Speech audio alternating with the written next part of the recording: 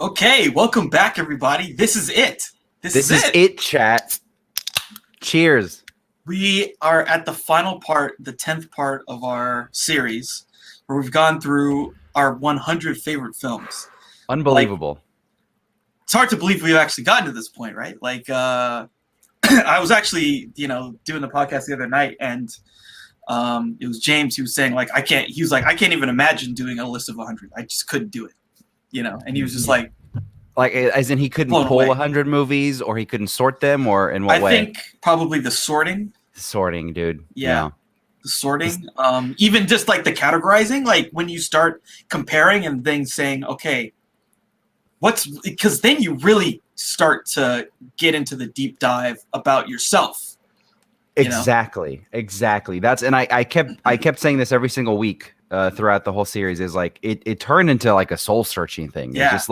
It's like why do I like these movies and what do they represent? Because I mean, ultimately it doesn't really matter. I mean, you just pick 100 movies that you really like, and as far as I'm concerned, like the top 10, even you can put them in any order, and it's just where we're so far down. But yeah, it's just like you learn a lot about yourself. Like you said, you're just like, I really like, for the longest time, if you asked me, Back to the Future was number 2 and it just wasn't going to move. And then, I moved shit around, or, whatever. So, yeah. Yeah, it really kind of puts everything in perspective in your film viewing life and history, That's true. Yeah, time. if you haven't seen any of the other parts and you happen to just stumble upon this last bit, that's cool. But like a lot of our discussions and tangents and stuff tend to be about our experiences with these movies, like the first time we saw them and why. Because again, we're not necessarily ranking the top 100 best movies ever made. We are ranking the ones that we love. Certainly, I'm not ranking the best movies ever made, but the ones that I have like a really strong stylistic or emotional connection to, and then we almost always go into detail about that stuff. So it's been really fun. Totally. All right.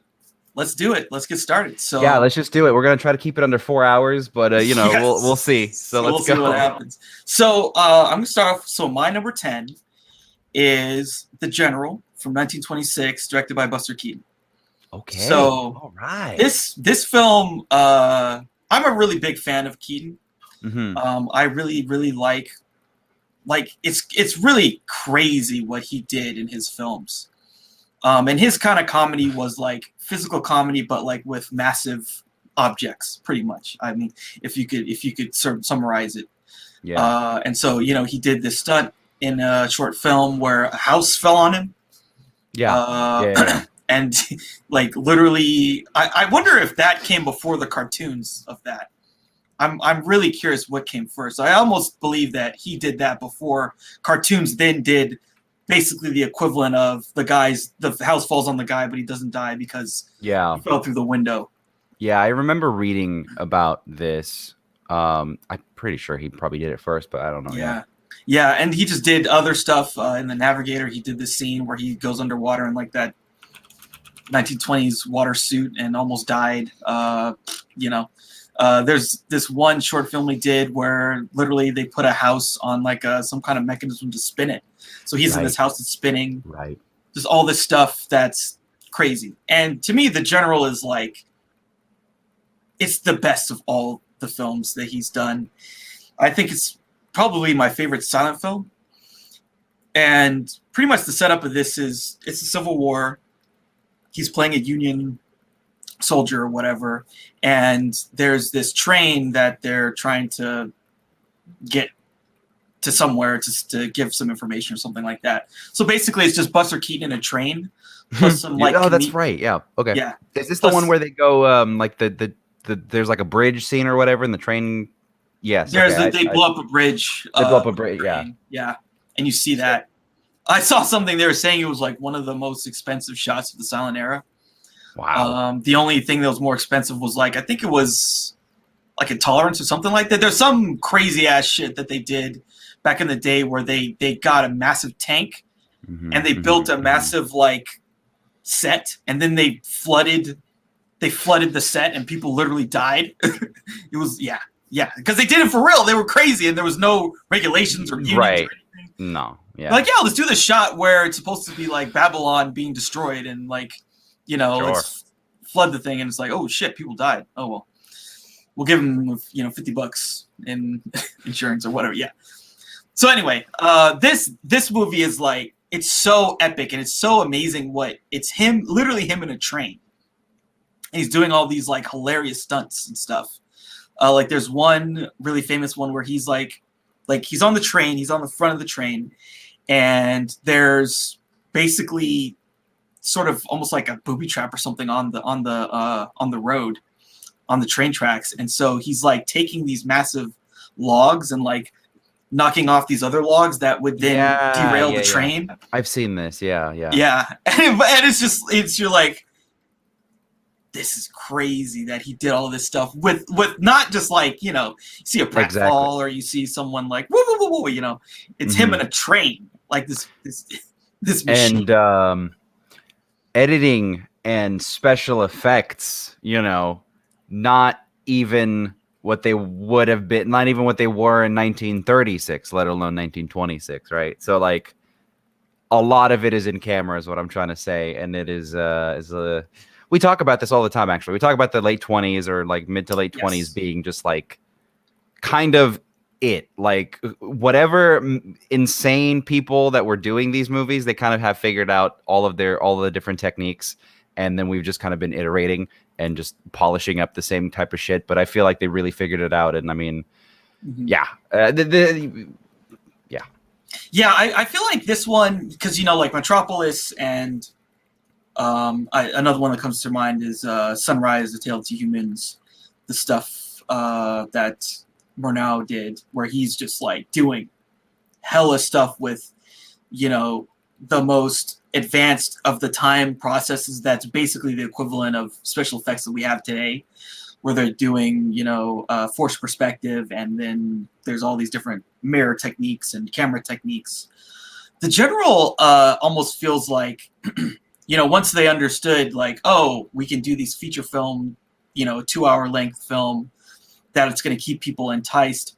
Yeah, we don't have to do like 5-minute bits, you know, like the TikTok version of the 20s. Yeah. Once it was like, once that stuff subsided, it was like, okay, how can we pull together a narrative? And this is like, I feel like the perfect story, because this is kind of based on a real thing. There was this locomotive that was like sort of going through the South and needed to transfer some information. And so he was like, oh, I can use this story, but then be funny and be crazy and like still have all this stuff. And yeah, there's a lot of like, this is a really good Civil War film, actually. Like there's a battle scene at the end. And you know, this typical comedic, it's a love story. It's him trying to go after this girl, you know, and he's got to go and find her and do all this stuff. But I just felt like on every level, this film is just so amazing.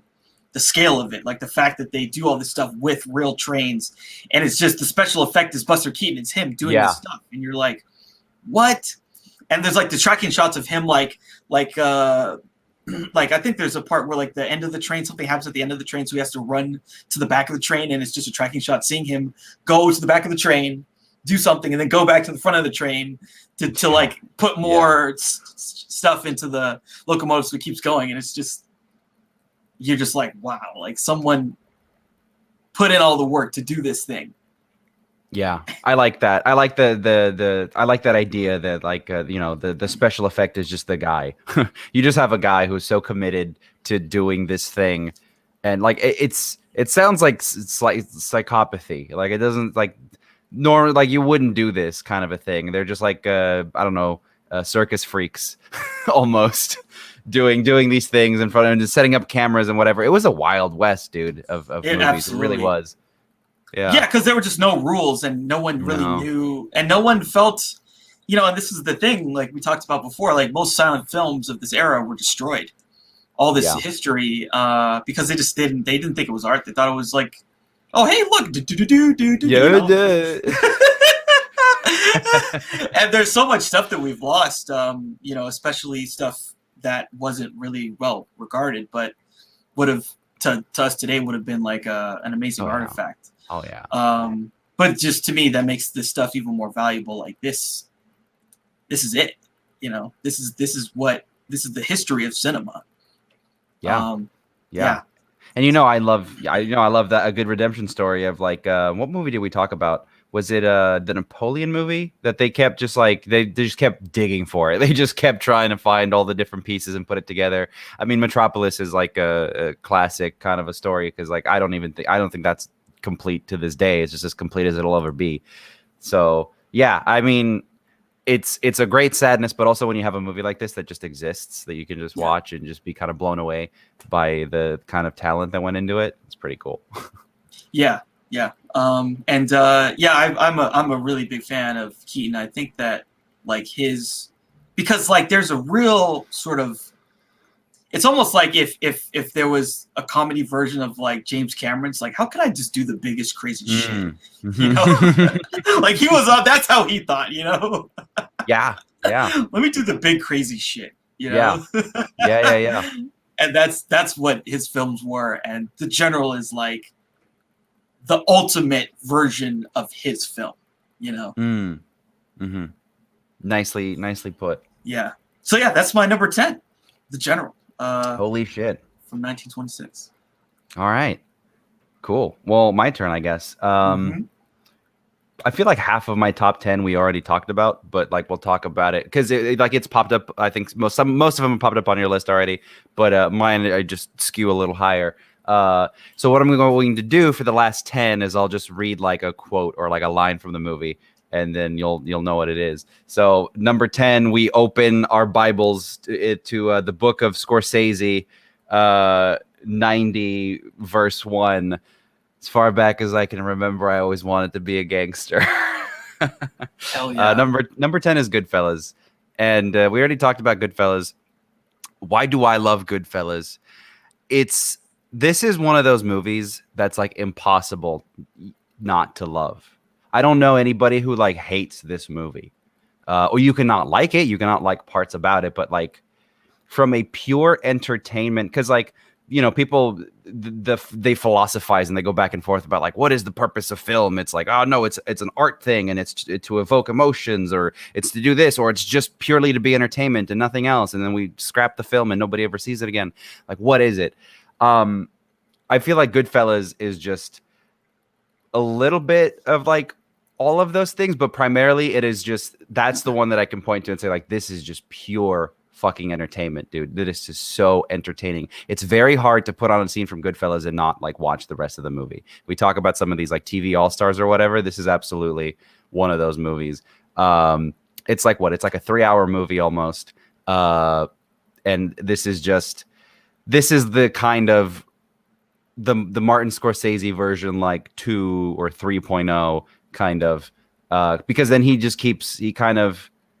has like bits in his career that like kind of make you think that this is the kind of movie that he would make. And then like everybody's just been trying to, like, this movie came out in 1990. Every other movie about gangsters in 1990 is because of this movie. Like everyone just tries to do this movie. And, you know, we talked about like Carlito's Way, for example. Like you can make that movie. Like people have been making Goodfellas again and again and again. You know, there's been other attempts. There's been all the Gotti movies and fucking Donnie Brasco and like all these other things, and they're fine.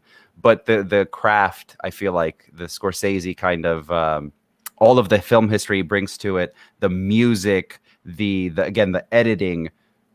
This movie, I mean, I don't have to really sell it, but it is just, in my opinion, is so well crafted. It is commercial. It is pop. It's still kind of recent, but within the kind of space it occupies in like film history, like it's very hard to find a more entertaining film than Goodfellas, I think. Totally, it's a clear masterpiece. It's definitely my favorite of his films, and it's just like such a strong. It just like pulls you in. So it just feels like, yeah, it just feels like he's had like all of his, he just comes out with dick swinging, you know, like all of his talents kind of just like, fuck it. Like there's no more restraint anymore. We're going to say fuck every other second. We're going to smash people's heads in. It's funny. I was just watching last night. I was watching an interview with Scorsese and De Palma from 1978 because I just go down the rabbit hole sometimes. And they were talking, this is 1978. The interviewers are always like, they're obsessed with De Palma. They're like, why are you, everything with you is about stabbings and blood. And he's like, my father was a surgeon, and like I watched a lot of certain, like all I see is red, basically. And Scorsese is like very reserved in the 70s. He's like, no, I can't see blood. I can't do it. I can't look at it. And I feel like this is the movie where he just becomes the kind of pufferfish version, the happy, talkative, extroverted Martin Scorsese, where like, shoot, fuck it, I'll show you the cocaine, I'll show you everything. And it's just so fun. And I mean, yeah, it's Goodfellas. Yeah, we do get everything. Like, there's just so many great like moments. When they go to Florida and they're gonna feed the dude to the lions, like it's just hilarious. It's another one. So like, like the whole thing at the end when Joe Pesci gets killed and like, he's gonna be a made man. Yeah, and then they just like boom, shoot him in the back of the head. Yeah, I mean, like film techniques, right? Like the long tracking shot going into the club, the Zolly in the diner with De Niro and Ray Liotta. That the way that he shoots that one scene with De Niro and Lorraine Bracco, where he's like telling her like down the out, like go down, just come on.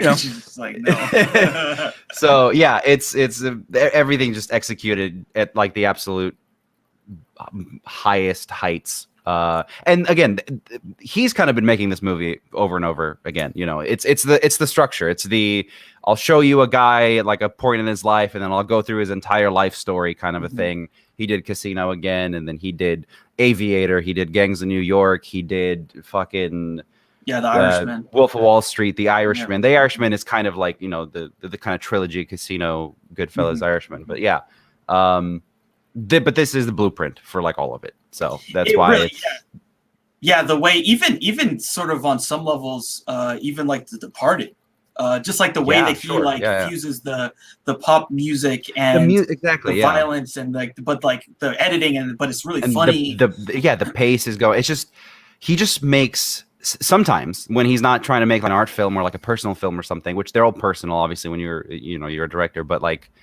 he just makes entertaining movies. Like there's no other way. Totally. Like he can make a 3.5 hour movie and it flies. It just flies. Absolutely. Yeah. Yeah. Cause that's, this thing just like flies so fast.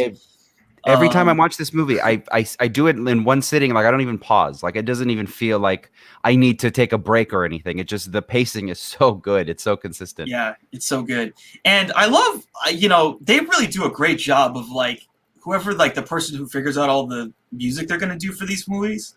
Because in all the ones we talked about, they always fucking nail it. They always absolutely destroy it. I think he has a large say in it.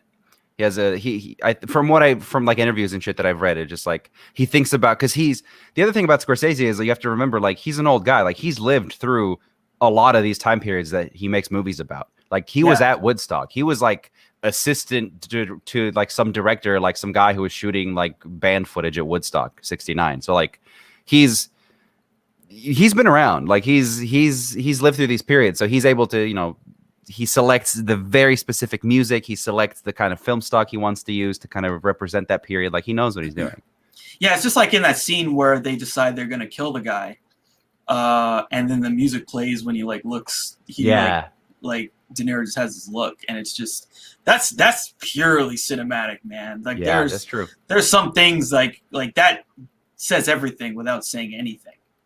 Yeah, like we totally get it. We're like, oh, okay, this was that moment when he was like, fuck it, let's kill him. And another thing that's interesting is that Scorsese does the voiceover narration thing that everybody in every film school says, you never do voiceover narration. It's the most contrived, easy, shitty thing to do. And it's like, he has the balance between the narration is entertaining, but then when we get to those cinematic shots, that he knows when he doesn't need it. So, yeah. Yeah, I mean, we were talking about this when we talked about Pulp Fiction. Like, what's the main rule of any filmmaking? Is just don't be boring, and just like anything that sticks. Because like that line you read, that was a voiceover and sticks. Right. But it's a voiceover. But how is it implemented? It's we get a shot of our guy, a freeze frame. Yeah, like we're in kind of like what the fuck is going on. Yeah, it's pretty great.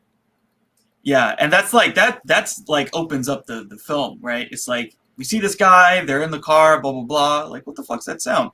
Yeah, right. There's a human being in our trunk, and let's kill him. And he's just like, yeah, I love this life, Yeah, it's the best of life for me. So yeah, that's my number 10, Goodfellas. Cool. Yeah, I mean, Goodfellas is like masterpiece. Yeah. Okay, so my number 9 is Once Upon a Time in the West. Nice, dude. Nice. So I have an interesting story about so I watched this film at some point, probably like in the mid 2000s.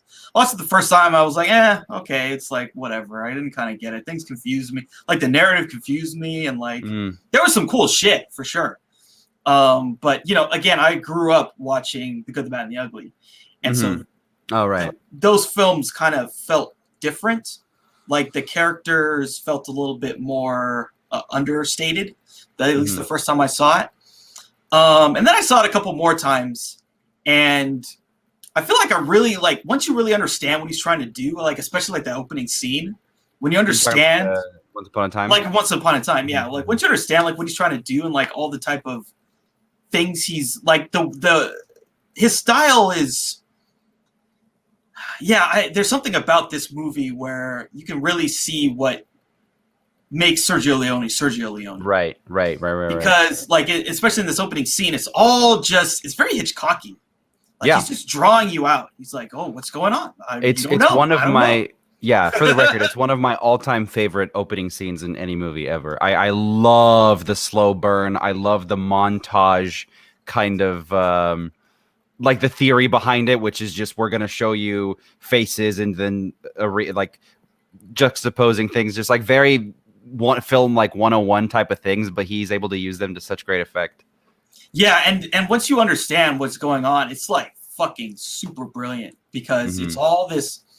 It's just they're waiting for this guy, and we're waiting there for like 4 or 5 minutes, and then it hits, and you get that insane motif from Ennio Morricone, where he's playing the harmonica, and you just see him playing the harmonica, and he looks up. It's like you see like, and it's like, oh, okay, now I understand.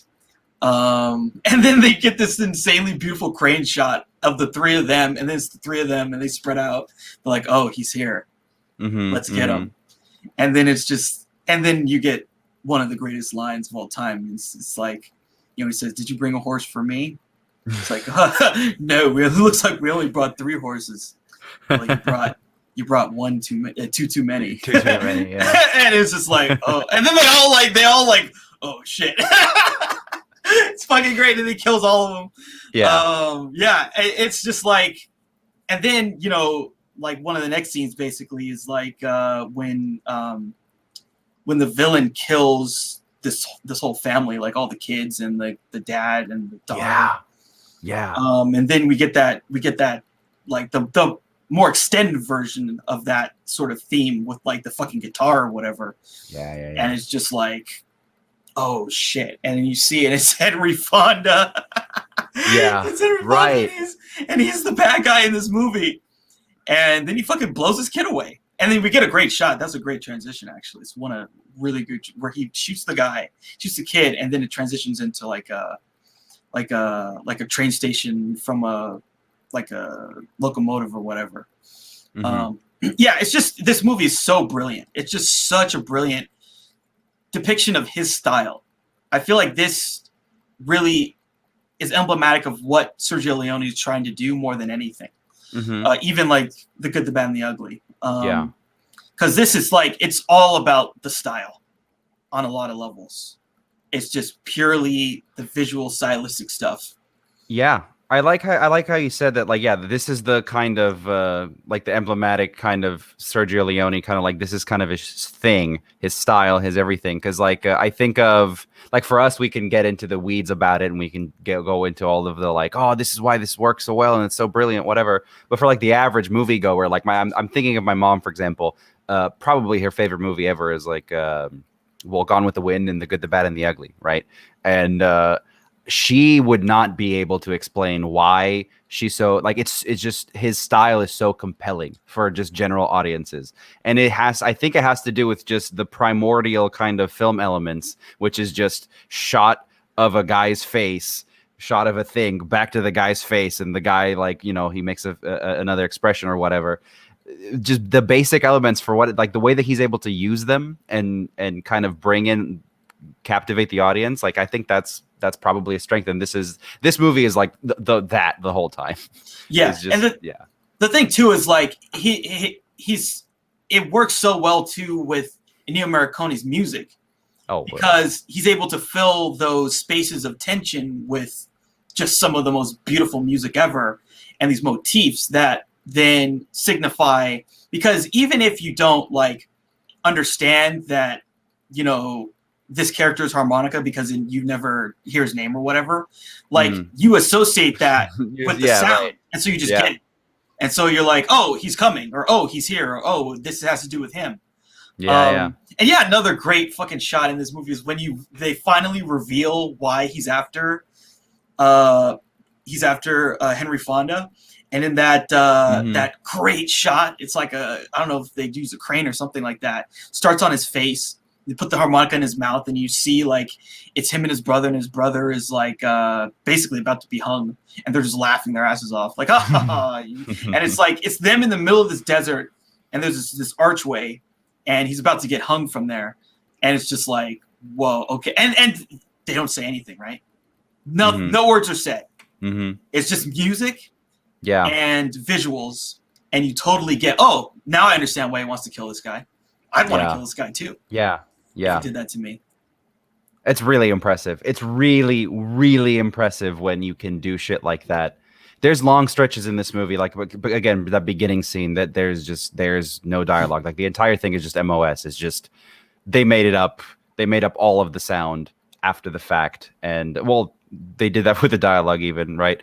But it's just so fascinating to me when you have somebody that has that much of a grasp on like film language, that they can just kind of paint you this picture and they don't have to tell you anything. That's pretty great.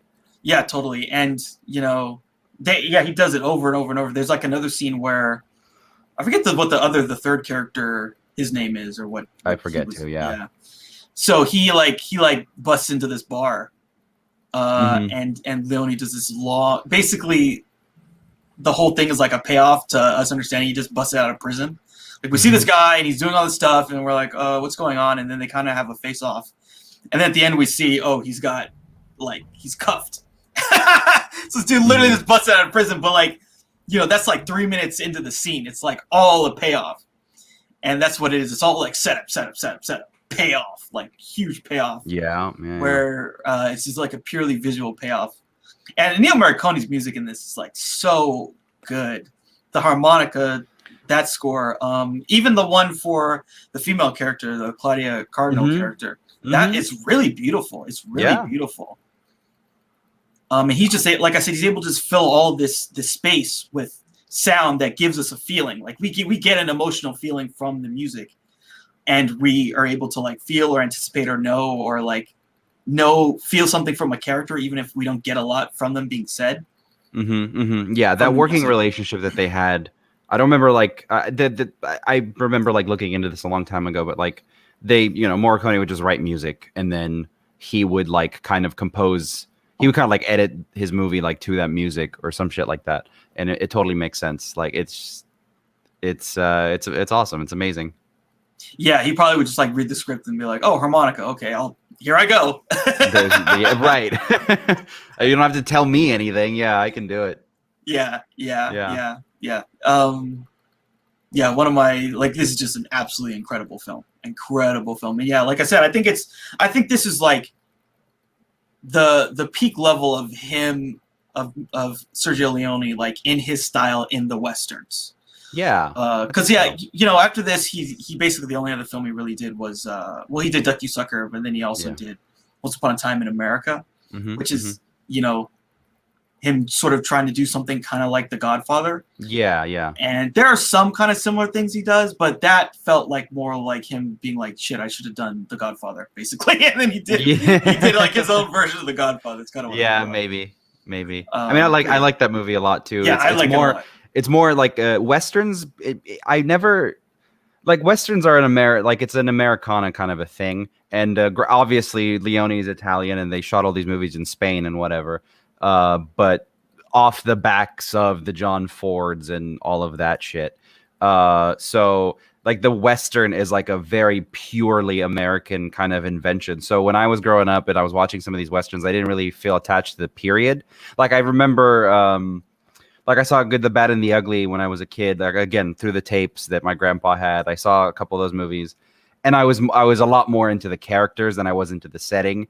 And then eventually, I think I got to Back to the Future Part 3, and I was just like, I like this a lot, but I really don't give a shit about 1885. Like I would rather be back any other time period. So like I just wasn't into it.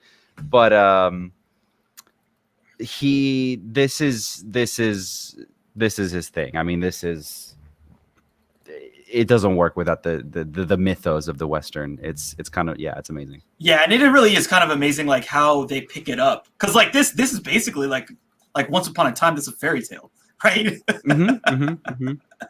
It's a fairy tale, and it's like, this is a classic. Like the actual plot is about some like the villain is killing people because it has to do with it always has to do with like them, like whoever's building the trains or whatever, or like they want to monopolize all the land near where the trains.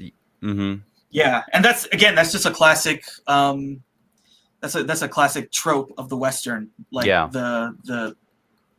the whoever's running the railroads, they're the bad guy, or basically. Yeah, it's well, the bad guy is civilization, right? It's progress.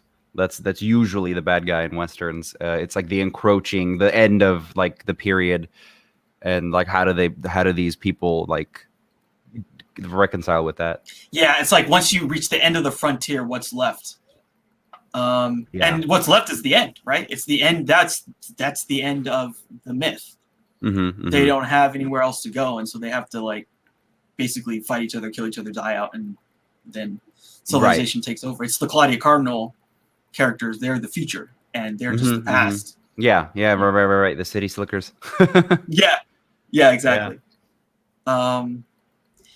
I love this movie. I like it too. I'm surprised, and frankly, because it doesn't make you right. Like it's so good on its own, and there's so much we can say about it, but it doesn't really like, I don't know. I guess in the legends of great movies, it doesn't get talked about in this as much as like The Good, the Bad, and the Ugly, and I can understand why. I guess it's a little more dense, but I'm so happy that you brought it up. I'm glad we got to talk about it.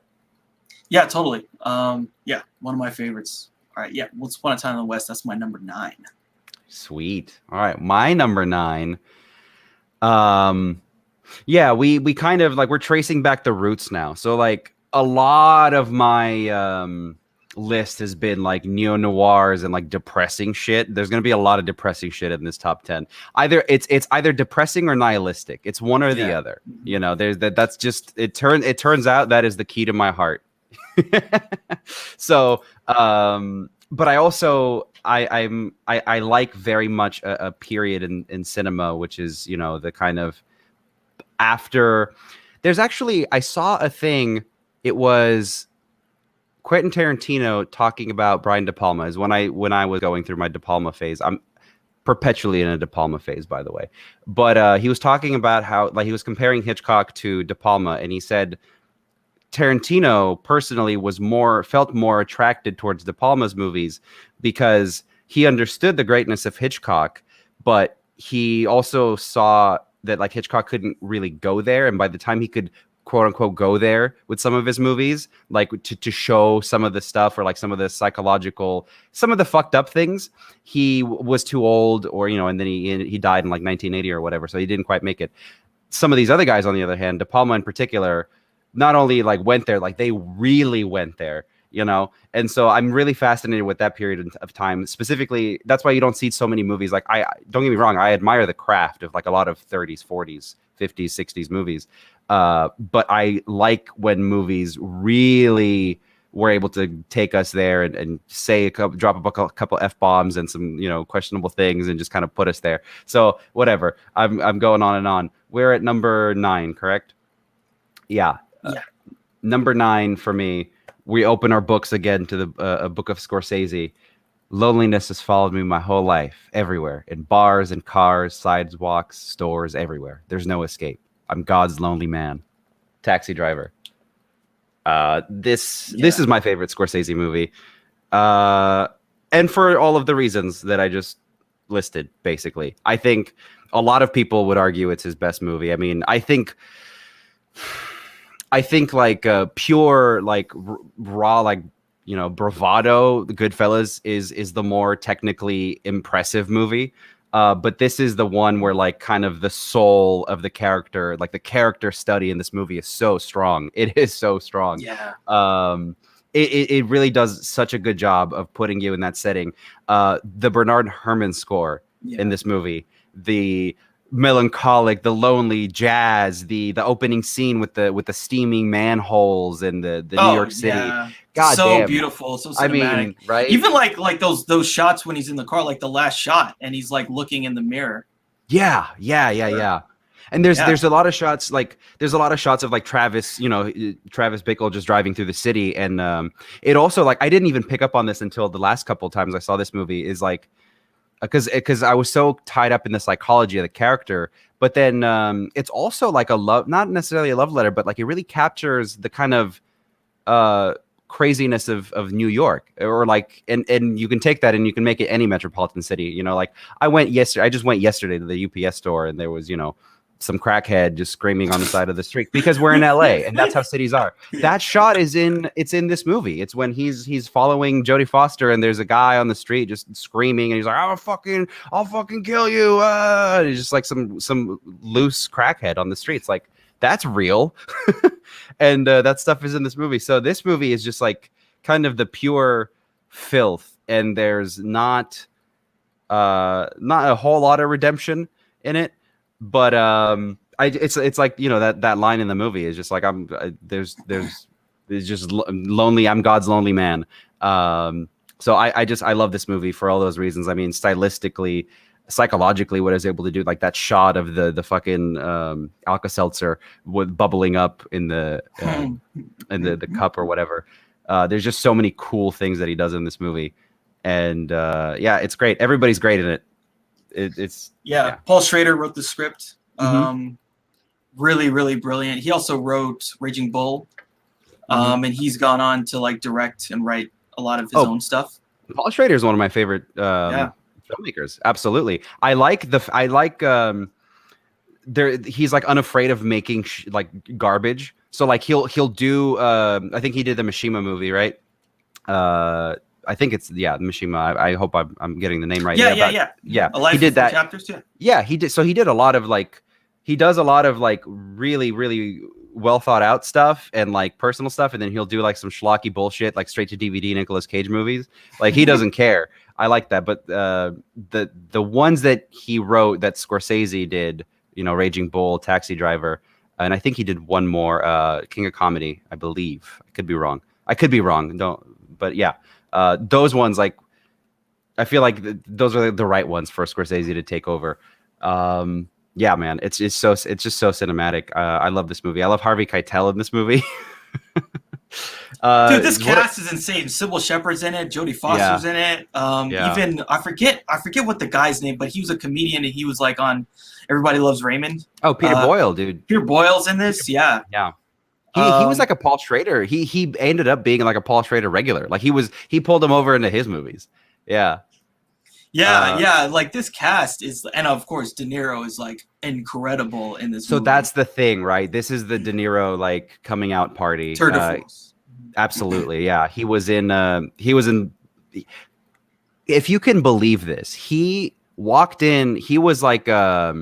He was just like cast randomly for Brian De Palma was making a movie in like 1960 whatever, and he was just a guy that like walked into the audition. Like nobody knew him. He auditioned. He got the De Palma movie. He did like 3 movies with De Palma, I think. And then De Palma introduces him to Scorsese, and then we have Robert De Niro. Like how crazy is that? Yeah, he was like he also we're in the 70s milieu now. He was. Trying to be in The Godfather. He wanted to be Sonny. Right. But they wanted James Caan instead. and then he ends up being in Godfather 2 and winning an Oscar for that. Mm-hmm. He was definitely around. I mean, right. These guys in the you're 70s, right. You're right. Yeah. There's so much of the intersections of these people. You're right. You're right. Yeah. I forgot Godfather 2 predates this movie by a bit, and I think did he do 17? The Bertolucci movie? I think he might have done that already too. 1700, I think it is. Yeah, well, I think there's one 1900. 1900. That's the one. That's the one he does Full Frontal in. Him and that scene is crazy. No, but he was doing it. Yeah. He was working with Bertolucci. He did a movie with Elia Kazan. He was just like doing all of these things. He was doing all of them. Absolutely, absolutely. Yeah. What's funny is a lot of the 70s guys they rose like immediately, almost basically so fast, like from Mean Streets to Taxi Driver, pretty much. Yes. Wild. Same with Al Pacino. Like he's almost immediately like the biggest guy on the planet. Exactly. His second movie is The Godfather. That's kind of wild. Granted, he'd been in theater for like a decade or more, so like he was known as a good actor. But like they had the stuff is the thing. Yes. You don't get to Taxi Driver unless you can pull it off. So yeah, and like you're saying, the cinematography and like the stuff that they pull off in this is so beautiful. It's so beautiful. Oh my gosh. I mean, you can come up with examples. I'm sure you can sit here all day, but like it's definitely one of the most like inventive inventive movies of his, like the way that he shoots, like all the different types of because again he was getting into the psychology of the character, so like some of the camera movements, like at the end of the movie when he's sitting on the couch in the whorehouse or whatever with like the dead guys all around him, and it's like this aerial shot. It's like very kind of, I don't know. It's different. It's not like the type of Scorsese. Now the Scorseseisms are like, fast camera movements, quick cuts, whatever. But this is just a lot more artistic, I guess you could say. I don't know. It's very interesting. Yeah, there's a lot of really smart stuff he does. Another great example is like when he also like after he takes the girl on the date to the porn thing. Yeah, right. He calls her on the phone, and then like we slowly track away because it's too awkward. I really like that. Like this is a great fusion of like a really great script with an incredible director and an incredible leading performance, and at the right time too. Yeah. I mean, we talk about how like fucked up New York was in the 70s. This movie absolutely works off the back of that. Speaking of the cast, Albert Brooks is in this too. Yes, he is. Yeah. Yeah, it's just a great cast, and like I mean, it's still kind of relevant. There are people like him out there. Still to this day. You don't say. Yeah, really. It's like more obvious than ever. There's sprinkles to this day. I always found like the ending is really interesting. It's very kind of like not sure what to make of it. It almost feels like you're going into his head or something, and it's like his own version of an ending. It's the movie is subjective. Like a lot of people don't get that the first couple times around. It's not an objective portrayal of New York necessarily, or of these like different kind of seedy areas. It's from the point of view of the racist and of the the guy psychopath. With the psychosis. He's like losing it. Yeah.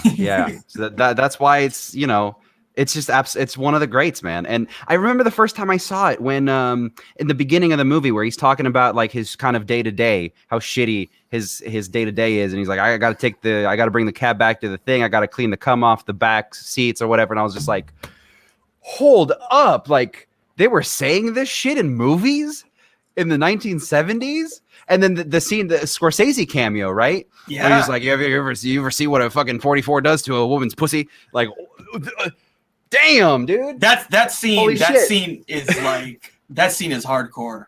Like the thing Scorsese did. Yeah. It's so like fucking intense. That's like a different version of the Travis Bickle character, but just on a different. Like maybe he's just has more money, but he's like the same shit. He's a crazy fucking dude. Yeah. And so ultimately, to close, that's why I love this movie so much, and it's in the top 10, is because it shows us without any filter just some of the more depraved sides of humanity that we're all, you know, in one way or another, like you could fall into that very easily, especially if you're in like a concrete jungle, like a New York or something. You can see how somebody, you have to be a little predisposed to it, but you can see how like the city swallows you up in that way. And I love stories like that. I absolutely adore stories like that.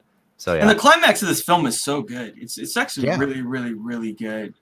When he gets into that shootout, and it's like, Mm-hmm. what I love too is like the setup, right? So he goes and he shoots Harvey Keitel, and he just kind of walks away, and you're like, oh shit, he should have fucking double tapped him, and then Yeah, right. that's the ticking time bomb. Then he goes in here, and like, you know, we've seen all the characters all the scummy people he's gonna run across, and he's just like boom, boom, he's taking them out, and then, you know, Harvey Keitel of course comes back, and he's got to blow him away. Yeah. But and it's shot in such a like interesting way. Yeah, it's not like very like kind of we're gonna do the wide here, then we're gonna do, you know, the kind of the close up or whatever. It's just like it's very weird. There's like weird. a top shot like over the top when he's like in the hallway and he blasts some guy. We get a lot of weird perspectives. So it's all to do with the way he perceives it, right? It's the psychosis of it. It's very cool. Yeah, and then, you know, I'd forgotten for a while that he tries to kill himself at the end of that whole thing, and it's just like, oh shit. Yeah, dude, gun in mouth. And then he's just like, oh, man. What a movie! Yeah, iconic. Movie. Yeah. So iconic. Definitely one of my all-time favorites. Taxi Driver. Cool. All right, so my number 8 film, another film from Italy. This is The Leopard from 1963, directed by Lucian Visconti. Nice. You turned me onto this movie a little while ago, and I looked into it, and it looks so fucking cool, dude. This movie's insane. So Visconti's an interesting guy. He's done a lot of, so he started doing neorealist films, and then basically I think they just, you know, he got so big that they just let him do whatever, and then he starts doing these films like this that are massive, and also he does these films like about these like crazy German, like he did this film about this German guy, like some prince or king or some shit, and it's just him, and it's just the character in like a like a castle, and he's just going crazy. It's just him going crazy over the course of the film. And he just does a lot of these, like, he's done a lot of really interesting films and like really, really like great character pieces, but also then it's like he got so big that they just gave him bigger budgets, and then he's doing bigger budget stuff with still, you know, interesting character elements to it.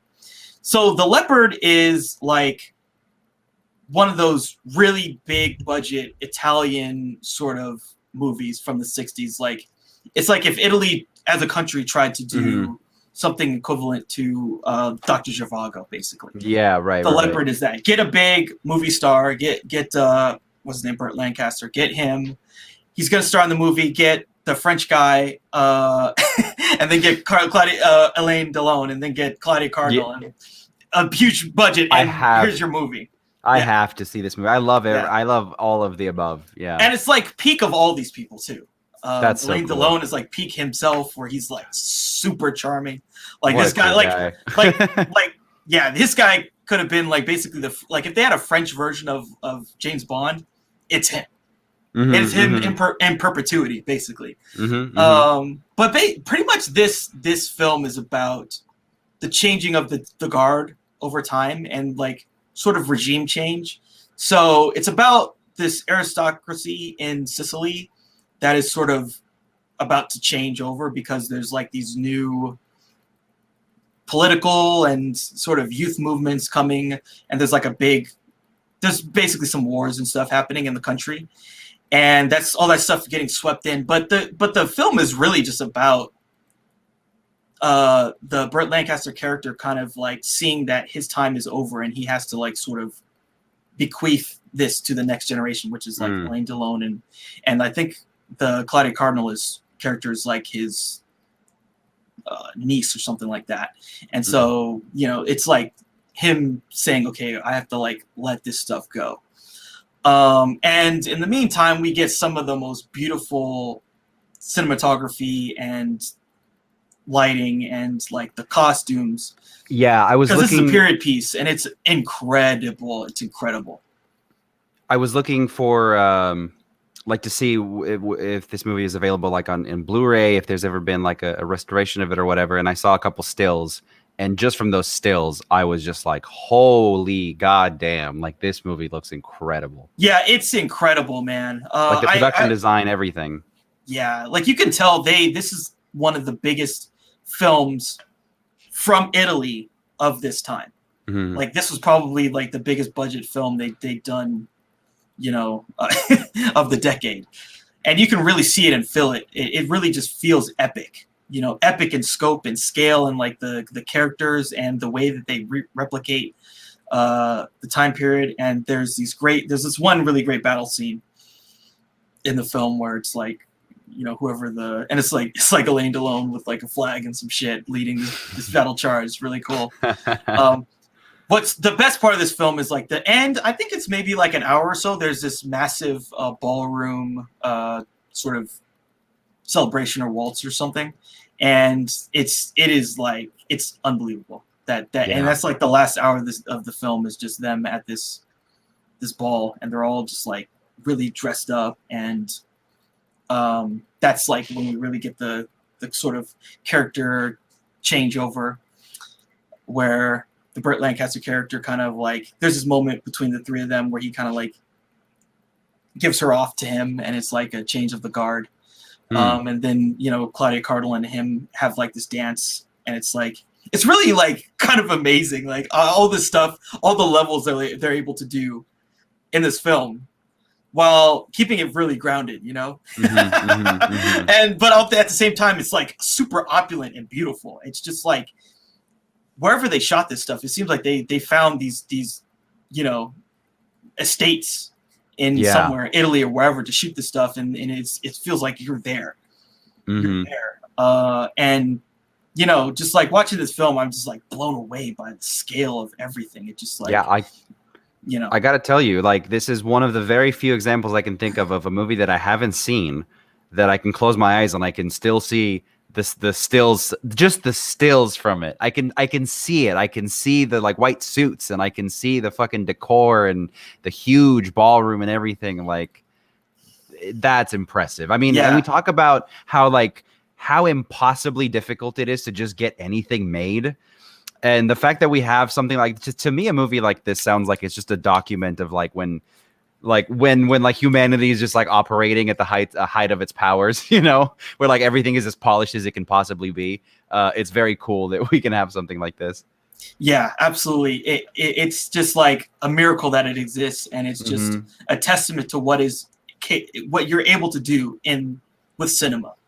Like you're able to transport us to 1860 Sicily, and we can feel what it's like and see it and just be kind of like blown away. Yeah, it's crazy, man. Yeah, I really this is just one of those films that for me is just like, and it's kind of underrated too. Yeah, I feel that way. Like a lot of the ways that you're describing this movie is kind of how I felt about The Conformist. Is just like, maybe not talked about as much, but like when I swear to God, man, when the Italians were doing stuff like this, and especially period pieces, they fucking like nailed it. Yeah. Nailed. Yeah. I mean, the film I talked about before, Once Upon a Time in the West, I mean, they were capable of like creating some great cinema. And Visconti's done a lot of films that I've liked. Like I said, he just like basically started doing these kind of character pieces. And then, he just became such a big name that they just like, okay, here's $5 million. Go do it. Yeah. Yeah. And so I've liked a lot of his stuff. This is, to me, is like the masterpiece of all. Yeah, this is very high on my watch list. So I'm hoping at some point they release a 4K version of this, because nice, I really feel like it'll be equivalent to like watching the 4K of Lawrence of Arabia. I feel like it's that like in terms of extracting detail from a scene. Yeah, and there's a lot to extract. I'm sure there's so much to extract in this, and it exists. It exists. They just showed it.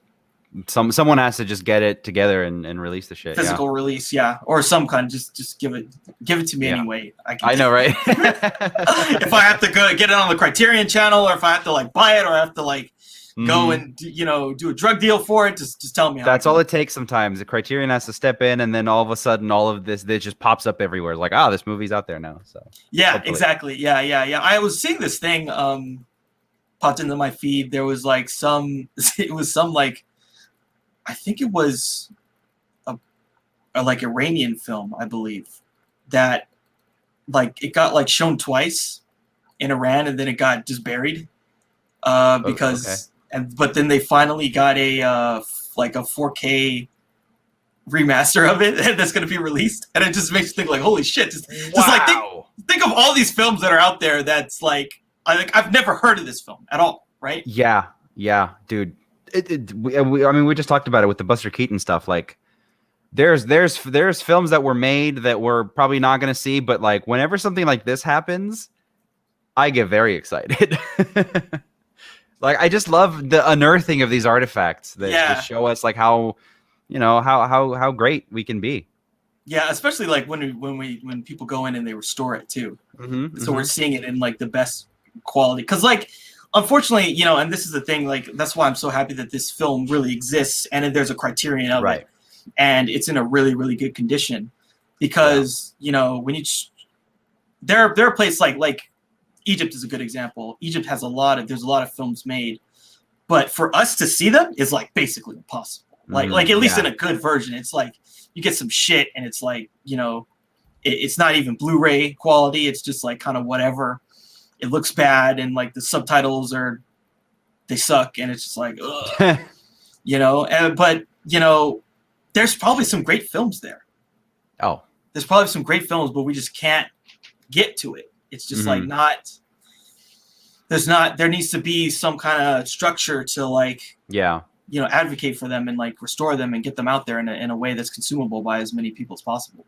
Yeah. Preservation's a weird thing. I mean, like, I care about it, but like it's like always the first thing to go off of like people's priorities is just like, preservation, whatever, Yeah, like we live in the now. A lot of people can't think past that, but it's totally understandable. But but like, we have this film, and I'm hoping at some point there'll be a 4K release of it. But I'm glad it's on Criterion. Is it on Blu-ray Criterion? Yeah, it's Blu-ray. Yeah, then I'll probably just pick that up and I'll watch that. Yeah. There's like a pretty good quality. It's like a 2K scan probably. They do a good job. Yeah. Yeah, they do. So I'll just leave. I'll leave with a quote. So like, the biggest quote of this film is like at some point the Burt Lancaster character, when he's sort of going through like how everything is changing and what's happening, and he has this line. He says, "If we want things to stay as they are, things will have to change." And that's like the thematic element of this film. Is that, yes, at some point, the aristocracy, they're going to have to go away. But in order for Italy to stay Italy, things have to change. The only constant is change. Yeah. That's cool.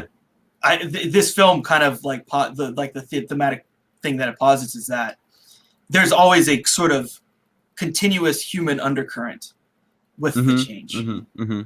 Like, the aristocracy may turn over or they may lose power or whatever, but there's still a human element that's the same. That's continuing. That's cool. That's a very cool premise. Yeah. So that's my number 8 film, The Leopard. Cool. Moving right along. My number 8 film. We're at number 8, right? I don't have the numbers in front of me. Sorry. Yeah. Yeah. Talk about a 4K. Something about extracting details out of a movie and just really. This is a visual feast of a movie. In fact, my quote for it is, "I've seen things you people wouldn't believe." Blade Runner is number 8. Yeah.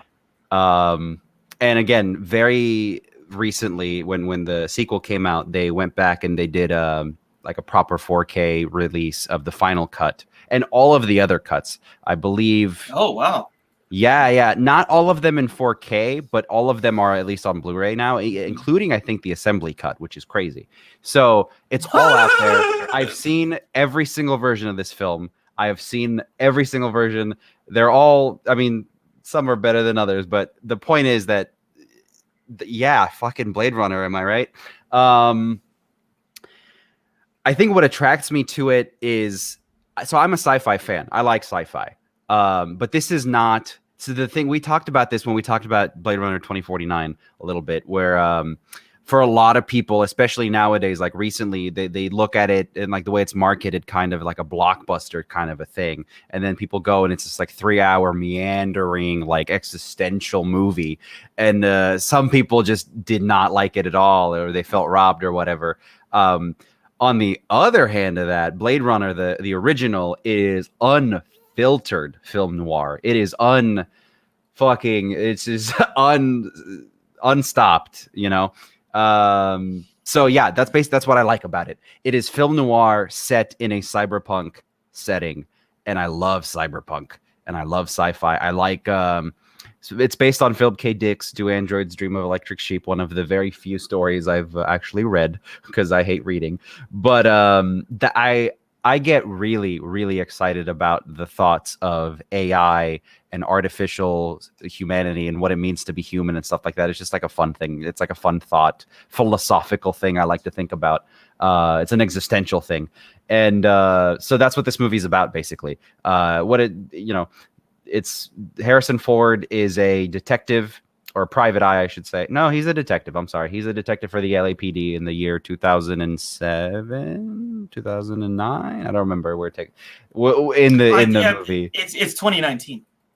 It was 2019. You're 2019, right. That's right. Because I remember watching it in 2019. You're right. Yeah. Right.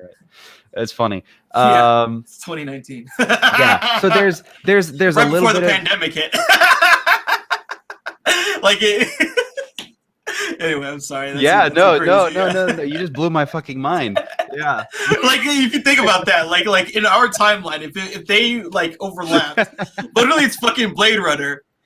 They're killing these fucking things, and then like COVID hits on top of it. Yeah. So if you thought futuristic like LA was bad, imagine that shit with COVID on top of it. Well, in Blade Runner 2049, when they talk about the blackout, maybe that's what it was. They're talking about COVID. They're talking about 2020. Deckard and what's her face? They disappear, Rachel. And then Rachel, and then the COVID happens. But no, fuck it. What do I have to say about Blade Runner? I don't know, dude. I love this movie. So a couple things. The score, the Vangelis score. It is. Yeah. We were just talking about the Taxi Driver score. It's in that vein. It is so moody. It is so goddamn moody. There's a lot to say about it, actually. So like the way that it sets up its world, like I said, it's a visual kind of a feast. The movie opens up on like an extreme close up of an eye, and then the explosion in the eye, and then you see the fucking the like industrial kind of areas of LA 2019. And we're flying into a pyramid. Right. Yeah. And it all of these insane, like batshit crazy visual things. Crazy. Like we talk about James Cameron, he does a lot of these things and he constructs these sets and stuff, but like there is a particular flavor of that Ridley Scott is really, really good at when he's really invested in a project, when he really like gives a shit and he's not just like making a movie. His visual style is like absolutely one of the best in the biz. That scene where he goes to Tyrell's office and the shadows of the columns of the like rippling kind of water on the walls, like they did that shit. Like I watched the Dangerous Days, the documentary about the making of the movie, and the Ridley Scott he walked in on set and he was like, I need you to turn every single one of these columns upside down. Yeah. And then turn around. And then like rear project fucking like water. And they were just like, why? It doesn't make any sense. And he's just like he's able to think that way. He's an illustrator. He's an artist. He the draws. Production design background is really, because like he was so smart at being able to like, I have to use every set like 4 times. And how do you do that? You turn shit upside down and around. Yeah, and you shoot it in an interesting way. Yeah, so like we talk about like directors a lot and like what it really means to like to feel the hand of a director. This is a lot of people can take or leave Ridley Scott because his career is half and half. It's like half Blade Runner, Gladiator, Alien, these great things, and then the other half is just commercial things that he kind of was forced to do, or he kind of fell into it or whatever. But this movie is like it's very like it has a very pure intention, I think, and it's been fucked with a lot. There's a lot of cuts of this movie, and that's the frustrating part of it, is that they fired him before this movie came out. He was off the project. He did not have nothing anywhere near final cut. He didn't even have a fucking say. As soon as they wrapped, they fired him. And then there's all the stories about him and Harrison Ford just hating each other and all this stuff. There's even like I got into the deep dive with him and Sean Young. That's another thing. Yeah.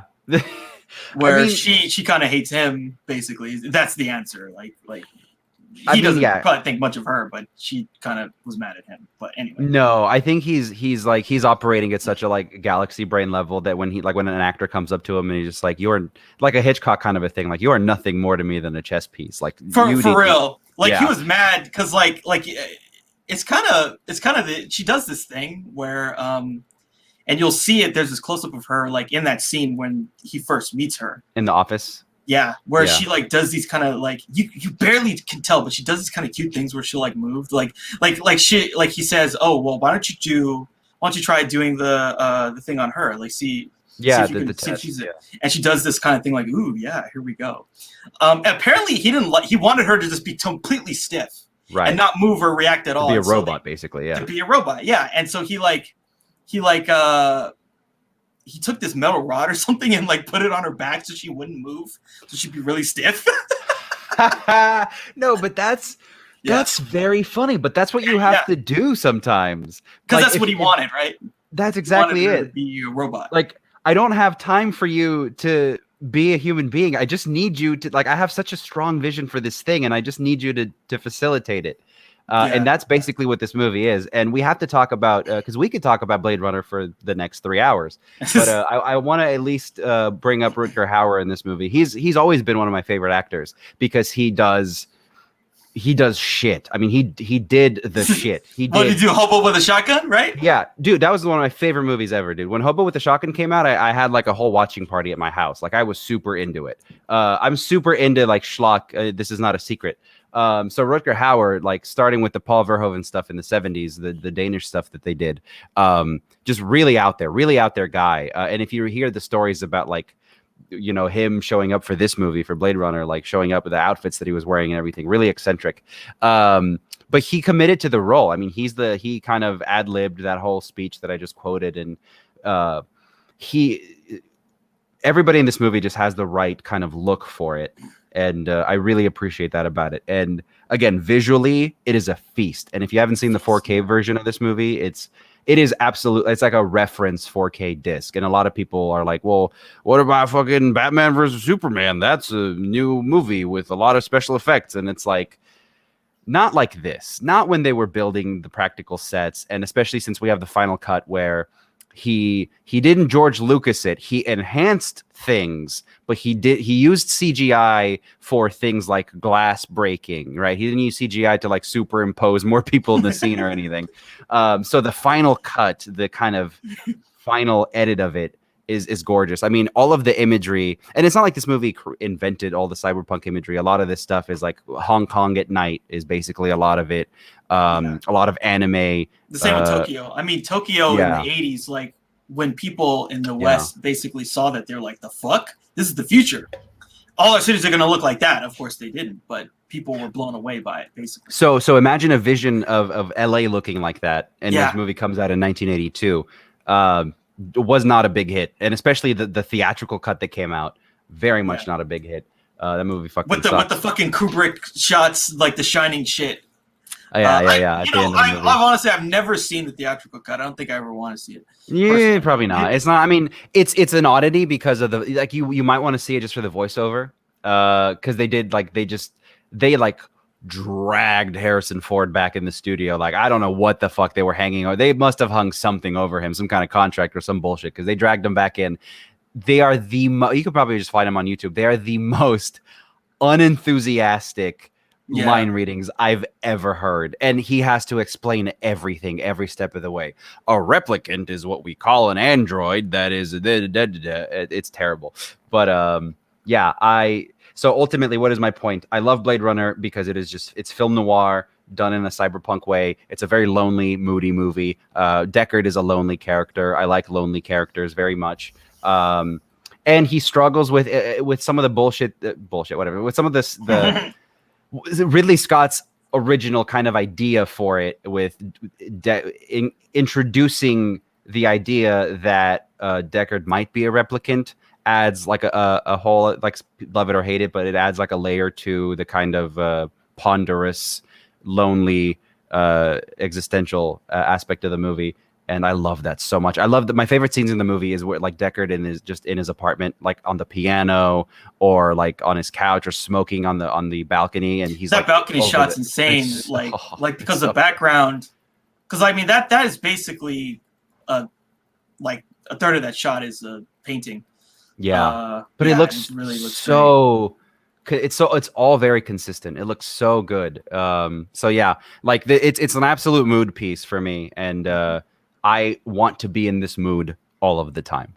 Yeah. I never want to be happy. I just want to be in like in between, like, Blade Runner, what is love, baby, don't hurt me mood. Yeah. Very cool. Yeah, I love Blade Runner. Love it. Yeah. Okay, so we're at number 7. Mm-hmm. So my number 7 is a French film from 1945 called Children of Paradise. Mm-hmm. So Children of Paradise is a really interesting film because when they're shooting it, it was during the German occupation. Yeah. They're shooting it during the German occupation, and the film is basically about these sort of lives of these 4 different people and how they intertwine. And they're all like one guy is sort of like a gangsterish guy, and like another's a mime, and then there's this one woman who a lot of them are pining after. And the film, it's just so, there's something about it that's just so kind of beautiful and poetic and like heartfelt, and it like kind of gets at something in the human condition that's so hard to articulate, but once you see it, you can feel it and you know it.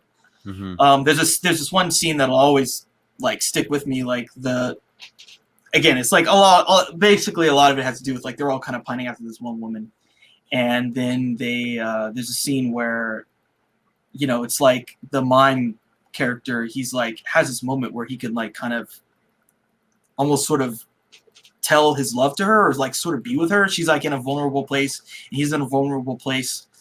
But being faced with that moment, being faced with the idea of like, you know, telling, you know, you're like, you love someone or something is like too much for him. And he like literally kind of shrinks back and like kind of goes away into the shadows. And it's like, aww. It's so raw. Aww. Like, fucking whoa. Like, but I like, you know, like I know that feeling. Mm-hmm. I know that feeling of like not being able to do it. Like being there, seeing the moment and just being like, I can't do it. Yeah, you talk a big game in your head, and then Well, it's almost like it's like the fear, right? There's like this fear of like when you're really vulnerable, you can like really be crushed. Mm-hmm. And that's kind of what it felt like. That's how it came off as, like this high level of vulnerability. It's just, and there's just so much about, you know, like these other films that I've talked about.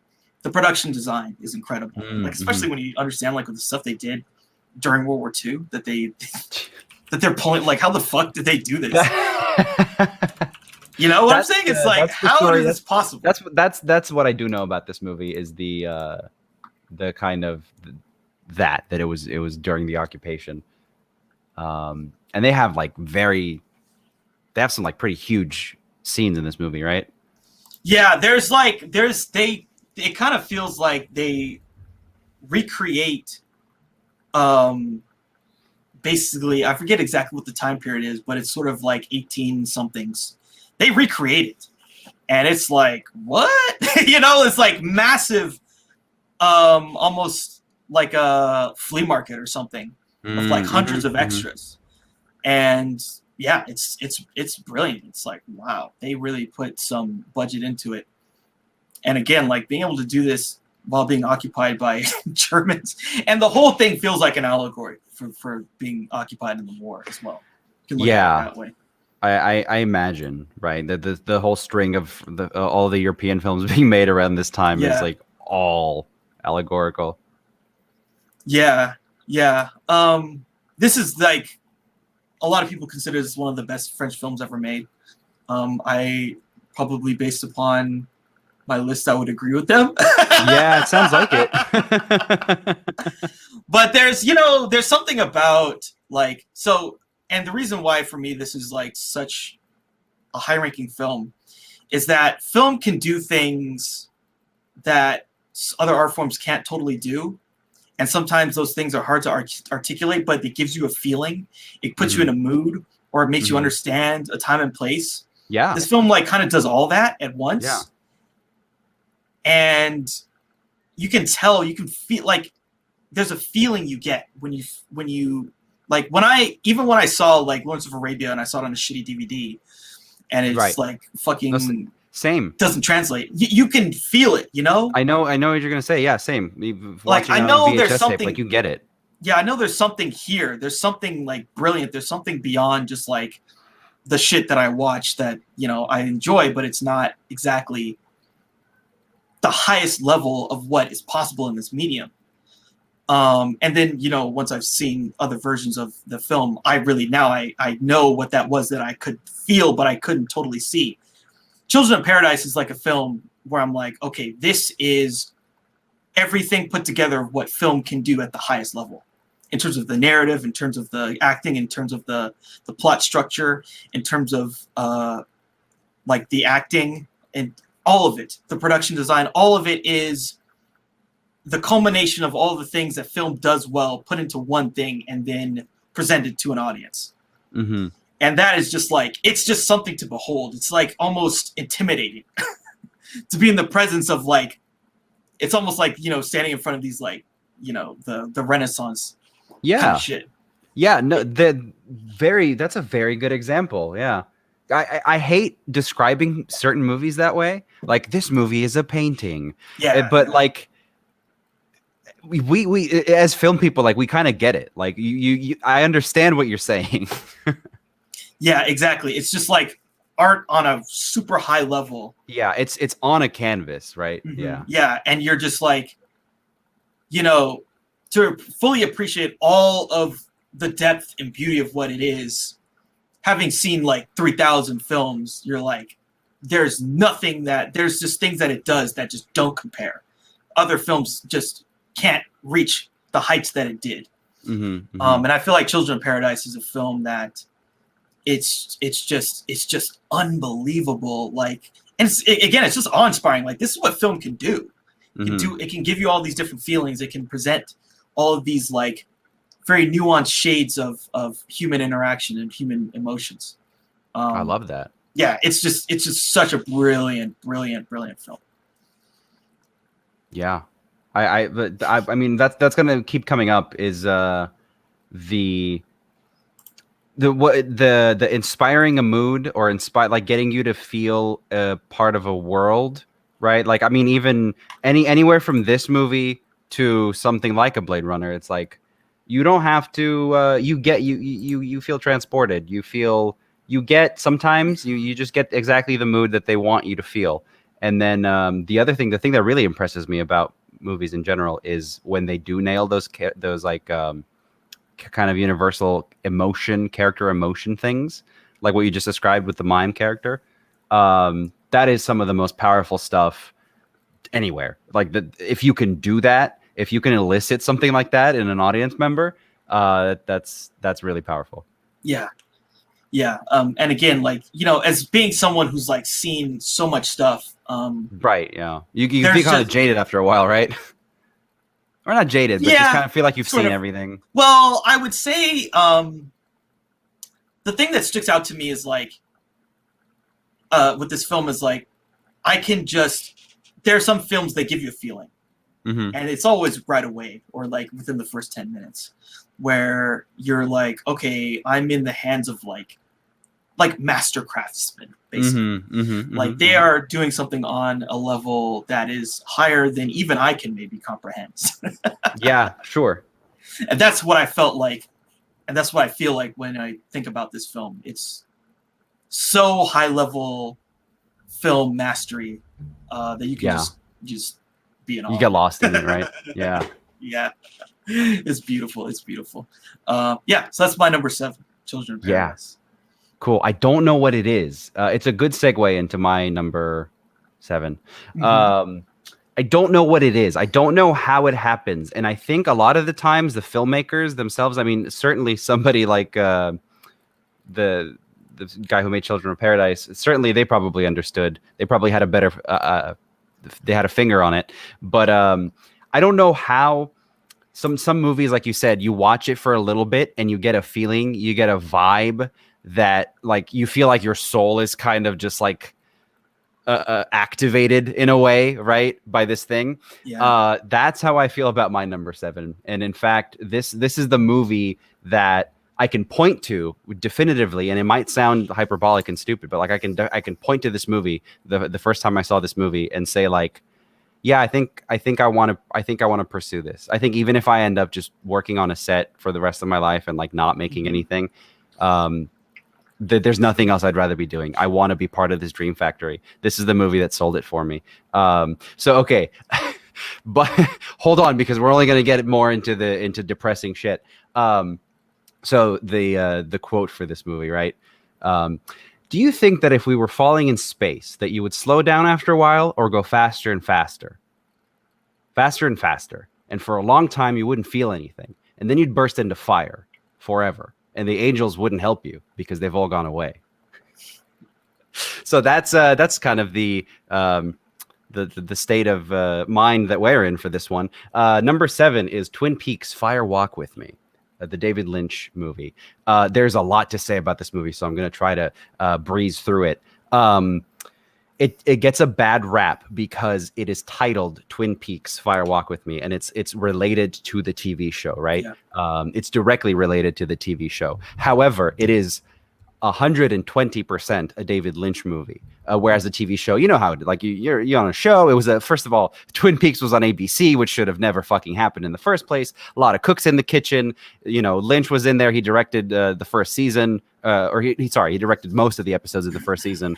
But then he had a co-writer, whatever, blah blah blah blah blah blah blah. Fire Walk with Me, and it's on network. So yeah, in what, the 90s or whatever? In the 90s, yeah. Yeah, so this is like X-Files and this other kind of stuff. Like it's not like the way we see TV today, where there's like 8-9 episode seasons or whatever, and you kind of get free reign.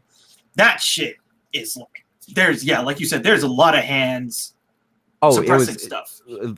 Committee, right? Everything by committee. So Twin Peaks, the show, was very much, it destroyed every single trend because it was a serial thing. It wasn't like every week they solve a case and they move on. It was every week they make a new discovery. It was a mystery. So we talked going back to my obsession with David Lynch. He's the mystery guy to me. We talked about Mulholland Drive and how much I love that movie.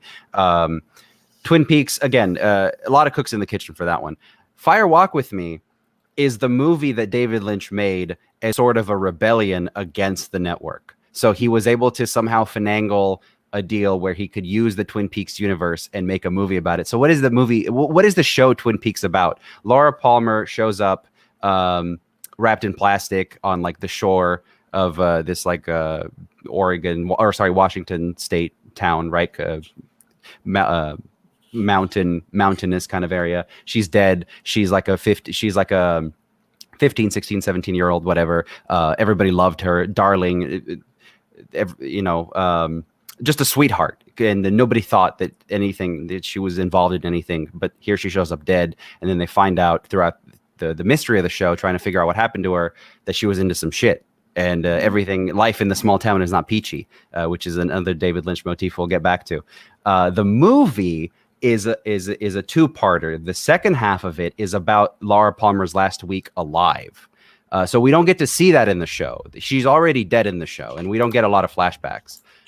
So this movie, in a way, also feels good because we get to see Cheryl Lee like go roll with it, like just go there. So some of the cast from the movie from the show up in the movie, and then in the first half of the movie, it's like a completely new story set. I don't know, somewhere like it was before the events of the show. So it's a before whatever. It's all like a prequel thing. So it doesn't matter. What's the point here? I'll just focus on because there's a lot you can say about the detective side of the movie with the dead hookers and whatever. The second half of the movie, the Laura Palmer's kind of descent is some of the most fascinating character stuff I've ever seen, because spoiler warning, I guess, if you ever plan to watch Twin Peaks, what the mystery and why the reason the show died is that they solved the mystery, and what it was true and what ended up happening is that Laura Palmer was raped and murdered by her father, right? And on TV, that's a kind of heavy thing to put. In this movie, this R-rated fucking no holds barred movie, we go there. we absolutely go there. We see her home life in the last 7 days, and we see kind of her dad is possessed by this spirit, and it's not like a horror movie spirit. It's like it's more ethereal. It's more like it's a representative spirit of like the evil in man, the evil capabilities of mankind. Ray Wise, incredible in this movie, super underrated. This is again somebody that Tarantino would like fucking kick the door down and be like, Ray Wise, like absolutely unfucking believable. Just singing the praises like, oh, we're fucking Wise, man. Yeah. You don't understand, like that scene in the house in Twin Peaks, whatever. Yeah. There's a great scene. So the reason I bring him up is that we know already, this came out after the show, so we know what he's gonna do. So we see him kind of wrestling with like him being a father and loving his daughter, and then this evil side of him that is compelling him to do this horrible shit to her. And it goes back and forth, and just the mental torment of this girl is just fascinating, dude. It is like that quote I just read where she's just like, imagine how dead inside you have to be to get to the point to say something like, oh, we wouldn't feel anything, we would just keep falling, and then we'll go to hell and there's no angels, right? And then at the end of the movie they redeem it. She gets an angel, but she does get murdered. So because she has to. So yeah, there's so much to say about this movie, but specifically in the first half of the movie, there's one scene, and I'll probably end with this, where the detectives, played by Chris Isaac and Kiefer Sutherland, they're chasing this mystery, and it's like 3 a.m. or whatever, and they're like, fuck it, we want to just get another cup of coffee, keep going. And they're like, sure. So they go to Hap's Diner. It's just this diner in the middle of fucking nowhere, and boy, David Lynch has a way of just constructing these sets and these industrial feeling areas with the ambiance and the sound design, and of course the score. He works with Angelo Badalamenti and pretty much everything after a certain movie. And there's a scene in the back room of Hap's Diner with just these weirdos. David Lynch would just like cast people, like homeless people or whoever, just like weird looking people to be in his movies, even if they were non-actors. And so there's a scene in the back of Hap's Diner with there's like a flickering light. There's like this flickering electricity thing. And it's like very moody and very like kind of almost industrial. And the two detectives are in the doorway, and they're asking like, do you know where we can find so-and-so? And the guy, there's like this old man, is like 80-year-old man who's just like, ask Irene. Irene knows what it is, whatever. And there's all these like trucker looking dudes. It's the most bizarre thing, but it gives you this feeling. Yes. I can't put my finger on it, but it's a feeling kind of a thing. And so that was kind of the scene at which point I was just like, fuck it, dude. Like movies, right? So for me, that's what it was. For a lot of people, it could be a classic movie. It could be something like that. For me, it's got to be a little darker and more bizarre. And this is the movie that hooked me. And so that's why it's so high up on this list. That combined with even if you're not into Twin Peaks, I would recommend this movie just so you can see kind of the performances that he gets out of these people in the second half of the movie. There's a scene where they go to a bar / like the one nightclub in Twin Peaks where they kind of whatever. It's loud and you can't hear the dialogue on purpose. So they have to like subtitle the dialogue. And it's like really just about how these like old fat men like traffic these high school girls up to Canada to get them into a brothel. And Dude, it is some fucked shit. Yeah. This movie's fucked. This movie's fucked from top to bottom, and that's why people hate it, because they watched the TV show and they were able to watch it with their family, and then this movie came out, and then there's Laura Palmer is just fucking naked, and then she's getting raped by her dad, and it's just too much for a lot of people. But and at the top, they probably don't understand like the Lynch stuff. He's not going to hand you on a silver platter what he's trying to say. He doesn't want to hand you shit. Yeah. He refuses that. Yeah. There's a whole monologue he has, his character, because he's in this movie. He has, and also David Bowie's in this movie, so fucking good. There's a monologue he has in the beginning where he's talking about mystery, and he just like does this, and like we're supposed to know what that means. Like it's just David Lynch being David Lynch. So yeah, I love this movie. Yeah, I haven't. So I've like my girlfriend and her brother are kind of into like some of the Twin Peaks stuff. Because there was a revival of the show. Oh yeah. And they were like into that and talking about it and theorizing about it. But I've never really seen any of the show or this movie. I've definitely heard about it. I mean, Lynch is like very talked about. All of his stuff. You can't help but discuss it because there's so many levels and layers and interpretations, and it leads itself to be talked about, and it's very, like you said, you always get this eerie feeling about almost all of his work, and you're just like, oh, it's so eerie. I can't think of another filmmaker off the top of my head that like nails, and he seems like such a like kind of happy-go-lucky kind of guy. He's just like really into 50s rock music and whatever, but like to nail the feeling of evil in a movie, I mean, every movie, I'm serious, every movie feels like fucking evil when he wants to show you evil, and it's not necessarily by showing you like gross out stuff. It's just the moods that he creates and the atmosphere and stuff. Yeah. Mm-hmm. So very fascinating, but the performance, like tour de force performances by absolutely everybody in this movie, underrated. Yeah. Good stuff. So we got a shout out from Aaron here. He's watching. Says our show's What's dope. up, Aaron? Thank you, sir. He's excited to see what our number one films are. Oh yeah, we'll get there. We'll get there. Strap in. So all right. So my number 6. So speaking of a quote, here's a quote that kind of sums up the thematic premise of this movie. So whoever saves one life saves the world entire. This is Schindler's List from 1993. So when you undertake trying to use film to depict horrific things, it can go a couple different ways. Fortunately, Schindler's List kind of nails it. I'm thinking of like there's some people who like have strong feelings about a recent version of this would be the Taika Waititi movie Jojo Rabbit. Some people hate that shit. Whatever. They hate what? Like JoJo? They hate the movie. They hate that they even would try to make at all. They try to make light of it. They hate the idea that you would even try to satirize that time period. Just from their people, sure. Off the jump, they're like, no. What was that? Life is Beautiful is another one. There are people for basically the same reason as Jojo Rabbit hate that movie because they're like, no, this can't be funny. Period. End of story. No. Makes you wonder how the X-Men movies got away with it. They set up their villain with the concentration camp scenes. Yeah, maybe there's not the same audience crossover. I don't know. Yeah. And then there's like the actual probable disaster. We don't know, but The Day the Clown Cried, one of the most famous films we may never see. Hopefully, I would love to see it too. Yeah, yeah. For those who don't know, probably this is some deep inside baseball kind of shit. Jerry Lewis shot a film that's basically Life is Beautiful, but with him. I mean, it's before Life is Beautiful came out, but it's like trying to be a satire of the Holocaust, where he plays a clown trying to make all the kids happy before they get thrown into the fucking oven, or whatever. And it's like, is that really gonna work? We don't know. I've never seen the film, but you can see how there's a lot of people who just on the face of that just go no. No.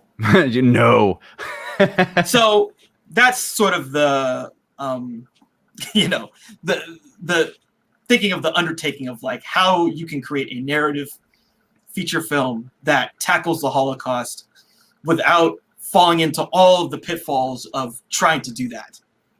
There's so many pitfalls that you can fall into. And you know, him and Spielberg and Steven Zalian were able to pull it off. Because you got like the highest levels of cinematic masters in the world. Yeah.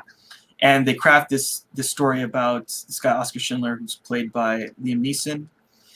And he basically, like, at heart, it's just a story of, you know, it's like the kind of Scrooge story, whatever. Rich guy, sure. Mm-hmm. He's rich, and he, you know, he thinks that money is the most important thing in the world, and he's spending all this time trying to get rich, basically. And then in the middle of that, he realizes that, like, holy shit, like, there's human beings, like, war, like, the cost of war is the absolute desecration and destruction of human beings, and to profit from that is beyond immoral, and he feels he has to do the opposite. He has to use all of his wealth and power to save people.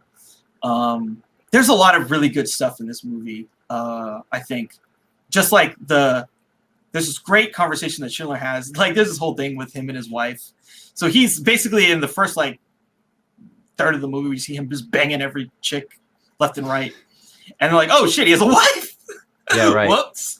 And then he takes his wife to dinner.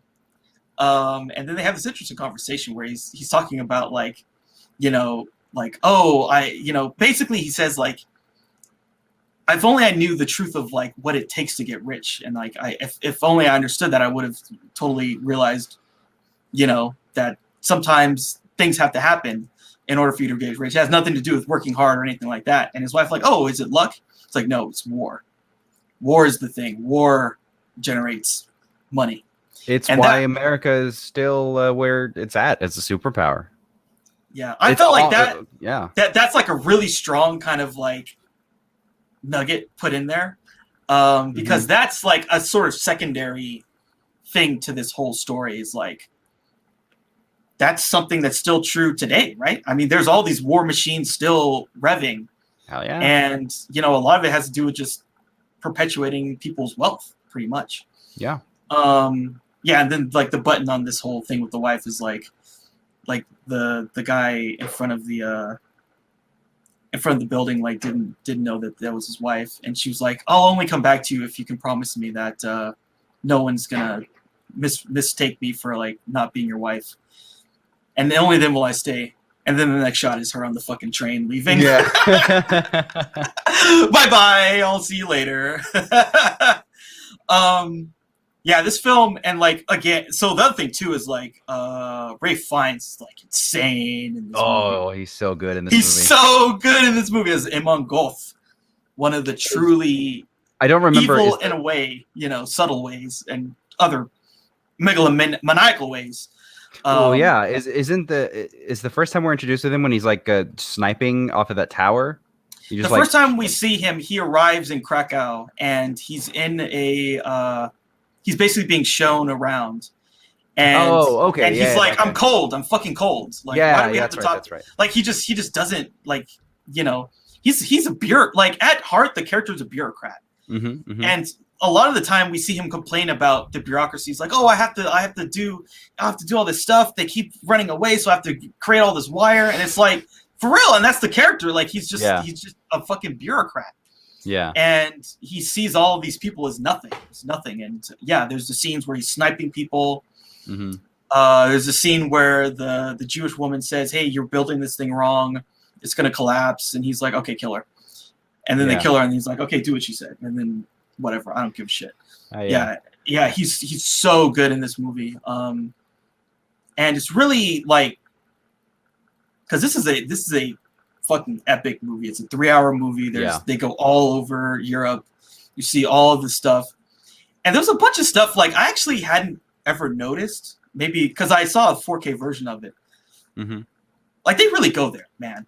I mean, there's some dark shit. There's some, and again, like, it's the Holocaust, right? There's a scene I never noticed this until like recently. There's a scene where they've moved them off to the camps. and they took the headstones of dead Jewish people and they created a sidewalk for where their cars drive. Yeah, that's in the fucking movie. I never noticed it until I was like, fuck, holy fuck. Like that is that. And they make them pave the road with these headstones. Jesus. It's so fucking dark. But that's some real shit, right? That's some real shit. And yeah, it's just so much can be said about this movie. So much can be said about how it approaches this subject matter and how it, there's so many like those scenes where they like have to exhume the bodies and burn them. Yeah, it's dark. It's dark. It's some dark, fucked up shit, and it's pretty amazing that they were able to pull off doing all that and still sort of create a story that's I don't know, uplifting in the end and like kind of makes it is. No, it totally is. It is. That's the Spielberg creeping in. Yeah, we talked about this. We mentioned this when we were talking about Saving Private Ryan. A lot of the times, because Spielberg has such a way with kind of giving the audience what they want or what they don't know they want, like giving them the payoff, like all of the kind of hitting all of those check marks, and making you kind of feel good coming out of a thing. Like how impossible is it to make you feel even a little bit good coming out of a movie about the Holocaust, right? He does it, but it also is like when Spielberg makes a movie about like a thing or a time period, it in the popular culture it just becomes the movie, right? Yeah. So like there's no other D-Day movie. There are other movies about D-Day, but there's only Saving Private Ryan. There are other Holocaust movies, but in the popular, at least as a feature film, I would say yeah. I haven't seen it yet, but Shoah is probably. If you ask someone, they would say, watch Shoah. Shoah is the most definitive thing. Yeah, but I mean, no, but I mean, like if you ask somebody off the street, certainly they would probably just pick the Spielberg version of those things. And it's a good thing then that Schindler's List turns out to be as like honest and raw as it is, because I'm not saying you you absolutely can't make the PG-13 version of this movie, but like you said, like he doesn't shy away from any of it. He does give you a little bit of that kind of like that turn, like you said, like the kind of the Scrooge guy, like he searches his heart, and he discovers that they're human lives. And as we should say, it's based on a real person. Of course, right. So who really you're right. did Like do a lot of these things. I mean, we don't know what he was like before he decided, hey, I'm going to try and save people. We don't know like how clear he was from the jump or whatever, but at least, and see, again, this is like why film, like how it works, like the change makes us feel something. We want to see that in like most narrative films. We want to see that. We want to see Ray Fiennes get, the shit kicked out of him. Like we want to see these things, and we get these things. And I've said this before, like I'm not the world's biggest Spielberg fan. I recognize the talent, but like a lot of his movies are just very, very the emotionality of it feels manufactured a lot of the times, which I mean, every movie is emotional manipulation. Go fuck yourself. I get that argument too, but for me, it just doesn't do it. But like, I feel like I'm glad that he made this movie, because it's just about like, again, we kind of just get the pop culture version of this story, and I'm happy with it, and I'm happy that it's R-rated. I'm happy that he shows you the shit. I'm happy that everybody talks about the scene with the little girl in the red color chrome, like the color correction and everything. So yeah, I like this movie. I like it a lot. Yeah, and it's, again, like I said, it is a very arduous task. Like even trying to approach doing this, because there's just so many, like I mean, fortunately for him, this is like before the fucking internet was a massive thing, but like, yes, can you imagine like if this movie was in production, like how many not only articles would be written on it for clicks, but like how many like people arguing like, oh, we were on the set of Schindler's List and we saw X, Y, and Z, and then it gets taken out of context, and then they're like, everyone's like, Spielberg's a fucking monster, blah blah blah, Yeah, I think again, this is why they had the right setup, the right people behind the camera and in front of them. Exactly. Like we trust him, right? Inherently. Yeah, exactly. We trust him, and he's gonna be above a lot of that shit. It's like, look, I'm Jewish. You can't fucking say that. Blah blah blah blah blah. I think the problem is like, I think the bigger problem with something like this is like then the Holocaust denial will come out. Like that's the real problem of the internet age is like you get the crazy shit. You get because I think there would be a lot of stuff talking about like there would be a lot of talk about this is unfilmable. You can't do it. You couldn't succeed. When it came out, I think people would say, okay, yeah, he definitely did it. He succeeded with it. I feel like that would be a lot of the dialogue, but like maybe something like there are other films that are like only okayish where there could have been in this era, there could have been like a lot of blowback, lot of blowback, especially if like the perspective wasn't the right one. Yeah, but you know, I think this film is a masterpiece, and again, it's why it's number 6 for me. And I think it's really it's a testament to like that he, that you would even like you have to have stones to even try to do this. It's a lot, and he even said like shooting it was an experience. For a number of different reasons, Right. I mean, imagine because like when you're making something, when you're making a movie, especially, you are in every detail of that thing for like years, and imagine your head being in this, milieu, let's say, the whole time. Like imagine thinking about like, so we're just get the fucking headstones and we'll put them in the thing, and it's like you kind of like how hard is it to not become callous about it? I don't know. I don't know how they did it, but they. I think Spielberg again. I think he's the right, he's the right choice for this. He is, He's certainly like at the highest level to me of the list of people that I'd want to do. There's an element of Capra, like I in my mind of like just Spielberg movies, like in general, sure. they just give us that kind of warm fuzzy feeling inside. So yeah. I think that's all I have to say about it. Just brilliant film. And like this sort of goes into my theory of like how film works. There are certain stories that are cinematic.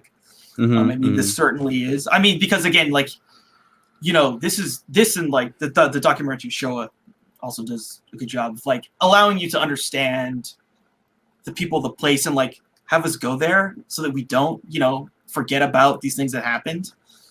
So at least hopefully people will like understand, like, oh shit, this is kind of similar. Maybe not just like not just like numbers on a page or like reading a story for a paper or something. Yes, because when you read 7 million people died or whatever, you're like, that sounds like a lot. But like no one can actually. Nobody can quantify it. Yeah, no one can quantify that. Yeah. Right.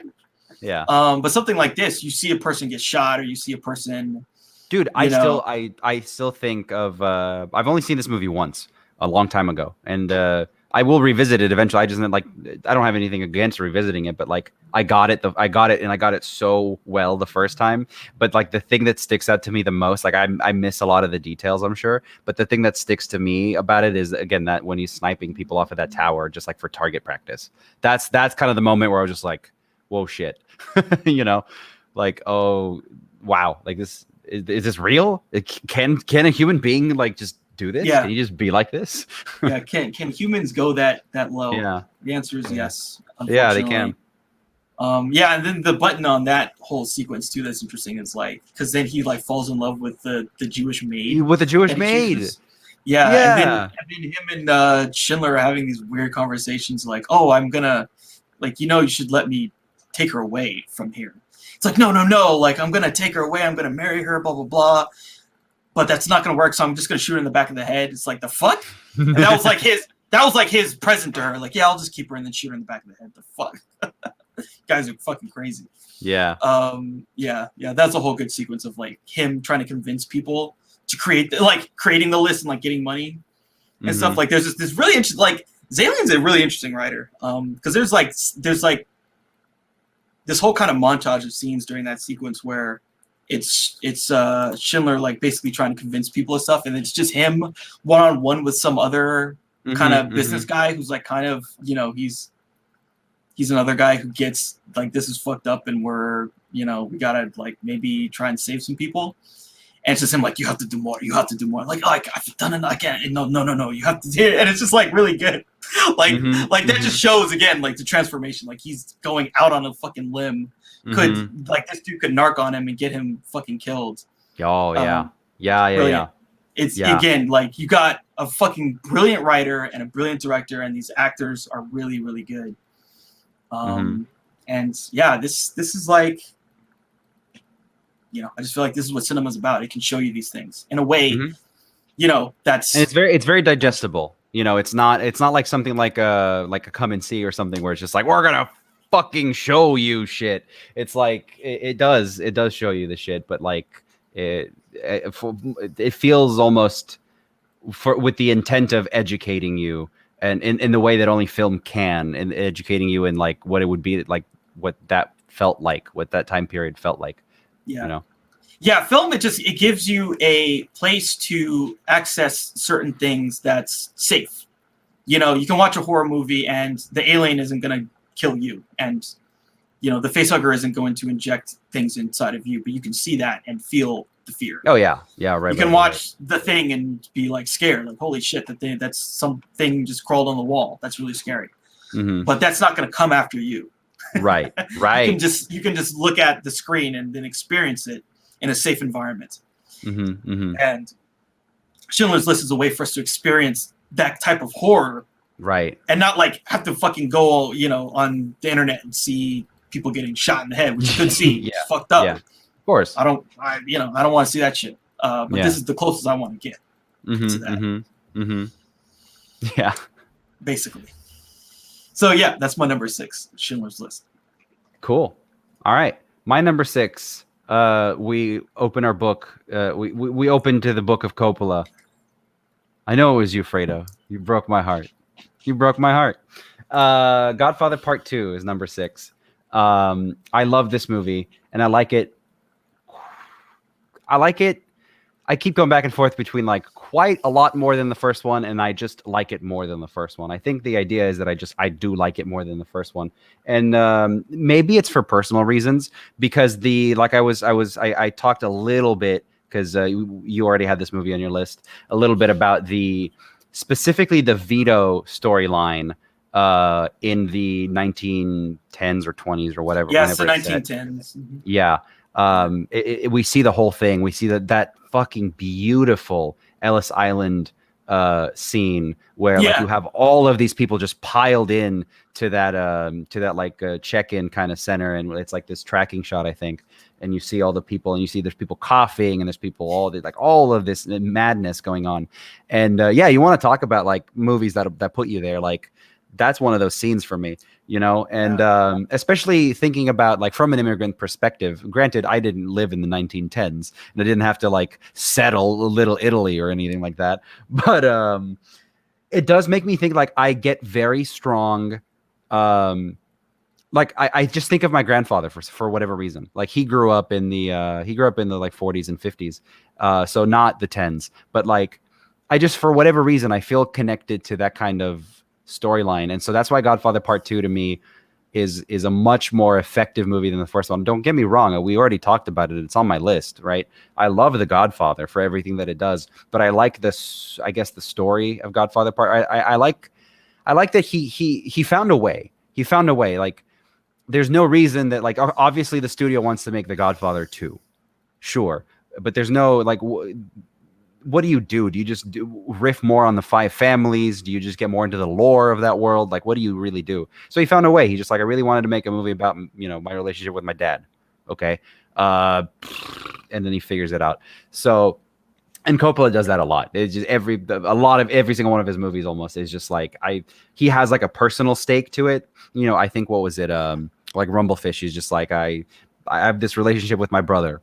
Boom, adapt it from this book or whatever.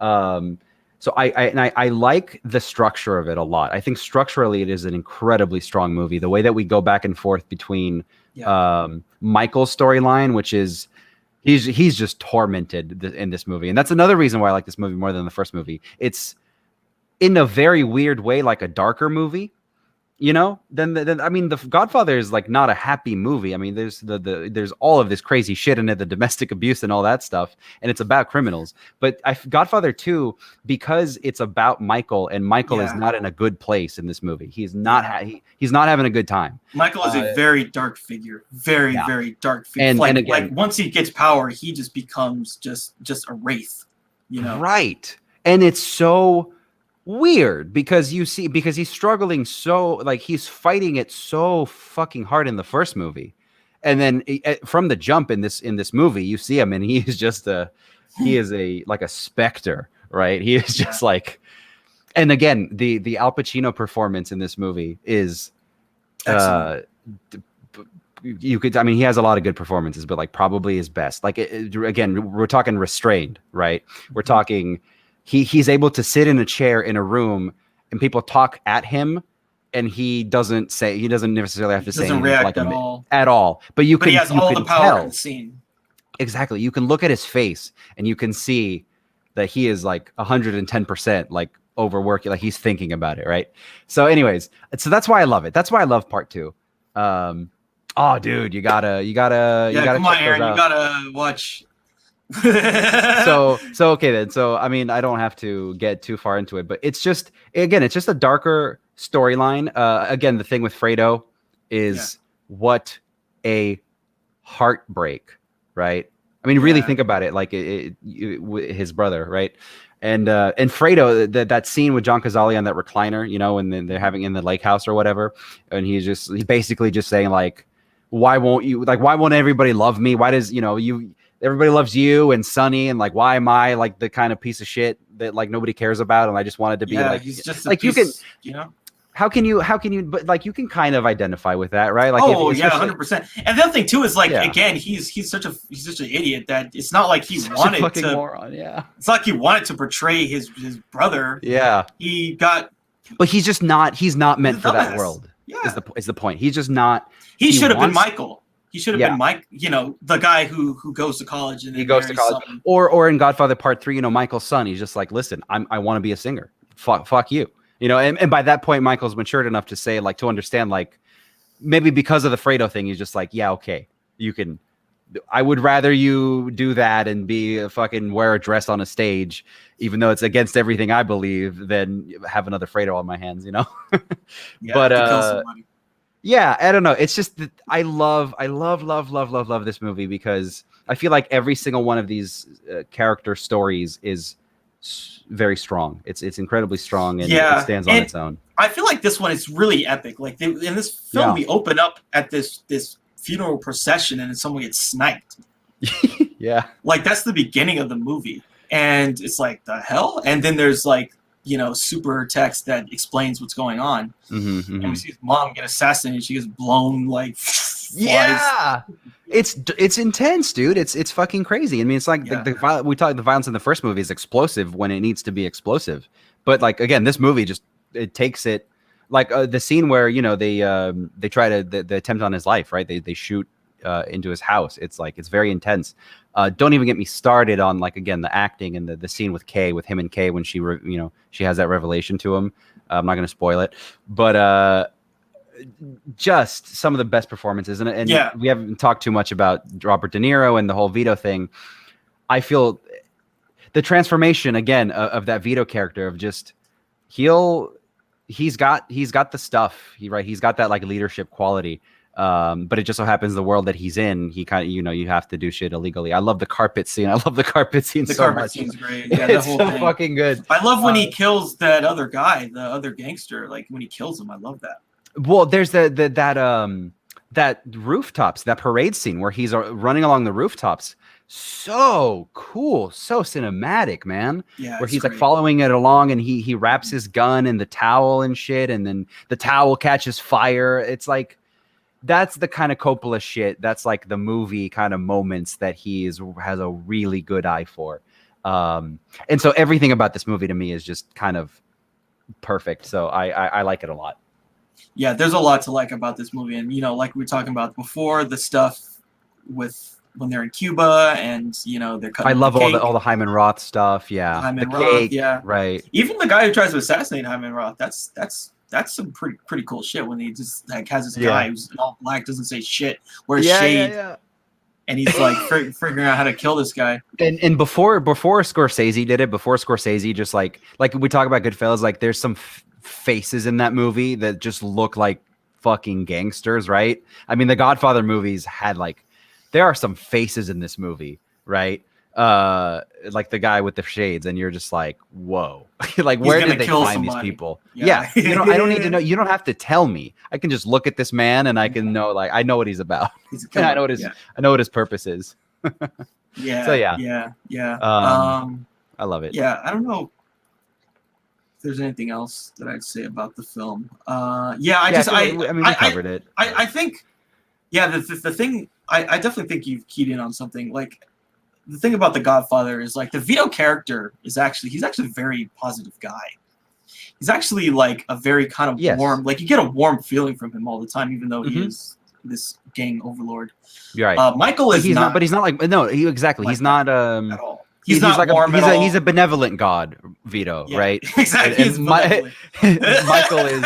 Michael is he's fucking ruthless, man. He's just, totally ruthless. He's just so you can even get that in the first movie, but because this movie is like he's the dominant figure, it's just this oozing presence of just like, he's always like fucking looking around who's trying to stab me in the back. And that's the thing is, like, as ruthless as he is, he's able to he has to keep his, he always has to have his back to the wall too, and the added anxiety and paranoia adds to his ruthlessness. And it's like a self kind of the beast that is kind of just like feeding itself. It's very fascinating character stuff in these movies, and I really love them for that. And the performances pay it off 110%. Like they're every step of the way, everybody in this movie and in both of the movies.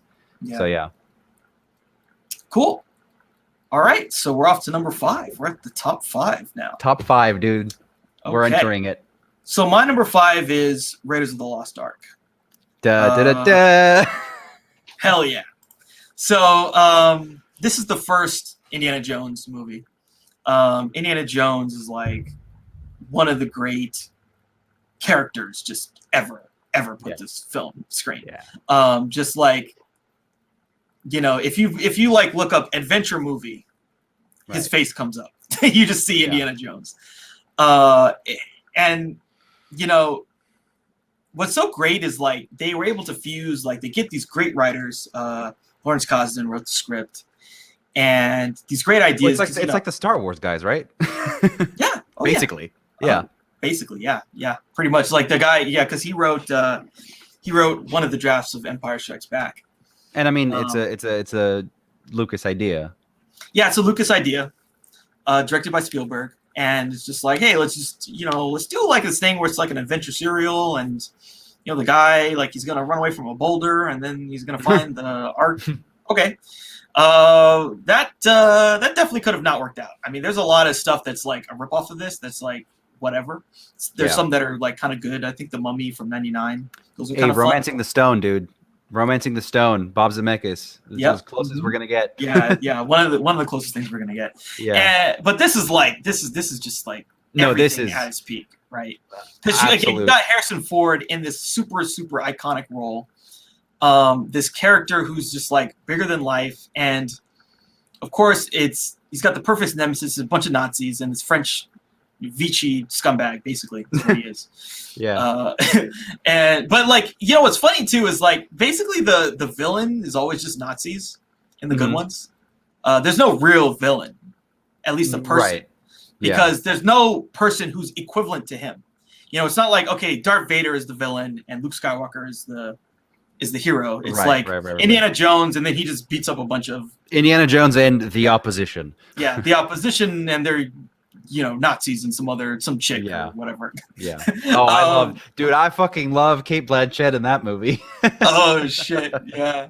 That's a funny performance. Chewing it up. And like, but this movie does so many things so well. It's just absolutely at the peak of filmmaking. The script is like just like they're able to just so efficiently do so many things so that we're not getting bogged down. You know, I mean, like no one knew what the hell the Ark of the Covenant was when this movie came out. It's like That's funny. That's very true. Yeah. And they explain it to you in like 2 minutes. Outside of religious context, I guess. Yeah. Yeah, but even then, it's kind of innocuous. Like you wouldn't think like you could sell a movie on it. But yeah, this movie does, and like just the adventure stuff, like all the scenes, like the scene where he fights that giant German dude near the near the airplane is so great. Yeah.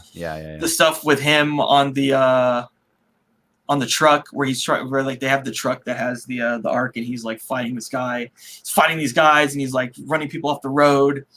And then he's like hanging on by the BMW emblem or whatever, and then he's like on the ground and all this stuff. Yeah. The Indiana Jones character is because he's basically kind of like a superhero, but a superhero that can like get hurt. But he's still gonna somehow do all this crazy shit, you know? No, he totally is, dude. He's even got the alter ego. He's got the like, I'm a professor by day and I'm this fucking crazy adventurer by night. It's like, it's very funny, how close to like the template of like these superhero movies that we're still getting. You know? It's just the only thing is he doesn't need to like put on a mask or anything. He's both. He's just both. And I feel like you have to have Harrison Ford to be able to sell that. You can't just like be both, you know. I guess Superman is like the closest, I guess, but Superman's like a weirdo, so I don't know. And what's cool too about this movie is like they really do some stuff. Like at the end when these fucking stupid Nazis like open the Ark and they get of course obliterated, like that's unlimited power. Like we see a guy's head explode, we see another guy's head melt, we see lightning come out and zap a bunch of people. It's funny. It's so great. There's even there's some great bit parts in this. Like one of my favorite, and it's like he's barely a character, is Mr. Katanga. They have a character, Mr. fucking Katanga. Like this guy should have come back in another movie. I would have loved to see with a name Katanga. Fuck yeah. To me, that's a little bit of that Star Wars DNA being sprinkled in. All of these one kind of scene characters that you remember, like an Admiral Akbar or something like that. Yeah, you know. Yeah. I mean, and of course Sala, played by John Rames Davies, who is like an incredible actor. There's just all these cool. Yeah, it's just like it's just fucking one of the greatest action adventure movies ever. Yeah. I guess the only thing I can add is like you want to talk about like somebody operating at the height of their powers. We keep talking about this. Every single Spielberg movie you brought up is like at the height of his powers. You know, you could say that he's never really like not been at the height of his powers. But like I think what it is just finding the right project for him that he's like.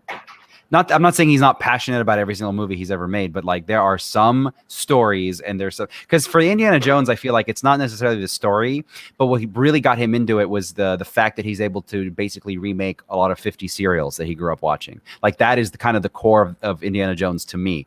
Obviously the character's great and the story's great, but like what he's really doing, and he does this throughout the trilogy, is he is sometimes shot for shot, like redoing adventure serials. And I love that because it's like watching a kid like play with his toys almost, except he's Steven Spielberg and he's able to do it at this crazy high level. That's what I love about Indiana Jones, and that's what I love about the best Spielberg movies. It's similar to like the best Ridley Scott movies. Is just like I feel I really want to do like an epic. I want to do epic shit. And then he goes and he makes Kingdom of Heaven or he makes a Gladiator or whatever. Like Spielberg feels like the same way. Like he has to have an in, and then he's able to be really, really great. And Indiana Jones is that. It just feels like he's just getting to like a giddy kid. You get that sense of joy out of this movie. I don't know. Dude, so much of it is just like seamlessly brilliant, just brilliant on so many levels. And this is like again like. Lucas and Spielberg and like Costin were just getting, and we'll talk about Kathleen Kennedy who produced this movie, but they really like, dude, this movie changes the way we see this kind of genre and what it can do. And there's really not, again, like I said, The Mummy is basically just this movie with different characters in it. That was still successful. but like adventure movies want to be this movie, but none of them really can ever nail it. There's always something missing. Like the protagonist doesn't hit us the way, you know, Indiana Jones does, where it's just like, again, the definitive adventure hero. The cinematic adventure hero is Indiana Jones. Yeah. Do you think it's a dumb question? It's not even a question, but like, I feel like the Indiana Jones and Star Wars are like the 1-2 punch kind of start this entire blockbuster thing. I mean, you can go back and you can say, oh, Jaws, and then you can go back further than that and further than that. But like, I mean, like specifically in like the comic book, like nerd culture, I feel like these are the kind of movies that really kick that thing off. And I do think it is, Indiana Jones, I don't think can exist without Star Wars, because we need to we need to see Harrison Ford do his thing, and then we need to and then you give him his own movie, and then you really get to see him do his own thing. I feel like that's a much easier buy-in for audiences. Like, hey, it's the guy who played Han Solo, you know, he's doing this wacky other movie with this guy that, you know, that made E.T. or whatever. So yeah, it's fucking cool. Yeah, for sure. I mean, I definitely think, like, you know, again, like I was talking about in the alternate universe where instead of The Empire Strikes Back being really good, if it was instead it was like you're right. What was that other movie that was the fucking Western? I forget what that movie was called, where it went way over budget. It was a Michael Camino. Oh, Heaven's Gate. Yeah, if that movie became Heaven's Gate instead of right. being a success, like maybe this movie doesn't exist. Or maybe it's harder for them to actually get it made. I think so. Yeah. Because it's I mean, think about it. They wouldn't hire the guy who wrote Empire, probably, or like wrote on it or whatever. They would have thrown him under the bus or whatever. It's like, oh yeah, it was his fault. Right. Yeah, Hollywood's. It's again, we keep bringing this up. It's so miraculous that things get made at all. And when you have something that is like this well crafted, it's good that we can celebrate those things. By the way, I mean, you know, John Williams, right? We got to talk about John fucking Williams, like the greatest. To me, like the only word that I can really use to describe John Williams is Titan. Like Titan is the word that, like, to me, he's a Titan of film music. Like he is just like on the fucking Mount Rushmore, or like he's Zeus looking down at all the other. Oh, look at you and your cute scores, but I'm John Williams. You know, it's him and it's him. Nice try, Alan Silvestri. Silvestri's pretty good. No, he's really good. Yeah, but like he kills it, right? Like literally, I said Raiders of the Lost Ark, and you sung the but the word that comes to mind. March, you know? you say Titan, I think earworm. Just you say John Williams, and like instantly 3 or 4 melodies pop into my head, and like I know what they are. You know, it's crazy.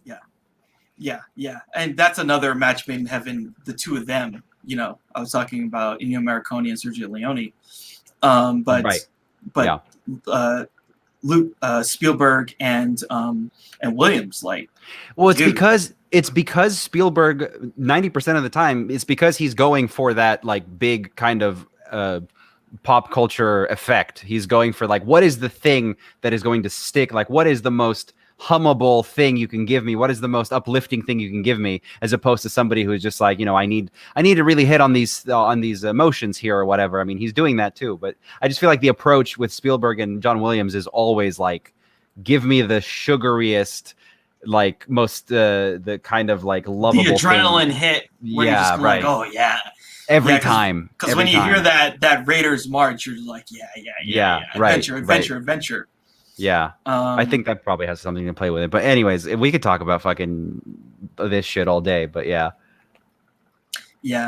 Well, you would ask, like, you know, the nerd culture stuff. I think I would say if I had to say what is nerd culture started with Star Trek, I would actually say.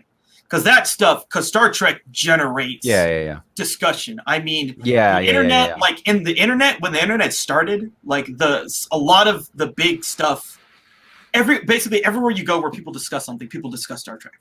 Yeah, you're right. If it was like AOL, the forums, anywhere, people were discussing Star Trek.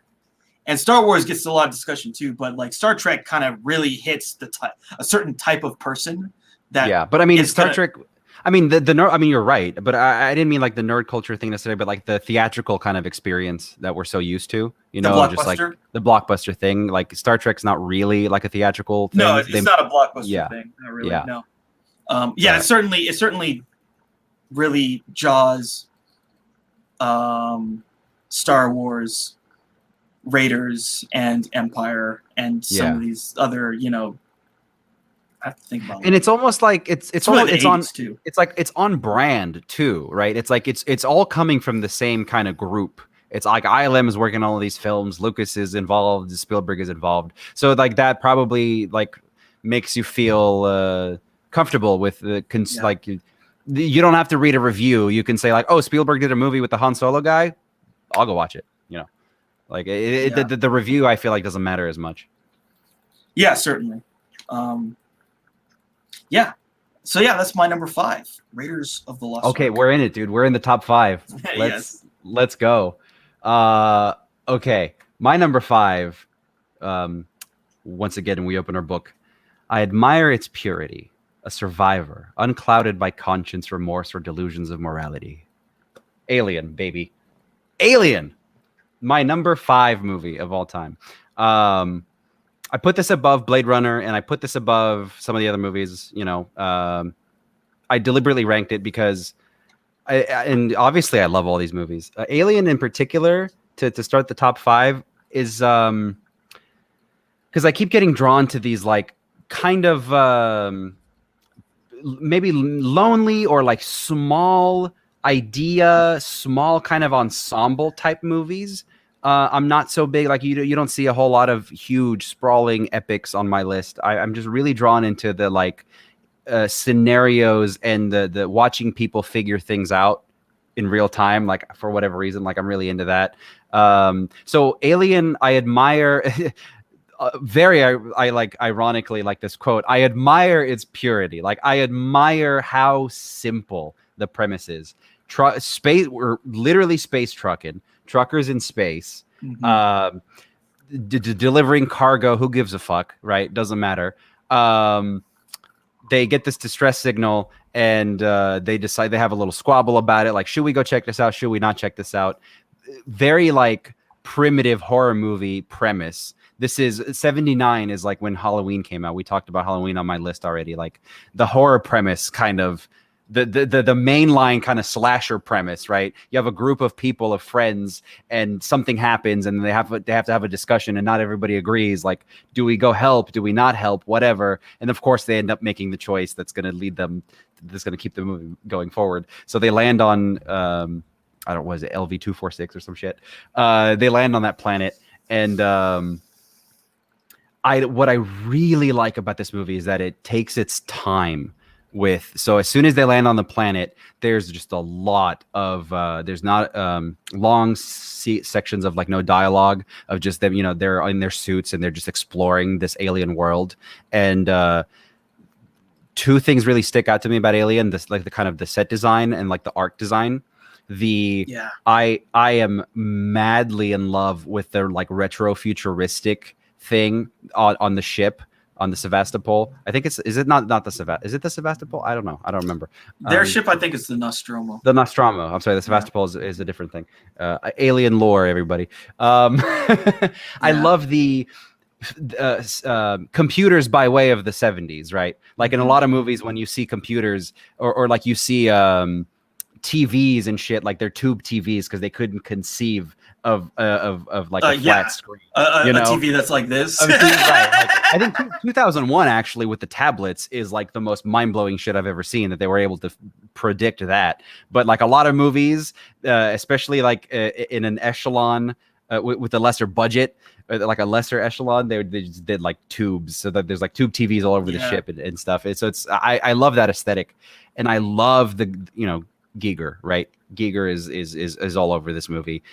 He is obsessed with like penises, basically. So yeah, I love that really long kind of intro to this movie. It's like probably 30-40 minutes before anything really happens. They're just exploring, and then John Hurt looks into the egg into the egg sack, and he gets this thing on his face. And what a shocking thing after all of this silence and all of this building this atmosphere. So yeah, I'm not gonna go beat by beat through Alien because you know what it's about. But like, I just admire the simplicity of it. And then what I really love is just that we're settled in. You know, it's not moving plot point to plot point. It's not trying to pull us through. We're settling in with these characters. I love that dinner scene, you know, when shit hits the fan with the chest burster. I love all of the again, just watching people figure shit out when they're trying to figure, like they try to cut the face hugger off him and the acid blood, and they're like, oh shit, it's got acid blood, and you're the audience member, you're like trying to piece it together along with the characters. That's fun. That's very fun for me. And ultimately, you know, we get down to one survivor, and there's nothing I love more than a man in a room type situation. In this case, a woman, right? What a great character, Ripley. Just everything, you know, the unassuming. Because in the beginning, like, imagine you're watching this in 1979, you expect Tom Selleck to be. Oh yeah, you expect, totally. You know, one of the other guys. And I'm sorry, it doesn't happen. So, expert pace. Expert set design, again, Ridley Scott. Just the production design is like probably like top 5 of all time. Yeah, best production design, and the other one would probably be like Blade Runner. Yeah, it's just like the sets are just immaculate in terms of like you said, like the look and the feel that they're trying to give. They're brilliant. This is brilliant, so brilliant. And it's a very eerie film. Mm-hmm. Like you said, it's like the Lynch kind of thing. It's like, something's off here. Something is not right. I don't know what it is yet because they haven't scared me, but I know it's coming. Mm-hmm, mm-hmm. I mean, the scenario kind of, in this case, the scenario kind of like puts that forth. It's just like, they're on an alien planet. What scares us as human beings? Things that we don't know, or things in the shadows, right? And people talk about this all the time with Alien, but like, they don't show the alien that much. They really don't. They do towards the end. They do with the Harry Dean Stanton killing. But like, a lot of it is the uncertainty of like, we don't even know what this thing is capable of. Obviously, now we're saturated with all this alien media and stuff. But if you try to like, I'm lucky that when I saw this movie, I didn't know dick about it, right? I was able to just be really like, all of it, the design, the way that the creature, like, I was figuring it out as the characters were figuring it out. That jump scare with the locker with Jonesy the cat, when they've got the motion sensor and they see that there's something there, and they're freaking, they're like about to shit themselves, and the cat pops out of the fucking. It's just such classic movie, like horror movie stuff, and I love this movie so much. Yeah, it's really impressive, and I think I read somewhere it's one of the most written about films, period. And a lot of it has to do with like the fact that the xenomorph as an entity is a sort of accurate allegory for some of the things that you can encounter. Because human beings could easily encounter some kind of species that would just mine us for we see it as a conduit to continue itself. We are very, very squishy beings. Very warm and squishy, and there's a lot of just like, what would you say, not very strong meat and liquid, and you just go burrow in there, and a little xenomorph pops out. And it is kind of like, we talked about Star Wars, and this is another one where there is a lot of lore built on top of this film that kind of weighs on your mind, because like there's probably a lot of people, maybe the first thing they saw was Alien vs Predator, these kind of bullshit. That saddens me a little bit, No, I'm serious. Or like Alien 3 or something, or like just some it's one of. Sorry, go ahead. It's so derivative, and there's so many different iterations of it out there that like you said, the first one, it's like, we have no fucking clue. We have no fucking clue what we're in for. And then these things start popping out of people, and then starts killing people. But every other film, like the xenomorph as a thing, is super iconic. It's become so iconic, just like the creature, and that head, and the tail, and the arms, and the double. But like, when going into Alien, we have no fucking clue.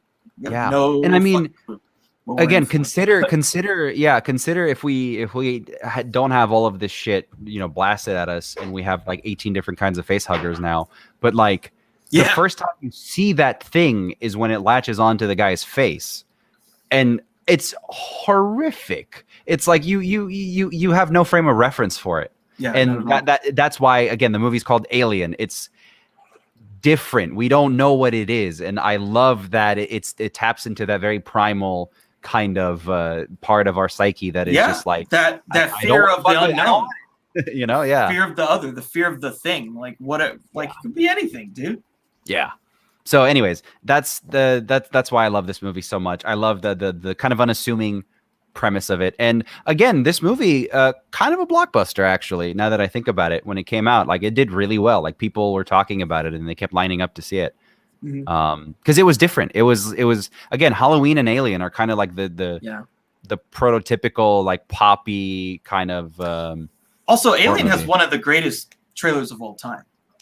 Yes. I don't know if you've seen that trailer. That trailer's insane. But it's good because it doesn't give you anything. Gives you nothing. You don't know shit. But it's like, okay, it's kind of, I'm scared of something. Something's coming. Yeah, and you know what it is? It's space. That trailer just shows you space. And you don't know. You don't know what's out there. And that's kind of like the whole the crux of the movie, I think. Yeah, you just don't know what's out there. Yeah. It's like bugs, like bugs, like there's probably bugs living like underneath your floorboards or some shit. Like, if you really think about it, that could freak you out, I guess. So yeah. Oh man, ants get everywhere, man. Fuck, I hate ants. They're unstoppable. Yeah. They're a machine. Yeah. But this is a great, like, movie to watch and rewatch with people, like friends, new friends. People who have seen it, people who haven't seen it. I mean, watching this movie with somebody who's never seen Alien, but they're aware of Alien, right? They're aware of, like, the commercials and the toys, and, like, you can get fucking facehugger and xenomorph plushies these days. But, like, to watch this movie, not Aliens, not James Cameron's ooh rah brother, which we talked about. It's on both of our lists. We fucking love that movie too. But that's a more digestible movie, I feel like, maybe, in a way. But, like, to show this to someone who has no idea what they're in for is a treat. Yeah, and it just makes you aware and afraid of, like, hey, maybe you shouldn't look into that thing, look down into that thing when you hear something. Just fucking stay away from it. And the false ending in this movie too, that when you think that she's got him, and she's just ready to go back, and she's in her little pod, and then you see that shot of her in the pod and the xenomorph, like, in the fucking, like, wall or whatever, camouflage. It's so scary. It is. I'm tingling right now. It is so scary because that thing that thing is in the room the whole time in that scene. she doesn't notice it, and it's just fucking waiting. Oh my god, it's terrifying. It's a great movie. It's one of the best horror movies of all time. Absolutely. Yeah. Easily. It's very high on my list because I just love it. Yeah. Cool. All right. So my number 4, we're going back to Italy. It's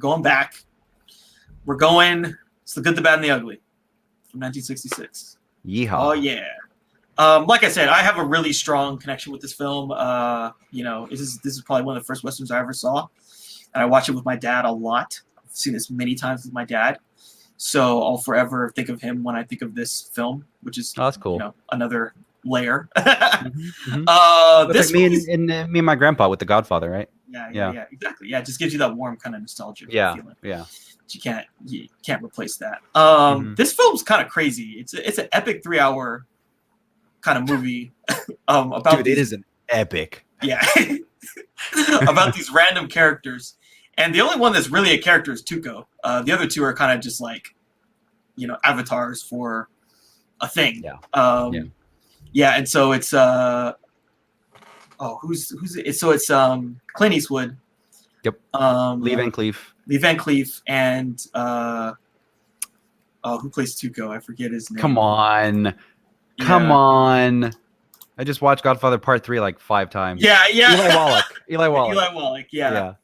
As the Good, the Bad, and the Ugly. And they're all amazing in different ways. I really feel like Tuco makes this, the fact that Clint can like say nothing and just fucking he just hold the screen. Exist. Yeah. Doesn't have to say shit. And with that. Oh man, like his character is like super iconic in this because he gets the poncho. Yeah. And like when he gets that poncho, it's like, okay. I mean, he's got. Well, the thing is, it's a little meta textual too because he has the poncho in the other movies, and he has it like the whole time in the first movie, I think. So like the movies are like not related story wise, but like thematically they are. And so like when you get to that poncho scene and the good, the bad, and the ugly, and you've seen the other ones, you're like, fuck yeah, dude. Yeah, yeah. Like you said, it's all kind of like he was iterating on the same idea. The same idea, the same characters, you know, like the same character, but like keep making it over and over and over again, but like find a better way to tell that same story. And so, yeah, this is like of the Man with No Name stuff. Like this is the best. Yeah, for me. I love this film so much. Again, the music is unfucking believable. Like the motif every character has. Yes. Is so fucking amazing. You know, another scene that's amazing is like the Ecstasy of Gold scene, where it's just, you know, again, just like the perfect combination of sound and images to evoke an emotion.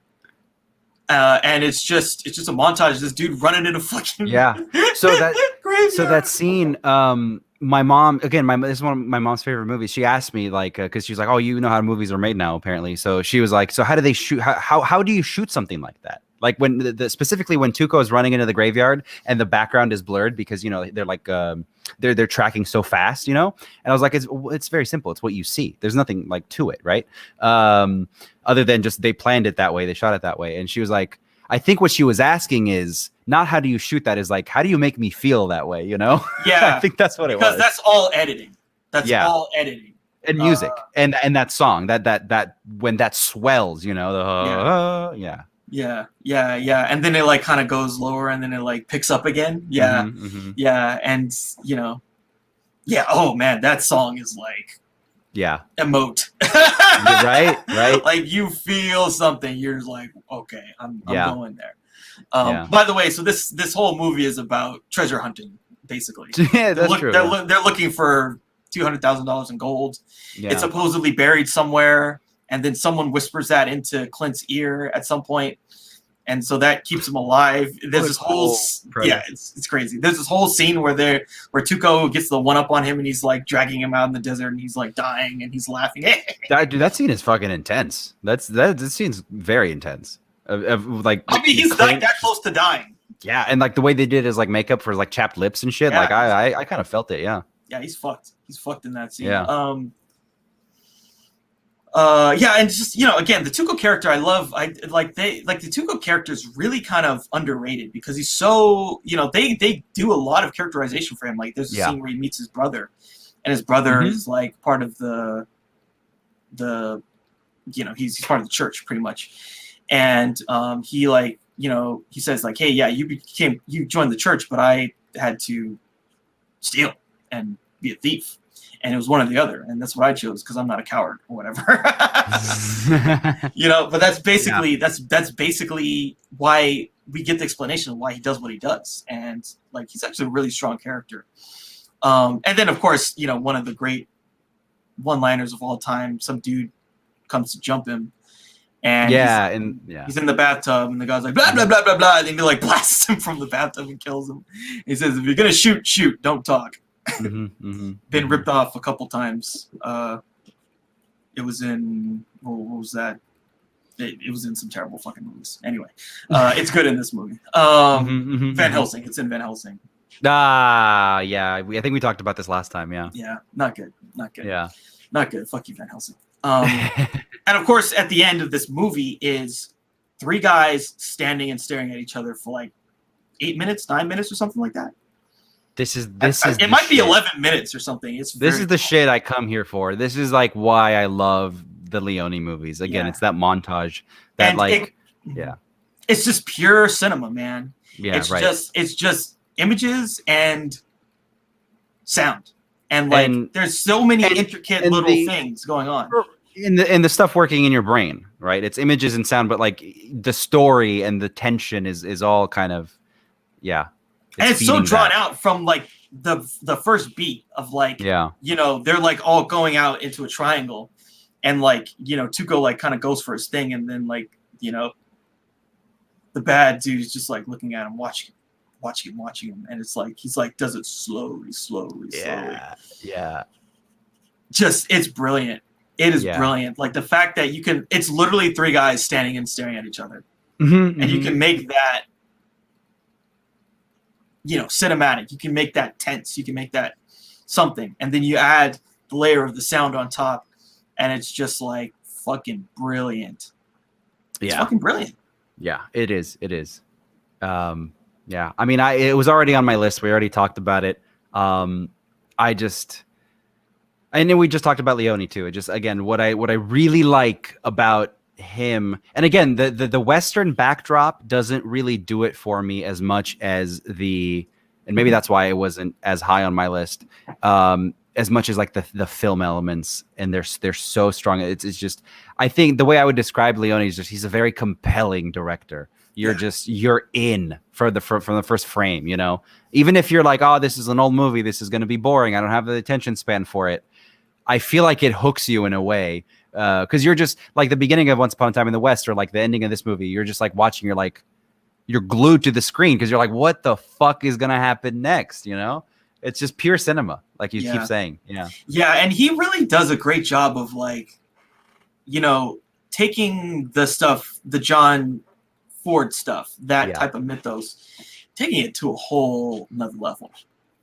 It's just like on a whole nother level of mythos. Like it like this shit is like really mythic. Honestly, it is. Yeah, I get annoyed when people talk about these movies, the Leone movies, in the context of like spaghetti westerns. Obviously, they are, but like that diminishes it a little bit, or like it devalues it a little bit, because, you know, you think spaghetti, you're thinking like schlock, and there's a lot of schlock westerns, and I like those too. But this is a level of cinema that like is completely removed from, like, it has nothing to do with the fact that it is a spaghetti western. I think it's so well crafted that like it's not necessarily fair to lump it together with the rest of the, you know, spaghetti shit. Yeah, but, you know, yeah, for sure. It really ascends the, you know, it's like the Tarantino kind of shit. It's a Tarantino thing. It elevates the B movie. Elevate that B movie, but like still be a love letter to it. Because these films really kind of like, I mean, they're the highest westerns on my list. Yeah, and it's really incredible. You know, just like the level that they go to with the music and the swelling and like the really deliberate, like the way that he just imagined a duel, a gun duel. Yeah, between right. two people. Yeah. Like what the fuck was it? Like, and this may not even be the best thing that was in his head. It was just the closest approximation. He maybe had something even more epic that was even more elongated, and like, you know, there was more like if we could understand what they thought even deeper. Oh my god, I think about that sometimes. When I watch movies, I would love to be able to poke some, like, a lot of these people are dead now, but like I would love to be able to just be like, what were you thinking? Dude, you know, the shit in his head for these gun battles, man. Right. It must have been like, oh, then he does this, but that means this, and then he does that, and then we look at his eyes because that's him understanding it. It's unbelievable. It's, again, the mark of, you feel the hand of the director. You feel like this is somebody who knows what he's doing. Yeah, just like going from super wide to like just your eyes. Yeah, that's illegal. You can't do that. We talk about this. It was another interview I saw. That same interview with De Palma and Scorsese. They were talking about Orson Welles, and they were talking about how like Orson Welles was breaking rules, and like, what do you think about that? And it's just like, it's obviously it's a net positive that he did that, right? Because if you were to make a movie in the 40s, like Citizen Kane, for example, you would be told no for like everything he did in that movie. So yeah, I love that somebody from Italy can just fucking get a bunch of money together with some like Spanish from German co-production and just fucking do this, you know, because he just has that talent for it. Totally, yeah, brilliant shit. I think that just about covers it. There's a lot. There's a lot in this movie. One of the most talked about movies of all time. Yeah.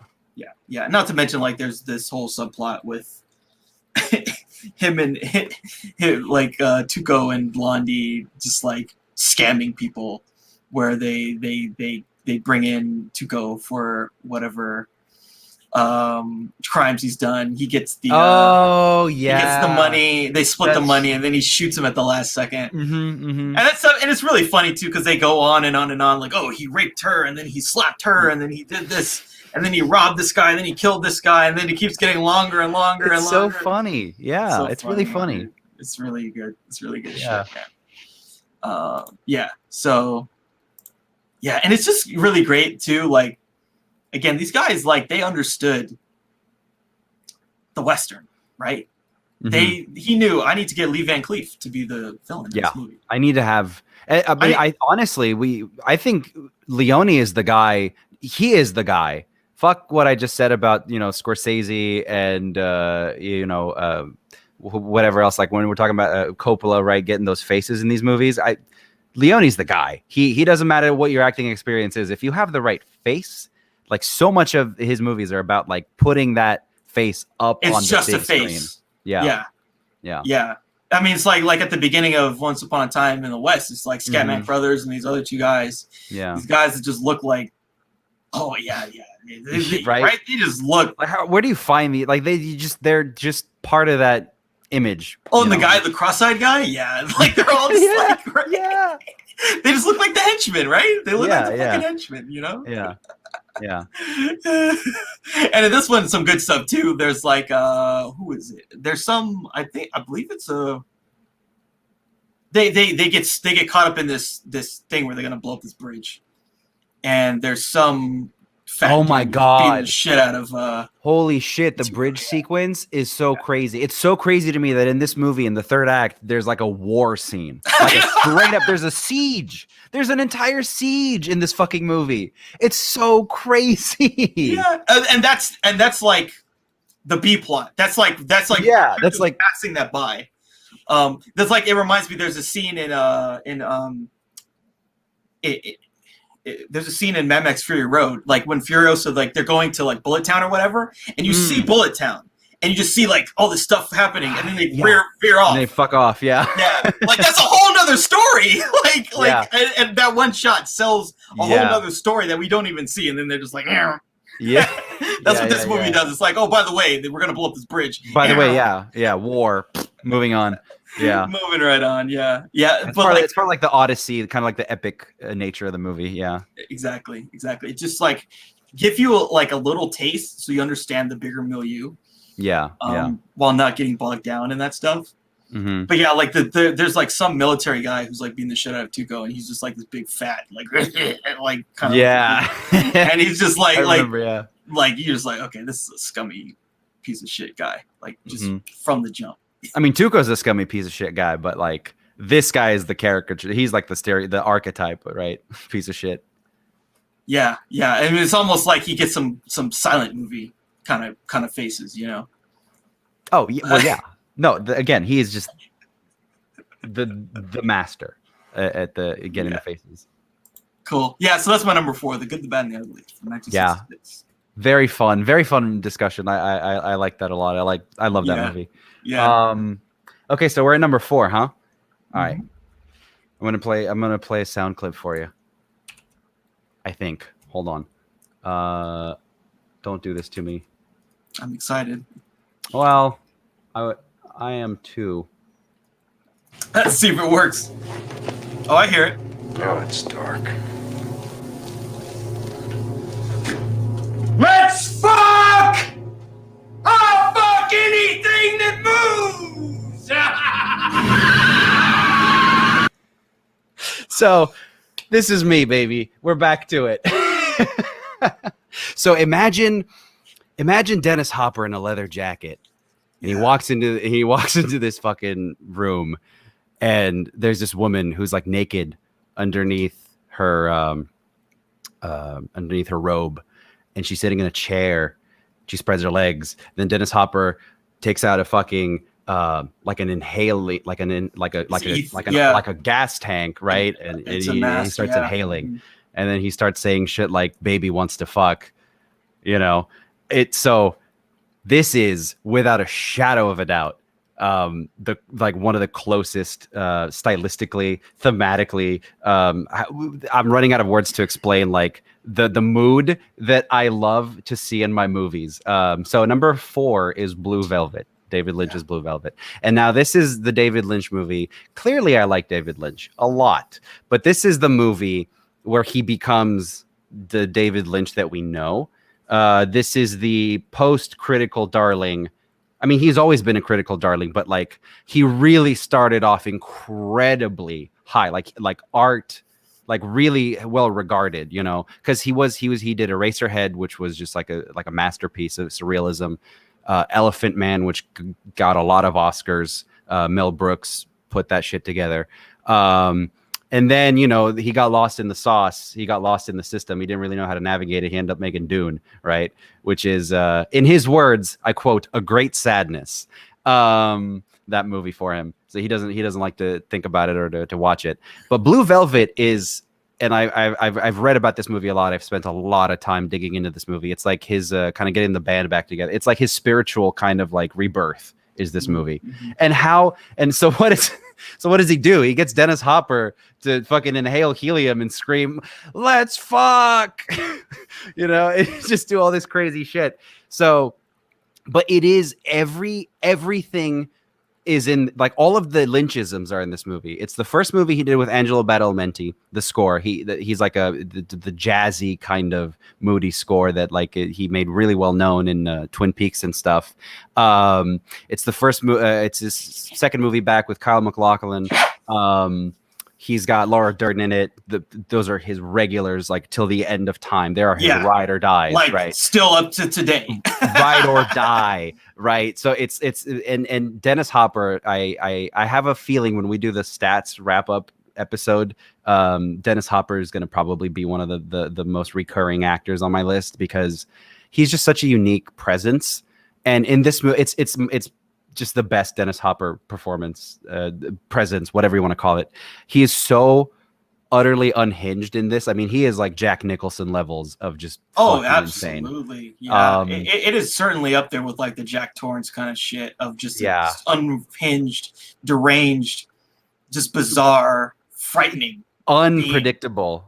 Yeah, I love that scene with the let's take a ride scene where he takes Jeffrey Beaumont, the Kyle MacLachlan guy. They walk up to the door to his like the Sandman or whatever, and he's like, "What do you drink?" You know, and the guy's like, "I don't know, fucking Pabst Blue Ribbon, or sorry, Heineken." And he's like, "Heineken, fuck that shit, Pabst Blue Ribbon." Like it's just so like these character moments. But so alongside all of these things, what the true Lynchisms about it is you get everything you need to understand about David Lynch, or like rather his motif kind of in the beginning of this movie. It starts out with the 1950 song Blue Velvet. You see the white picket fence. You see the idyllic 1950s neighborhood. You see like the America like that's been sold, right? The commercialized suburban kind of America. And then we see the front lawn or whatever, the ear. I don't think we see the ear yet actually, but we see like the lawn, and then the camera like moves down underneath, and then you see the bugs, and then you see the creatures down there, and then the sound design just kind of gets kind of fucky, and so there's that's basically it. That's basically David Lynch is like saying, here's kind of how we go through our day-to-day, how we perceive kind of what we think life is like, or what we think life is like in this country or in this system or whatever you want to call it. And here's the equal amount of evil that exists. It's always there. And that's kind of his entire thing. That's why Twin Peaks is what it is. And that's, you know, some of the other movies we talked about. It's not that there is good and bad, light and darkness, the dichotomy. It's that they coexist 100% of the time. You know, so for every neighborhood, you know, you have in every one of those neighborhoods, you have a Frank Booth, right? The Dennis Hopper character. You just have a fucking evil guy. There's so many great shots in this movie that I love. There's like not a rear projection necessarily, but there's like one of the scenes where he's like staking out basically this like warehouse, and it's like at night and it's really industrial and you just hear a lot of clanking and shit, and you see like these factories with like the billows of smoke and shit, and you see like the machinery kind of just like churning, and it's like a shadow. It's very noir. It's like projected on the side of this factory. Really, really noir stuff. Because it's about, you know, basically this kid gets himself involved way over his head. He finds a severed ear, and then he discovers the underbelly of his town essentially, and it's kind of like a private eye thing. He gets involved with the girl. That's, you know, more noir shit, right? He gets involved with this girl who's like way, you know, kind of, he doesn't know what the fuck he's doing with her, but like they have a little romantic affair.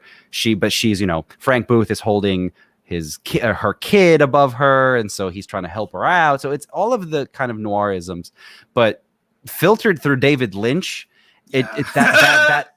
That mood it creates, and it makes no sense that he gets so fucking dark in his movies. Like Frank Booth is like an unbelievably like not okay character for somebody that like we love David Lynch. We love him. He's such a positive influence on film, but his movies like this, there's like 150 fucks in this movie. Like it's insane. You know, it's crazy, but that's what he's showing us. So anyways, I'll shut up about it. I really like David Lynch. I really like Blue Velvet. Blue Velvet is probably my favorite Lynch movie. I feel like Blue Velvet is the most approachable, maybe truly Lynch film. Mm-hmm. Like, obviously, Straight Story and Elephant Man, you could show that to anybody and they'd get it. That's not like Blue Velvet or you know. That's more that's more like the art side of him. You know, like the I'll paint you a picture kind of side. Yeah, this is like the dark. Who knows? Well, this is I feel like this is like his core, kind of like his message, right? Like what he wants to get out. Yeah. Yes, absolutely. And yeah, this film is like very visually just like stunning, and like there's just a lot. You can tell there's a lot of layers of texture. Yeah, this just like super cinematic, and like one shot that really stands out to me. I forget exactly what the image is, but like something really fucked up happens, and then he cuts to like it's like a candle or something. It's like something that's lit. It's like a candle. Oh yeah, and you see it like get blown really hard. Yeah. And like the lighting is I think there's like a blue tint in the light of that scene.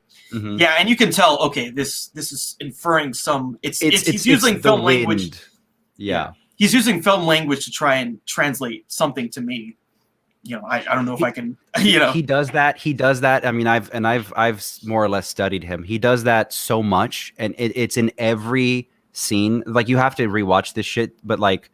Yeah, he does that so much, like you said, like using the language of film to convey this thing that you may not be under like consciously working through, but like subconsciously you're getting it, whether it's through the atmosphere, through the sound mixing, the music, you know, whatever. Like he's able to get you to understand that when you see that candle blow out, it freaks you out a little bit because it like. It's like something good in the world, like a light is being extinguished. You know, the evil. Yeah. Is having a good day that day. It kind of, you know, it's mixed with the color, which gives you another strong feeling. Because we've seen that a lot in the movie. So those two things line up, and then we're like, okay, yeah, I feel like whoa, it's like this is not good. Yeah.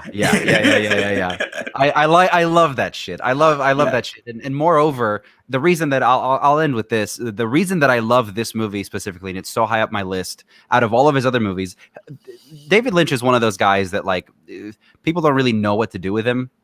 Really, they'll say that like his movie, like again, Mulholland Drive is considered to be like the greatest movie of the 21st century so far, according to whoever, right? But like it's one of those, and they can't quite put their finger on it, but like he's kind of a neo-noir guy, right? I mean, he's borrowing a lot of those elements, and that's why I love about this movie in particular is that it's the reason that I have Taxi Driver on the list and some of these other movies is that like. It's able to really show us the darkness, right? It's able to give us that kind of story and then like really show us like that with the violence and the language and the nudity and stuff. And I mean, I don't know. You can call me crazy, but like I like that. Yeah. Yeah. Yeah, this film's really brilliant. Just a quick aside on this. Was it The Squid and the Whale? I think that Noah Baumbach movie. There's like a Mhm. scene where they watch this movie. Yeah, yeah, yeah, That's really yeah. cool. I love that scene. And then they like leave like, yeah, that was a really good movie. Yeah. Like they're You know such an artsy type of people. Like they're literally the only fucking people in this theater. They're watching Blue Velvet, and then like the scene they show is like some of the most fucked up shit. Like Yeah, it's of one of these course. really fucked up scenes when he's like snorting the ether. Yeah. They're like, they're like watching it, and they're like, Don't fucking look at me. It's daddy shithead. Where's my bourbon?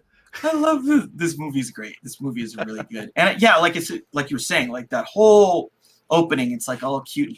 She wore blue, and then you just Yeah. like it goes lower and lower, and it's just tracking down. You see the fucking bugs. Yeah, I think you're right. I think it's like Immediately it's you're the like, most. It's very like it feels like his coming out party. It's like, all right, motherfuckers, like this is about as on the nose as I'm ever gonna get is with this opening scene, right? The rest of my fucking life's work, whatever. But like, do you get it? You know, and yeah, everything else is just kind of an extrapolation on that. yeah, exactly.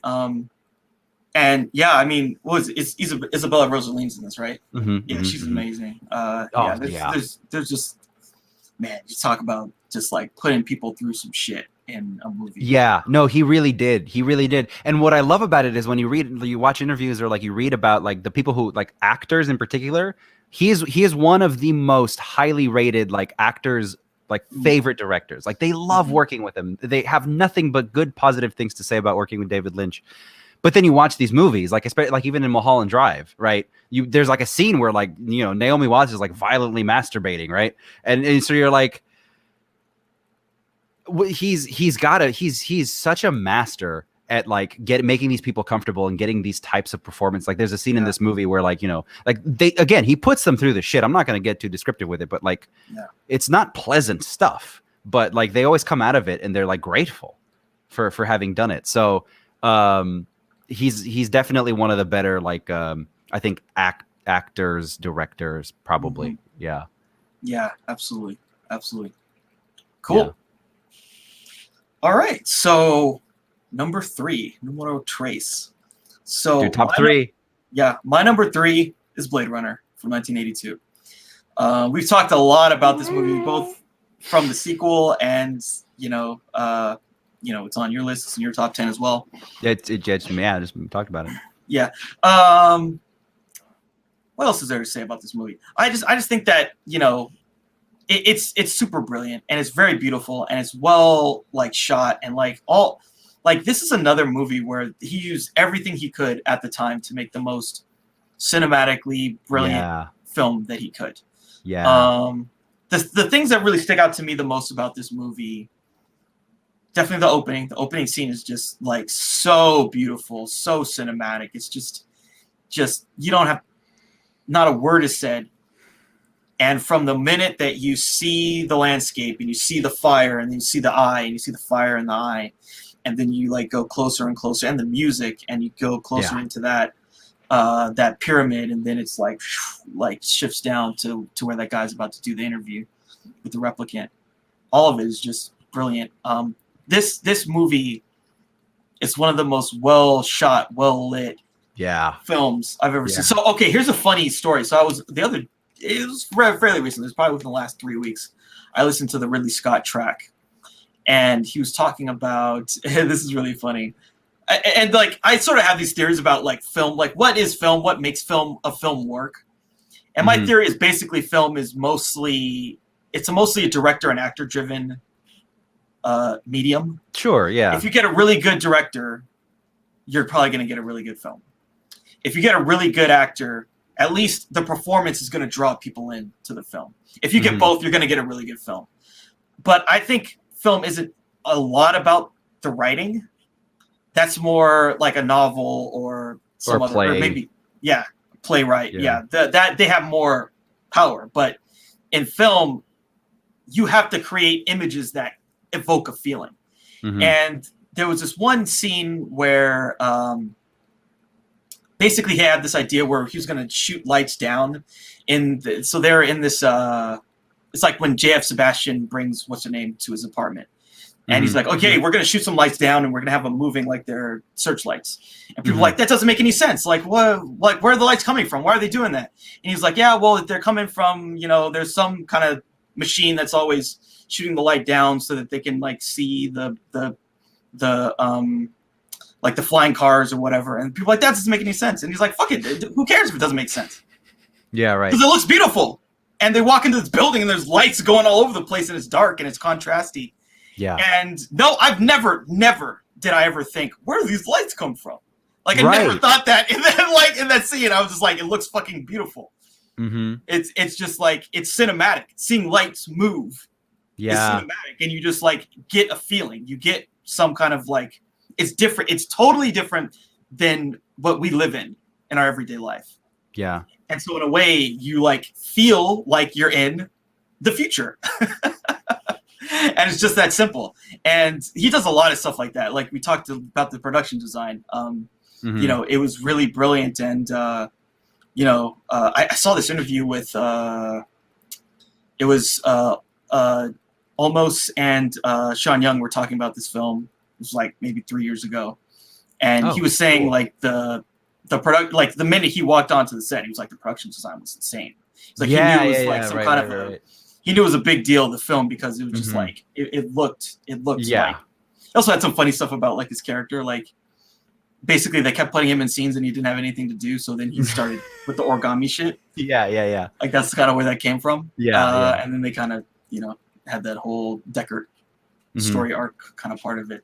So I also like the first time when he like meets what's his name, like when they go to the Tyrell and he meets Rachel. That scene is fucking gorgeous, man. Oh man. When you're looking out at what is the city and it's just like these pyramids and the sun is there and it's all just like framed. It's almost like a Kubrick-esque kind of framing. It's just so beautiful, and he's like, you know, there's too much light in here. You gotta put the shades down, and then he like pulls it down, and then it gets darker and darker. Yeah, and you know what I really like about that scene is when I think she says like, "Do you mind if I smoke?" or whatever. And then she starts smoking, and then like it could not be any more like film noir than that. With the way that the smoke is layered into that scene, and just that shot of her with the eyes, right, with the like android eyes, like the colored eyes or whatever, with the cigarette and the smoke. I mean, it just could not be more evocative. I don't know how to describe it. Like it just could not be any more. Yeah, that is just like smashing the noir. Just stamp it, you know, print that, you know, we're good. We got it. Yeah. That scene is fucking brilliant. And then like the end of this movie, which just goes into just like some purely cinematic kind of craziness when he's like at this apartment and then and he's about to kill him. What's his name's about to kill him? Roy Batty. Yeah, Roy is just like fucking, he's out to die or whatever. And he's like putting the nail through his hand and he's bashing his head through the window. It's fucking crazy. Yeah. It's fucking crazy. Yeah. Yeah. Yeah. And then like once they get on the roof too, like he just goes all in on just like, I'm going to just throw the cinema at you. I'm going to give you everything. Smoke, light, low angle shots, moving in on a low angle shot with the smoke. And it's just like, holy fuck. Yeah. Like, I'm going to make the most cinematic shots humanly imaginable. Yeah. And I'm going to throw it all at you, and you're just going to have to take it. And it all leads up to that moment when he jumps across the thing, and he saves him because, you know, he sort of sees the humanity in him. And then gives that speech. What an incredible! It's all of the elements combined. It's the speech, it's the performance, it's the rain, right? It's the lighting, the way that it's kind of the pigeon or whatever, like all of it, man. Yeah, he's holding the pigeon. Yeah. It was funny too because he was like talking. Ridley was talking about it. Like they really had some dude jump across he said it was like 15 feet or something or whatever. Like some guy did actually jump that and like for real and like jump into a fucking metal beam. And I mean, I don't know. I don't think I've listened to the commentary track. I've seen the documentary and like I've read a lot of the stuff, but like I've listened to his commentaries on a lot of other movies. I love how he speaks. Like I get this feeling that like even when he talks about the movies that he's made, he sounds like he doesn't give a fuck about them. Like, do you get that at all? Like it's just like he's just kind of nonchalant about it. Dude, he's the type of guy, he just moves on to new stuff. Like he'll talk about it and all that, but he's not nostalgic. He just moves on. Like it's like almost easy for him to be like, yeah, we shot this. Yeah. Moving on. Well, because and we're over here talking about the like, you know, he just works, man. He fucking works. I saw this other interview where he was it was him and the writer for what's it called, Raised by Wolves. Mm-hmm. And you know they're doing this interview and they're talking to him and like while he's doing the interview he's like drawing shit. Yeah, he's literally drawing and he's like, "Hey, Ridley!" Like the interview's like, "Hey, Ridley, what'd you draw?" He's like, "Oh, well, I just drew this car or something. I was just thinking of a car, so I had to draw it." And like he's just constantly his mind's going, man. His mind is going. He doesn't have time to reminisce about a fucking movie. He's onto the and like he said, I don't have the patience to be a writer. Because in the time that I would write one thing, I could make 3 movies. I love that. Yeah. And so, and he was, dude, and then he was talking about the latest movie he did. He said it was budgeted for like 60 days and he shot it in like 30 or 40 or something like that. Yeah. So he's like, boom, boom, boom, he's boom, crazy boom, efficient. Yeah. There's like a league of guys like him and Clint Eastwood and a couple other guys that just, whatever budget you give them, you'll get, you know, you'll do it for like 70%. You know, that's gonna knock that shit. That's impressive, and that was through COVID. So they had a COVID shutdown, but he still was able to like knock it all out. Remember, this is the guy when they replaced Kevin Spacey for that one fucking movie. They had weeks to reshoot like 40% of the movie before it was hitting theaters, and they didn't miss the date. They would shoot for 12 hours.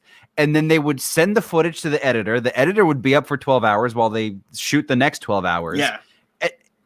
Unbelievable, right? The level that this guy's working on. Yeah, he is an absolute horse, dude. Yeah. And it was funny. He was like, "Yeah, I'm already off. The next movie he's doing is Gucci." He's like, "Yeah, I'm already working on Gucci now." And it's like, "Whoa, dude." So he's 80 years old. He's like, dude, he's gonna die in the chair, man. He's gonna be he is directing a scene and then he'll die. And hopefully he'll be finished with the movie. Yeah, we won't have a fucking bro. You know what's gonna happen, right? His fucking son's gonna finish the next movie. No. You know what's gonna happen, dude. Right. I'm telling you. Like his son will just finish the movie. They'll be doing whatever, you know, whatever movie he's doing, Gladiator 2 or whatever the fuck, and then it's like, well, unfortunately Ridley passed, but his son was able to finish. And and Ridley also had 4 other movies in the works. His son finished those too. But this movie's fucking brilliant. And again, I've only seen like the final cut and the 4K final cut, and probably the director's cut before that. The director's cut is pretty good. Yeah. And I'm just, you know, no need for voiceover, no need for no, definitely no need. No need for the Shining ending with the 2 of them in the car driving wherever. No. Which even why didn't they just fly away in a fucking flying car? Come on, dude. Because they had the Shining footage. Exactly. Yeah. Man, is there anything else to be said about this movie? I don't know. I'm glad. I just want to say real quick. I'm glad that this ended up being on your list and even so high up because we're able to talk about it. Because I feel like when I just talked about it, I was so overwhelmed with things I wanted to say about it. I didn't know what to say, and so this is kind of giving me a second chance to talk about how much I love this movie. I love Ridley Scott. He's one of my favorite, if not my favorite, directors. As a source of inspiration, certainly, probably my favorite. So yeah, I love this movie. I adore this movie. Yeah. The cool thing too is like there's so much stuff. Like again, just the commentary track. There was stuff they couldn't even pull off. He wanted to do this one thing with that one replicant that gets killed, like the kind of dancer or prostitute or whatever. I remember. They wanted to do this thing where she like transforms into a snake or whatever. They just didn't have the budget for it. And then like one of the guys was talking about like the scene where he where he gets like the Chinese food. They had created like this guy did this. He basically created a massive design for what would have been a huge set for like a gigantic place for him to be getting his food, and couldn't afford it, so he's in some rinky dink kind of thing. Yeah. So we've seen just surface level stuff of I was just I think that's, if nothing else, we can end it on that. We can say that like the movie on its own stands, and especially the final cut, 4K final cut, right? Like masterpiece. But if you really want to dig into it, there's like 3 or 4 Blade Runners worth of stuff to uncover about this movie. I mean, there's so like the myth of it, and again the production and how the producers were constantly trying to fucking fire Ridley Scott and all of this stuff. It's very fascinating stuff. I guess the last thing I'll say, so there's a sex scene in this movie that's like a little interesting. I'll put it that way. Sure. So I saw this movie, I think at the Fox Oakland, like they for some time were doing like, they play old movies for yeah. I think I saw one of those for this movie too. And so it was very interesting seeing that scene with a modern audience. Oh, really? Because, people were like, the awkward laughs were ablaze. Fair. People were like, whoa. Now it was interesting.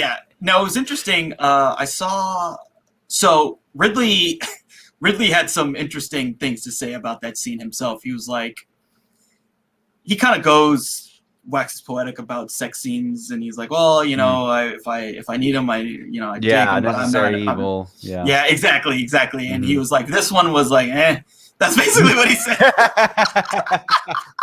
this one was like, and he was like, I was trying to see if they're both comfortable, and it was like, so, but it was really funny. Now, one of the best things, so Sean Young did, like in the 80s, she did this interview. And it was actually really kind of like, I don't know, almost like made it sort of justified, because she was like, the character's a robot. She has no idea like how to do any of this stuff, or like how to have sex, or how to court someone, or like how to deal with it. And so, basically she was saying like, that's why the character she freezes up. She doesn't know what to do. Yeah. She has no basis of, they didn't put that memory in her brain where she, gets banged or whatever. Yeah. So like, she has just no idea. And so that kind of made, I was like, okay. So that kind of, I mean, I don't know if it removes the, like that kind of, the rapiness or whatever, but maybe then you can at least like kind of see the psychology of like this, like the character wanted to like do this thing, but like didn't know how to articulate it. And so that what came out was this kind of robotic freezing. For me, I think it works. I mean, it's kind of, it's clunky in that like, it's again like watching it out of time is kind of funny, but like it works for me because it all comes down to the kind of point of it is just like, why is it even uncomfortable? Because like she's a robot, right? So like there are sex robots, like Westworld is pretty popular right now, and they kind of go over the same thing. But like, that's why, like, I think the fact that it maybe makes us uncomfortable, I think works in the movie's favor. Cause it's just like, are we treating her as a person now? I guess she does. Why is it? Because she looks like a person and she talks like a person, like, why can't we just look at her as a sex bot? Like, oh, is that wrong? I get that something inside me tells me that's wrong. Like, I think that works for the movie. That's how I see it. Yeah. Yeah, for sure. I mean, it's definitely talked about. Sure. Yeah. I mean, but I think, it's like an accidental thing. They just like accidentally like made that scene. And I think for me, it works okay enough. Yeah. Yeah. But yeah, it's just a brilliant film. And, I'll just, again, like you said, like the Tears in the Rain scene. Oh, yeah. The opening is just so beautiful. The way that they use the matte paintings and the miniatures and all this other stuff. All that stuff.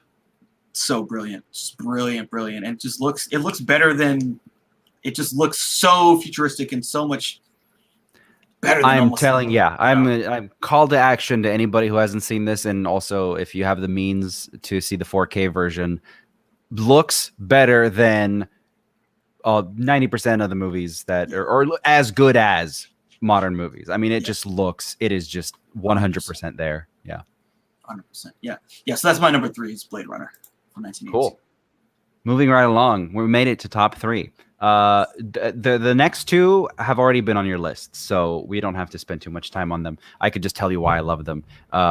Number 3 to me represents an attitude that I identified with pretty early on. I don't think because of this movie, but certainly now we feel it. So my quote for this one is, "Listen up, maggots. You are not special. You are not a beautiful or unique snowflake. You are the same decaying organic matter as everything else." Fight Club, baby. Hell yeah. Number Fight 3. Club. Yeah. Fight Club. You talked about last week or whenever you talked about The Matrix and how you said, you remind me what you said. You said something like, there's some movies that just like bring something out of you, or like it just, there's a certain feeling. Yeah, there's a certain visceral reaction I have that's like it brings out something. There's like a joy I've gotten from watching them that I've never experienced. The Matrix kind of like, it's just, just when I saw it at the right time. It's sort of, it's just like everything I'd ever want in a movie. Basically. Yeah. So that is that. Okay. Everything I'd ever want in a movie. That's exactly how I felt about Fight Club the first time I saw it. And that's still how I feel about Fight Club, because it's fun. I mean, I don't know. It's dark. There's film noir elements to it, at least in the way that it's shot. It piggybacks off of the game a little bit. David Fincher's previous movie. I mean, it's a lot of, what is it? I mean, really, it's concrete, urban locations, and I fucking love that shit. I eat it up. Num num num. Every single one of these movies in the top 10 pretty much is like an urban movie. I love it. It's mostly takes place at nighttime. It's mostly just degenerate characters, people that are fucked by the system or are fucking with the system. It's got a little bit of everything. What I think the playfulness of this movie is kind of what stood out to me, and the kind of energy that it has like a very fuck you energy. And even very, and to the point where like it breaks the fourth wall constantly, and he's talking to you, and he's talking to you about how like Tyler Durden, he's the kind of guy who will splice a frame of porn into a kid's film just to kind of fuck with you, and then and that's a cigarette burn, by the way. Boop, like I love that shit. I love the kind of like we're not even close to caring about like the quote unquote rules of like making a movie, right? We're just trying to make this as entertaining as possible. And then of course, on the other side of that, the first time I saw it, again, I was very young when I saw this movie. It made its TV debut in Romania in like, I don't know, 2002 or 3 or something like that. And in Romania, they would show movies completely uncensored. I mean, in Europe, they do mostly. There's no TV cut. There's just the movie and then there's commercials. So we saw it then, and I think I was very young. I was like 12 years old or something when I saw this movie. And I didn't understand the thematic stuff, the self-improvement is masturbation, the all of the overtly like the male kind of anti-consumerist the primal scream of the male, that kind of thing. I didn't get that at the first time. Of course, I've seen this movie like 100 times by now. I saw it in a theater with an audience and everything. But the plot twist fucking destroyed my little brain at the time. Like I didn't realize that movies could do that, because I didn't get it. I didn't pick up on it. I didn't notice any of it. I was just like, he is Tyler Durden? And that's like a very 1999 thing. It's like this and The Sixth Sense and like other movies like that, where we're just like, oh fuck, like, oh shit, movies are look at these plot twists. Plot twists was like a big deal. It was a big deal. Yeah. So anyways, the year of the plot twist. Yeah, even The Matrix is like, actually they're I mean, The Matrix is, well, we'll talk about it. So I love it for its like just unbridled machismo. Brad Pitt in this movie, like we get it, right? He's an attractive man, but like he is a movie star. He's a movie star. He's the definition of a movie star. And like in this movie, he really,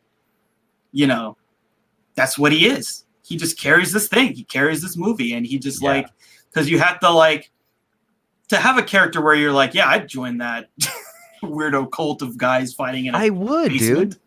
If Brad Pitt, 1999 Brad Pitt asked me to hit him as hard as I could, like I would.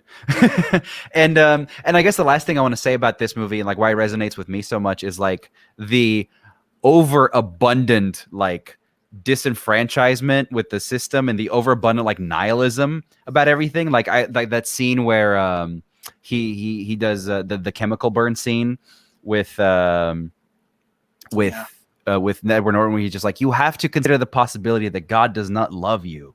You know, like he has that whole speech, and then Edward Norton's like, he's just like, you need to like, please stop. You don't understand how this feels, you know. And then he shows him his burn, and he's just like, yeah, I do. So that kind of like brotherly, ooh rah, like fuck it, you know. If the world's gonna burn, then like we might as well just burn along with it, kind of an attitude. There's a lot about this movie that I love, and I you know, maybe it's because I'm a male, but like I love it a lot. Yeah, it really speaks to me too. Like, there's so much about it that's like just so cool, and like, you know, I just think it speaks to like wanting to unleash a level of frustration at modernity and like society, where you're trapped in just all this bullshit. I feel it. Out. Yeah, I feel it. Yeah, that's probably why. Yeah, the modernity thing. Yeah, because it is completely all encompassing and inescapable. You cannot escape it. It's inevitable. You're gonna be stuck in this world. And it doesn't give a fuck about you if you feel like, oh, well, you know, I'm sad and I feel unfulfilled. It's like, oh, well, whatever. The way people cope is they become, you know, they consume, or you overwork yourself, or you get depressed or whatever, right? What I like about this movie is that it shows us that's the movie part of the movie for me, like the wish fulfillment part of it is it shows us the alternate path, the alternate way, which is you could just tell your boss to fuck off. No one's going to do that in the real world. No, you know, like your assignment this week is to just pick a random fight with anyone, you know? And it's just like, you're never going to do that in real life. You're just not. You're not going to have the balls to do it or whatever. But the wish fulfillment of the movie is, you know, that scene where Edward Norton is like punching himself in his boss's office, you know, and he's just like, oh, my help, you know? This man is crazy. He's like, oh, yeah. The guy's walking, yeah. So that there's awkward. There's that element to it too that I find very fun. Yeah, so it works on like it works on every level for me. Yeah. The combination of Edward Norton and Brad Pitt, just excellent. Perfect, right? What's the guy's name? The guy who's in Mindhunter. Do you know that guy? That actor's name? I love that guy. Mm-hmm. I forget that guy, but he's a standard bearer of. He's in both of these. That are both. Yeah. He's also. Yeah, I'm not gonna mention, you know, some other stuff he's in, like Justice League or whatever. Yeah. God, what is his fucking name? I forget that guy's name, but yeah, he's in this movie, and he's so good in this movie too. Yeah. A member, Robert Paulson. Yeah. There's just so much about this. I get it. In death, a member of Project Mayhem is remembered has a name, and his name. Yeah. Like, they're just fucking dumb fucking men. Jared Leto's in this movie, and he gets his ass beat, and it's great. I felt like destroying something beautiful. Yeah. What do you say? There's like a voice where he's like, "He's so fucking pretty and fucking blonde." Yeah. Something like that, yeah. Something like that. Oh, no. Like, when Jared Leto shows up, he's like, "No, you're too ugly." And then the other guy's like, "You're too fucking blonde. Go away." Yeah. That's right. That's what it is. Yeah. I love that.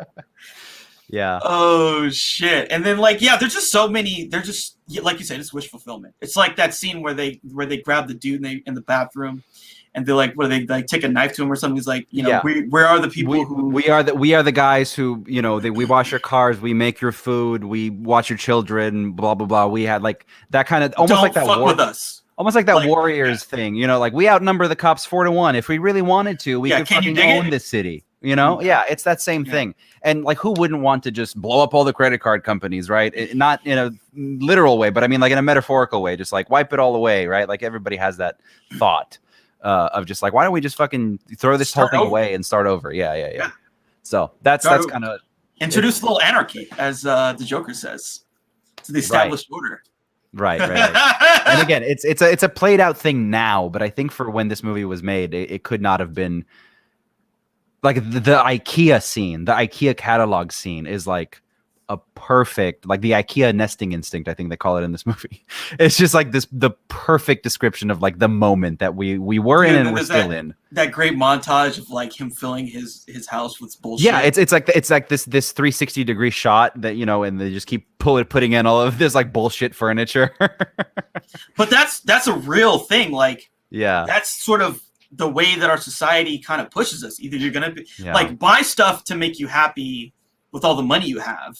Yes. And don't think about where it's made. Don't think about all the other problems. It's made in China, and you know, maybe they're a dictatorial regime that fucking has people in concentration camps. Don't think about that. Don't think about that. Just consume. Consume. Or to be depressed, and we'll sell you some drugs that'll maybe kind of alleviate a little bit of it, but we don't really give a fuck. Either way, we're making money off it, so whatever. Yeah. Yeah, and this film just kind of nails that. And people are frustrated with that. They're frustrated, and they don't know what to do with that feeling. You know? Yeah, absolutely. Cool. So yeah, I love it. Fight Club number 3. Hell yeah. All right. Numero dos, the top 2. Holy shit. Here we go. All right. So this film is about a guy on a mission. Terminate with extreme prejudice. Nice. Apocalypse Now. Nice. The film that not only is it a great film, but the story of the film is also a great story and a great film. Actually, there's a documentary. It's its own Vietnam. Yeah. So this film is unfucking believable. I was waiting for this to pop up, by the way. Like you kept like hinting at it. You're just like, oh, fucking Apocalypse Now, and I'm like, where is it? I like it a lot. Yeah. A lot. This movie is like incredible because it like weaves so many kind of different things, and a lot of them are used to sort of get into the subjective state of Captain Willard. Mm-hmm. The whole beginning is just him aimlessly not able to basically cope with being out of the military. And he, like, the voiceover is so good. Talk about good voiceover. Yes. What did he say? He said something like, every day I'm away from the war. Charlie's in the bush another day and he's getting stronger. It's just like, you're fucked, dude. Your Holy brain shit, is fucked. And yeah, basically man. They say, he couldn't go back to his wife because he's too sucked into the war. I just love like how this film kind of shows how what fucked up shit war can do to you just by showing the subjective state of these people who get like war brain. And that's pretty much what this film is about. There's 2 characters who both get totally sucked into the war. There's Willard and then Kurtz. Mm-hmm. And they sort of have a meeting of each other, and then there's sort of a philosophical battle of like what to do with this feeling. Mm-hmm. What do you do when we've gotten completely sucked in? I don't know if the film totally resolves that in a way that's completely satisfying, but at least it posits that, and it's really interesting. Because Willard and Kurtz basically kind of the same. They both go a little crazy. They're both kind of totally sucked into this war mentality. And for Kurtz is like, I'm so into the war. I'm so deep into the shit that I'm the only one who knows how to win the war. These fucking generals and these bureaucrats, they don't know what the fuck and he has that speech like, yeah, we went to this place and we gave them some vaccines and everyone was inoculated. And so then we came back and like they chopped off all the arms of all the people that got inoculated. And he was like, man, if only I had like 10 men like that, I'd win the whole thing. I could win the whole fucking thing, yeah. And it's like, whoa. And he's just like, it's the willpower. That's what matters. It's like, holy shit. Anyway, I feel like this film is basically, for me, it feels like a lot of like a modern day adaptation of the Odyssey. And Willard is pretty much Odysseus. He's going on this put through Odyssey. The shit. He's going on this Odyssey, and the deeper he goes down the river, continually the more crazy and subjective things get. It just gets more and more crazy and crazy. We see a little crazy, like in that scene with the Playboy, the Playgirl or whatever, where like the fucking dudes jump into the water and they're trying to like get the girls. Like we get a little bit, it's a little crazy. And then one of my favorite shots, it's such a great kind of, you just see it and you just feel, it just feels weird. They're on the river and they're going, and then there's a fucking plane that was downed. Yeah. And the way that the camera follows the looking at the plane as it passes by, you feel like you've gone somewhere else. You are in another. It's otherworldly. Yeah, it's completely otherworldly. You are no longer in the real world. You are now going further. And then that scene where they're it's like the bridge or whatever, or like the Lung Dam. I was gonna talk about this scene. When I think about, I mean, there's so much to talk about Apocalypse Now, but like that scene, so it's like total darkness, right? He's just on the river and it's silent, and then he just sees these light, like almost like these fireworks, and it's so surreal. And it's not surreal in like a Buñuel way or anything. It's so like for the situation, it doesn't make sense. Like the camera's not trying to trick you. It's just like it's just juxtaposed in a weird way. And then he goes through the trenches, and he's just like, what the fuck is going on here? And he's like tries to talk to one of the guys, and he's like, who's in charge here? He's like, are you in charge? I don't fucking know. Nobody knows anything. He's the highest ranking guy, basically. Yeah. It's so and wild. they're so deep in the shit. Yeah, it's him and these black guys, and then like, I forget the name of the guy that they have killed this dude who's out there. But then the black guy gets the grenade launcher, and he like blows him up. Mm-hmm. He's like, yeah, man, I hear him. He's real close, man. and then and then Willard asks the guy, you know who's in charge? He's like, yeah, man. He just fades away into the darkness, and that's it. Yeah, that scene to me really feels. Again, that's why I bring up like the Odyssey. It really feels like they've gone to hell. Like they're on the river Styx. Yeah, in hell, going to meet Hades, basically. Mm-hmm. Like that's because like there are people trying to swim on the boat, and they're like, we can't help you. And it just feels like they're literally lost souls out in the water. And it's just crazy to see a film that can take you there. Yeah. And that's not even the end of this thing, right? Not even close. And then we meet Will. Well, also, what's his name is in this too? Who's the guy who plays the photographer journalist? We were just talking about him in Blue Velvet. Dennis Hopper. Yeah, Dennis Hopper's in this movie. He's totally crazy. He shows up. No, he's like at his peak, like, man, yeah. It's crazy. That scene is insane too when they show up at this wherever you call this place. It's almost like its own little village or city or something, yeah. Yeah, it's like a village, and like all the people are on the boats, and they all kind of separate as they arrive. And then the stuff is Apocalypse Now is there. And they get brought in, and then I think Chef gets killed, right? Chef gets killed. That happens, I think, a little earlier. Or no, you're right. It's in that. It's later. It's like because then they like call in the airstrike. So then they're kind of cool with him, but then they call in the airstrike or whatever, and he's like, okay, you fuck with me, I'm gonna cut your head off, and then he just like, they have there's like some speeches by Kurtz, and then they tie Willard up, and then he's like, he just shows up one night. He's like just looking at him, and he plops Chef's head in his lap. Yeah. Oh my God. He plops Chef's head right in his fucking lap, and he's like, ah! He just like freaks out. Oh my God. There's so many insane scenes in this movie, and then on top of that, right? There's the ritual murder of the ritual killing of this water buffalo, juxtaposed to Willard killing Kurtz after he like rises out of the water. Yeah, that moment. That's one of those like cinema moments that like he's come. He's on the other side now. He's. I mean, it's very it's very poetic in that way. But what a fucking movie. I don't know, man.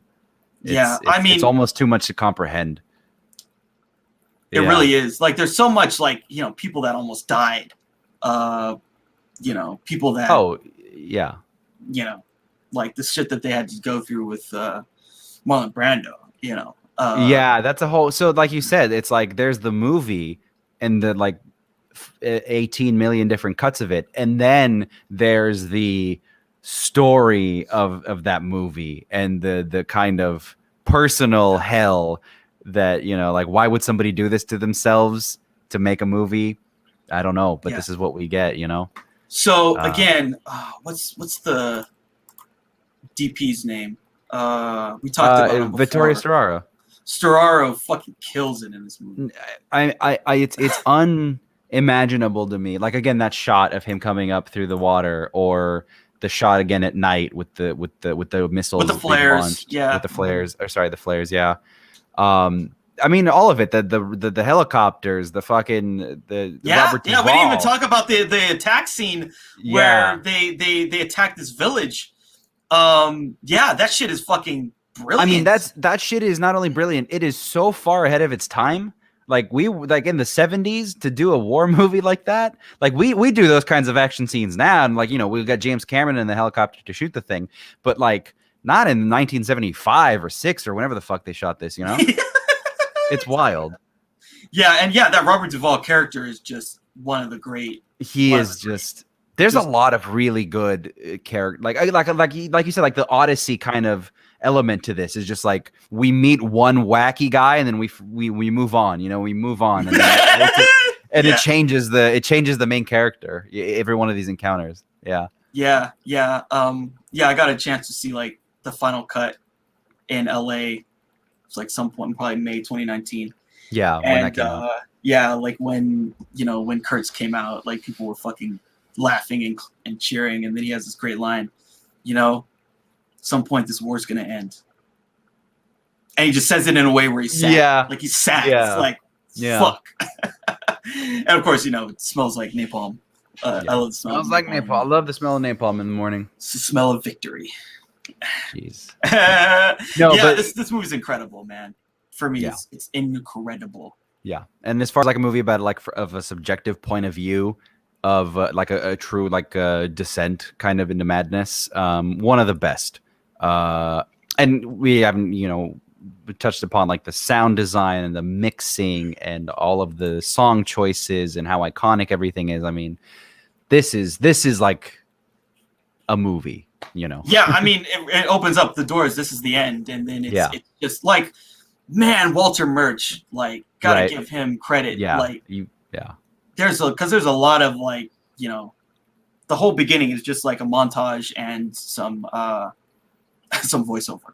I love that just him in his hotel room, just losing his fucking mind. Losing his fucking mind. I get it. Yeah. And then he like looks up, like it's so brilliant. He looks up and he sees the ceiling fan, and it sounds like a fucking helicopter. Like, but he's so deep in the shit. He's so deep in it. That's brilliant. That's cinematic, dude. Yeah. Yeah, that's a good example. Like we keep talking about all these like visual examples. That is a very good sound example of like a cinematic thing. Yeah. Yeah, you cannot accomplish that in any other medium. Yeah. To just get that point across, you know, that in that way. You could write it in a book, right? But like seeing it is different. Seeing it and hearing it is different, because then you're in his head. Yeah. You feel like you're in his head and you're like, holy shit. Yeah. It's awesome, man. It's awesome. Yeah. So that's my number 2. It's Apocalypse. All right. Moving right along then. My number 2, shit, I don't really have a much of a quote for this one. I guess ignorance is bliss, you know. Yeah, I choose to. I know the steak doesn't exist. I know that when I put it in my mouth, yada yada yada yada. It's The Matrix. My number 2 is The Matrix, and we already talked about it. It was on your list. The Matrix for me is one of those movies that is like more. It's very satisfying to me when like the ideas and the concepts and the kind of thesis of the movie lives beyond the movie, and it becomes more, it takes on a life of its own, and it becomes more interesting, and it kind of gets you to learn things. And with The Matrix, the thing that frustrates me is that it has become such a pop culture thing that it's very easy to make fun of. It's very easy to meme. It's been memed to hell and back. The sequels don't help, you know? No, they did not. But The Matrix to me is an honest effort, right? We talked about it. It's like a symbiosis of every goddamn thing that these guys were into, right? That the Wachowskis were into at the time, and everything that makes a movie like a popcorn kind of a movie. Like why do you go to a movie like it's more maybe of the Tarantino philosophy of like how do we get asses in seats? We show them explosions and we show them fucking dudes with swords and we show them, guns and Kung stuff. Fu. Kung Fu, right? Thank you. Kung Fu bullet time. Dudes diving through the air shooting guns, right? Like we get that. But it's all of these things and they all work together. I think just again making all of these things work and make it not like stupid. Like this movie has the potential to be so fucking stupid. But it's handled really, really, really well. And then again, the idea is one of my favorite things that exists about this movie is that for the DVD commentary and then eventually the Blu-ray, the Wachowskis opted not to do a commentary because that's just kind of how they are. They're very they're private and they feel like we don't want to tell you what we think about this movie. We just want it to kind of speak for itself, to generate the discussion on its own.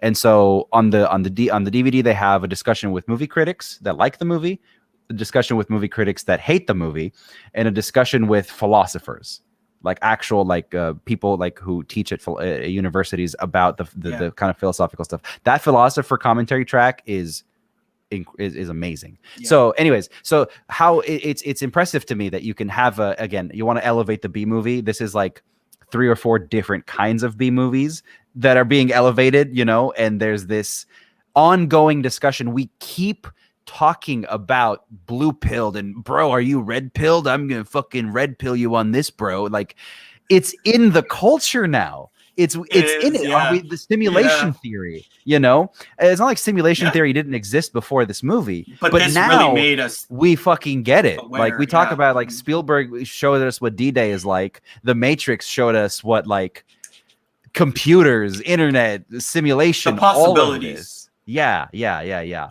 So because we've all had that deja vu moment where we're like, is this real? I mean, especially the last like 2 years, the last 4 years. Yeah, right. Fuck. I mean, it's like this movie and Fight Club in the same year is almost too much. It's almost like the universe like is barely held together because there's so many. Especially because there was something about the year 2000. Like I don't know if a lot of people totally get it, but like there was a lot of anxiety about. Yes. Yeah. There was a conscious anxiety about change. Mm-hmm. That maybe, I mean, people thought the world could end, basically, or that there would be a collapse that we wouldn't, be able to. Recover. Have our computers, work or whatever. And like, Y2K is like some kind of glitch that was going to end the world was like a thing. And all these things were kind of like different levels of talking about what could be the apocalyptic thing that we're coming towards. In the Matrix, it's human race creates AI then consumes humanity, literally. Yeah. Oh my God. What a brilliant thing. And I know that, I don't remember specifically because I remember doing the deep dive on like every single influence. I don't remember exactly where they got that idea from. I think it was an illustration by a comic book artist that they liked a lot. But the idea of turning it's another one of those movie things. It doesn't take a whole lot, but when you show Morpheus and he's like all of this to turn a human being into this, and he holds up a Duracell, like you get it. You instantly get like what the whole kind of premise is and how fucked up, the situation is. It's really dark. You talk about cyberpunk, like when he wakes up out of the Matrix and he's in the fucking battery factory. Is one of my favorite scenes in like any movie ever. Specifically that shot where like above where it like tilts down and he like looks down and it's like a farm of these pods and he's just one of the pods. Yeah, he looks to his left. There's a homie there. Mm-hmm. To his right, there's another guy, and they're just plugged in Duracell battery. Yeah, it's almost like that's sort of like another thing that doesn't in the Matrix kind of universe doesn't really get talked about a lot, just because it's sort of like it's an undercurrent of it's an explanation for why there is this fake world, this fake Matrix world. Like, well, we have. You turn humans into a battery, so you have to like sustain them by having a fake universe that they're in their minds and they survive. Yeah, because their minds will wander or whatever. But like that whole setup is like that is beyond a horror movie. That is like really fucking crazy scary. No, it's crazy. And we almost never go there in terms of how crazy it is. That's a very good point. Yeah, that's funny. Well, because that's Yeah. that's a kind of a plot twisty thing, is like when they were advertising this movie, they just kind of showed the Matrix part of it. Like Yes. Keanu Reeves is able to fucking run on walls and do crazy shit. Like, come watch this crazy kung fu movie.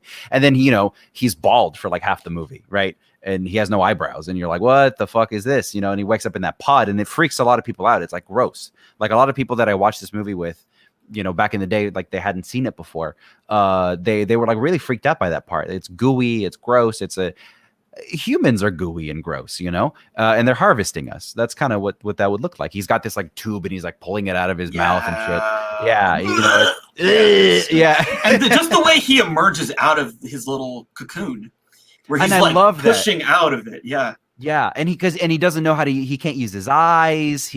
And then that's when all the layers come in, and it's just like, he's being born into the real world, and then there's a lot of like stuff about religion and a lot of stuff about belief. Like you are able to do this.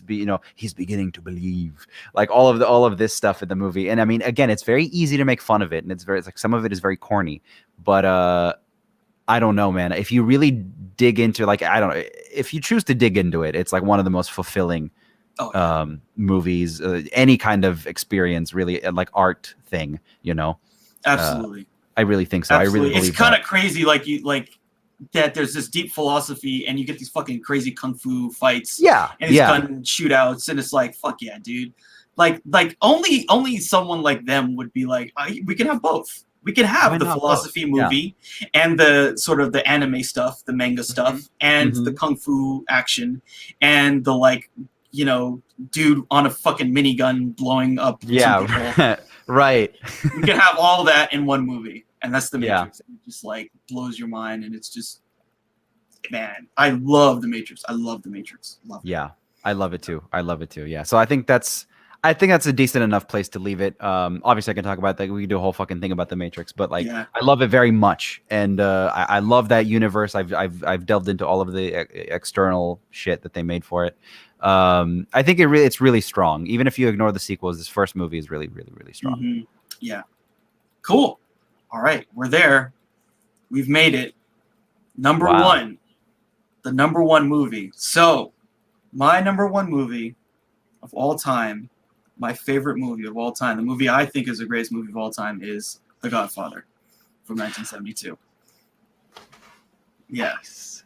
Now, is this, real quick before you get into it? Is this something that you've known was your favorite movie of all time, like forever, or is this something that you had to think about, or was it like easy, like you made this list and you're like, well, I know what number one is? So I would say that if you asked like the teenage me, he would say, "Oh, I love The Matrix. The Matrix is the greatest movie ever. I love it." Okay. Yeah, that's what he would say. And then he would say after that, he would say, "Yeah, Memento's the second best movie ever. It's like the most." Oh, because the so cerebral, bro. Yeah. Or just I just love the whole machinations of that. I mean, again, sure. Those are in my top 20. They are. Those are a little bit out of my top 10. But so yeah, The Godfather. The first time I saw it, I didn't love it. Kind of similar kind of. I liked it, but I didn't love it. Again, I think, it's sort of like you gotta invest in the movie, and it doesn't, it's not like these other movies, like something like The Matrix, where they just start you on the ground running, and it's like boom, yeah, right, you're deep in it. Yeah, no. You're hanging out at that wedding for like a while. With this movie, you're hanging out in the wedding, and there's a lot of stuff that you're given. It just has to hit you at the right time, or like understand it. Like, again, we talked about before when we talked about The Godfather. That opening speech that the guy gives is like really, I love America. Very, very poignant, and it works on so many levels because Dude, that speech holds up, man. What I find so powerful about The Godfather is that it's sort of a perfect microcosm of a lot of Americanisms. Things about America, a lot of experiences, and a lot of the way that America works. Yeah. Because the story is just the story of a guy who's an immigrant who then, through his connections and his sort of, his whatever, gained political power that turned into financial wealth. And then from that, he gained respect and certain levels of credibility within society. So maybe there are people who don't like him, but they have to respect him because he has political power and economic power. And that's a story as American as anything. I mean, the Kennedys were the same way. Like the Kennedy dad was a guy doing all kinds of shit, made money, and then he sent his children out to become basically American aristocrats.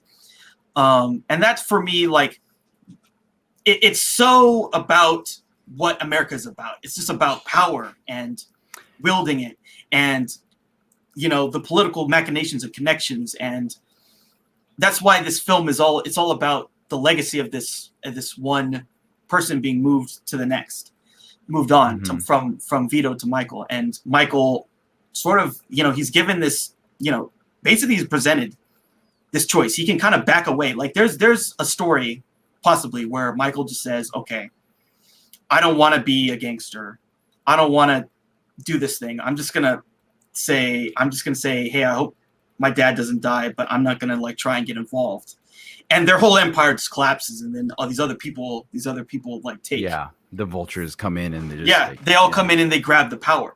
Yeah. But he feels the urgency to like have to protect his family legacy.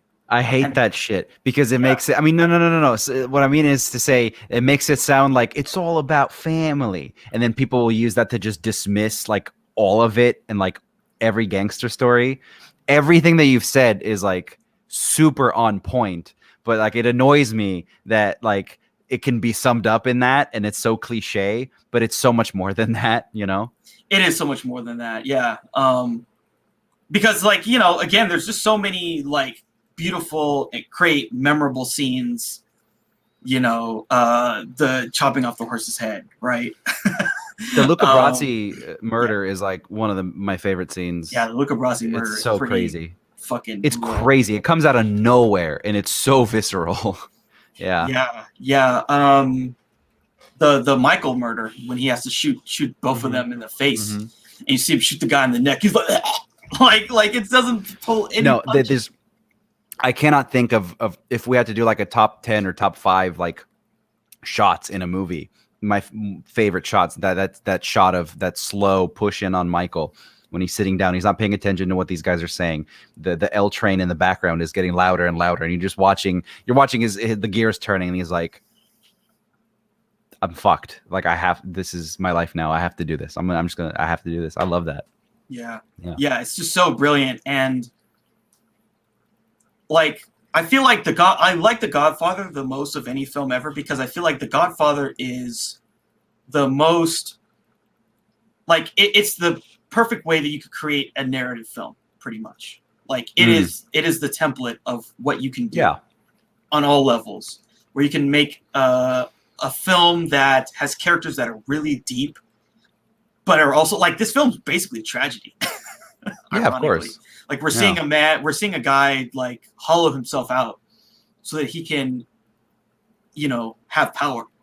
And we see a guy go from like being this like wide-eyed, you know, yuppie dude to like being a fucking murderer who lies to his wife without even really blinking at all.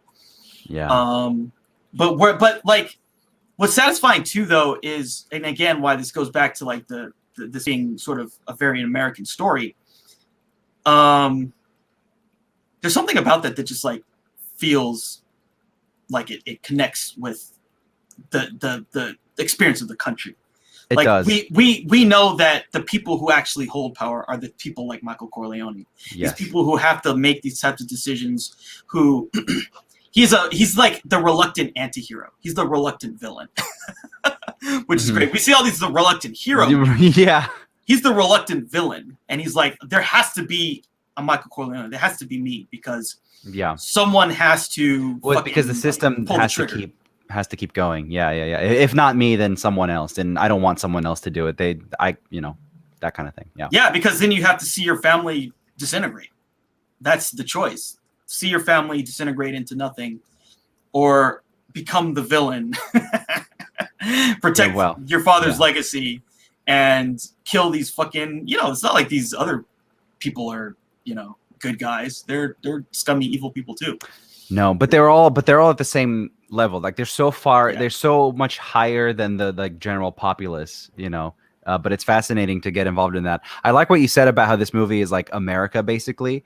And what really, really, really does it for me is that you were saying how Vito is the story, like the story of Vito is like this guy that just he has that thing, whatever that thing is, and he's able to ascend and through his connections, through his doing stuff, doing favors for people, and kind of understanding that give and take, he's able to gain this kind of renown and then political power and then ultimately wealth. And that's kind of the story of how a lot of these systems are built in the first place.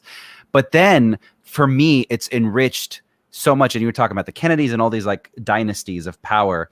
It's enriched for me very much by part 2, where we see like what's the climax of Vito's story in that movie is the murder, is that he his first kill, kind of, right? And then from there, like he kills kind of the robber baron in his neighborhood, and then he takes over. He becomes so like in order to attain this, blood has to be spilled, basically, is I think what the movies ultimately say. Like there's no, you cannot acquire this much wealth and power without stepping over someone and fucking people over, and ultimately, you know.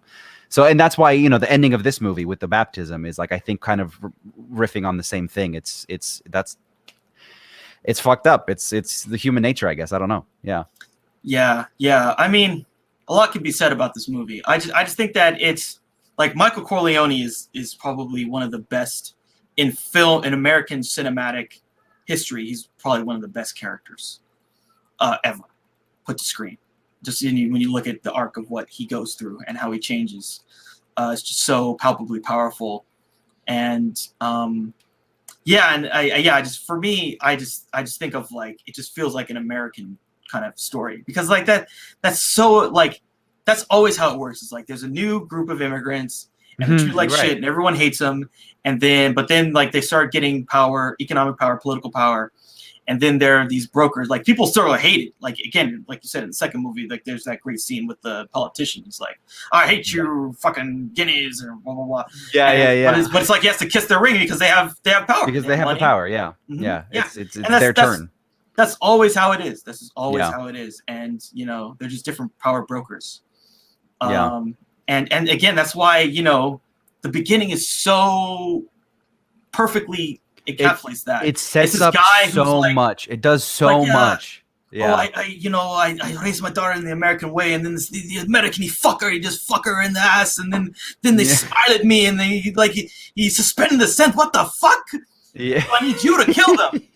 And yeah, that's how America works. If you're an immigrant, they're gonna say, well, you got slapped by some white dude, well, or whatever. Like, sorry, you know, too bad. We're gonna suspend the sentence. And then you see like what America's really about, right? It's sort of about this sort of power structure, class structure, mixed with some racial stuff. And yeah, I mean, like, to me, it just like totally encapsulates that on every level. Yeah, dude. But there's so many great performances, right? You know. Yeah. Like almost, you know, there's like 5 or 6 or 7 great performances. The bit roles are great. There's so many memorable lines, you know. Take the gun, leave the cannoli. Leave the cannoli. We both went to it immediately. Yeah. I'm gonna make him an offer he can't refuse. Yeah, right. Yeah, it's just everything about this movie to me is just perfect, and it just works. Yeah, I think the way that to sum it up the best would be like, all of the memes and all of the cliches that like are spawned from this movie. It lives up to every single one of them. It doesn't, and that's, you know, I can say that confidently. I can say that if you put this movie on and you really engage with it, like you said, you have to engage with it. It delivers everything. Yeah. Mm-hmm. Cool. All right. Holy shit, man. We're done, huh? Well, yeah, we're at your number 1. Yes, sir. Our number 1s are actually very similar. Very, very similar.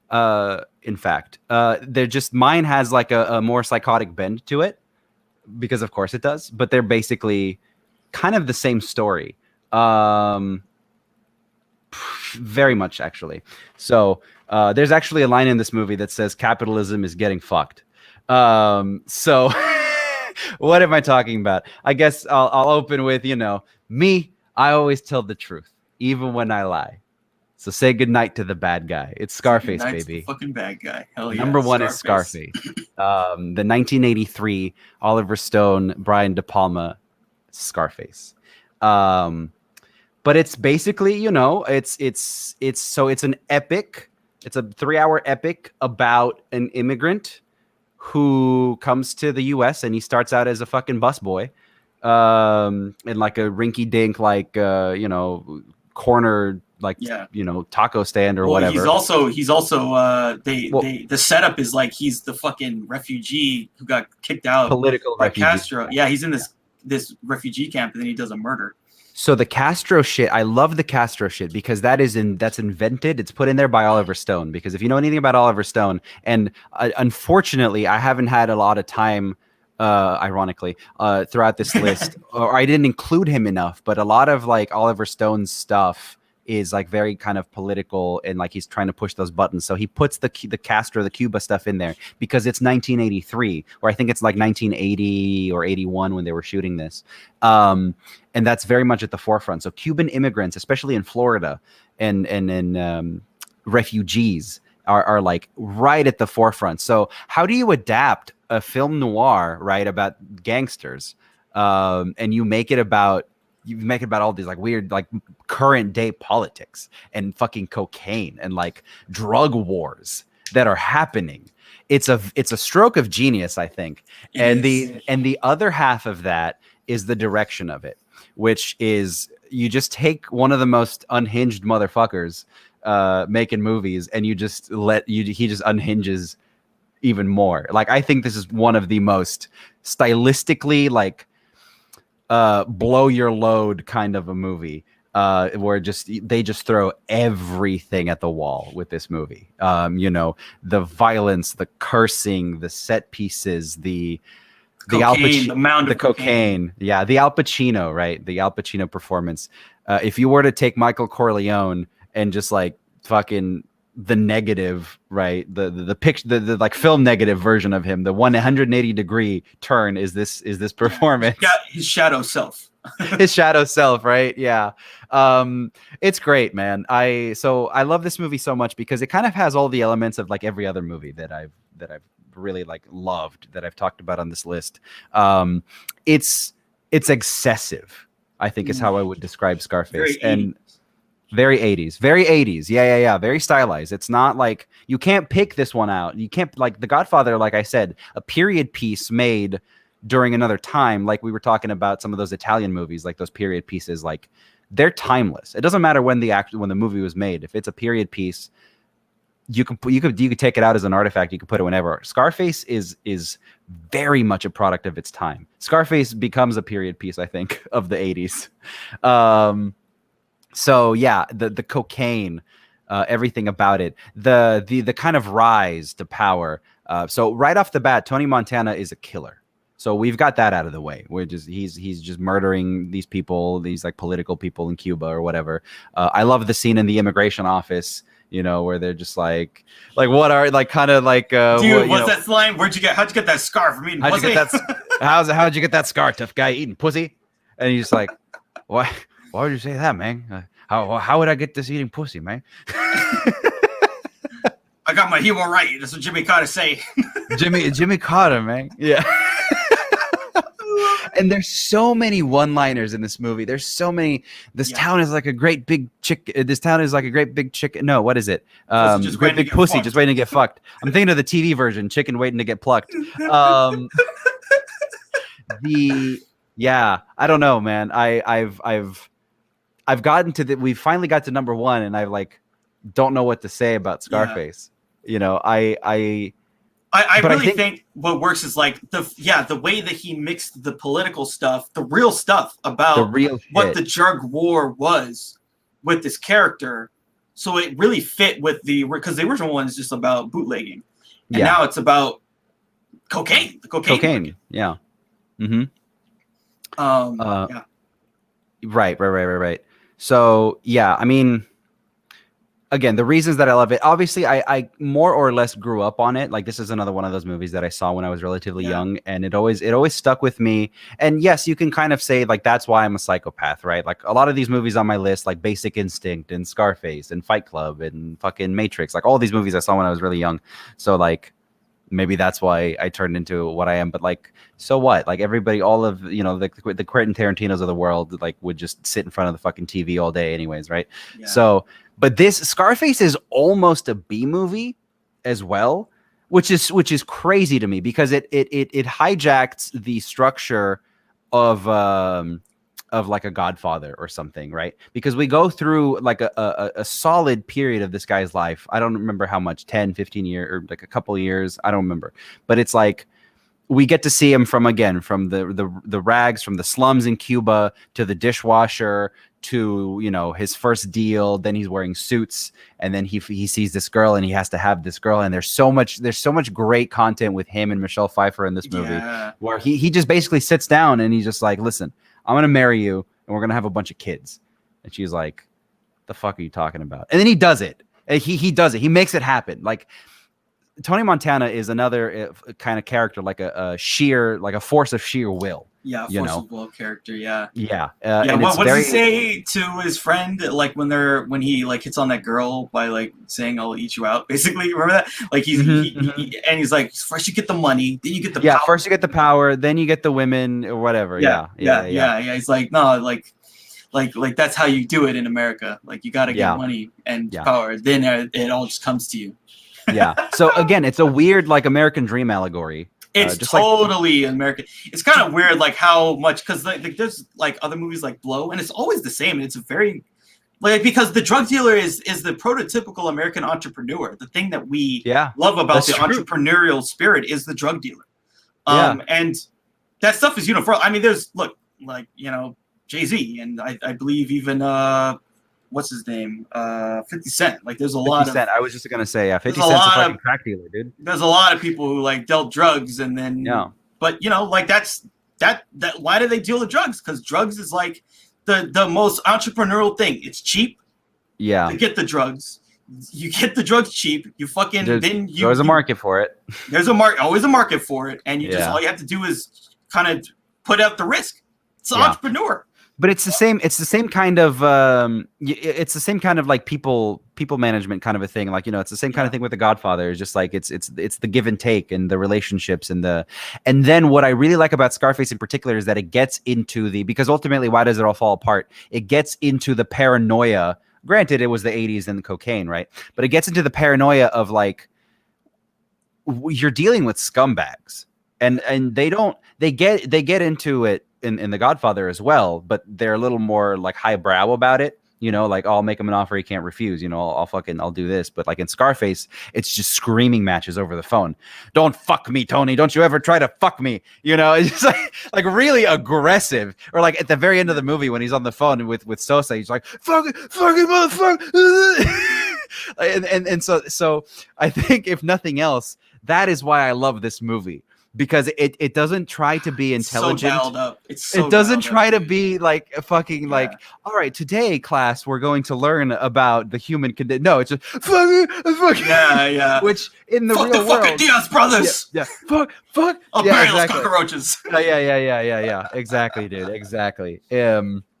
So yeah, it's for me. That's what I want to see. It's the entertainment value of just watching people explode on screen, and I think, it's not a mystery why Al Pacino is my favorite actor, because he's always been able to just give us pretty much everything. I mean, he has turned himself into a little bit of a meme with his like outburst scenes and stuff, and like now he's aware of it, but he was.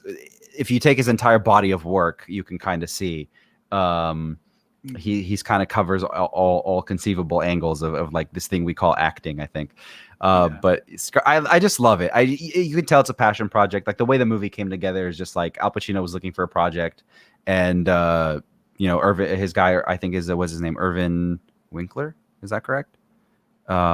Yeah, I think so. He's like his producer. He was just like, hey, what about this Scarface thing? We'll get this fucking guy to write it. The guy who did was it Salvador, you know.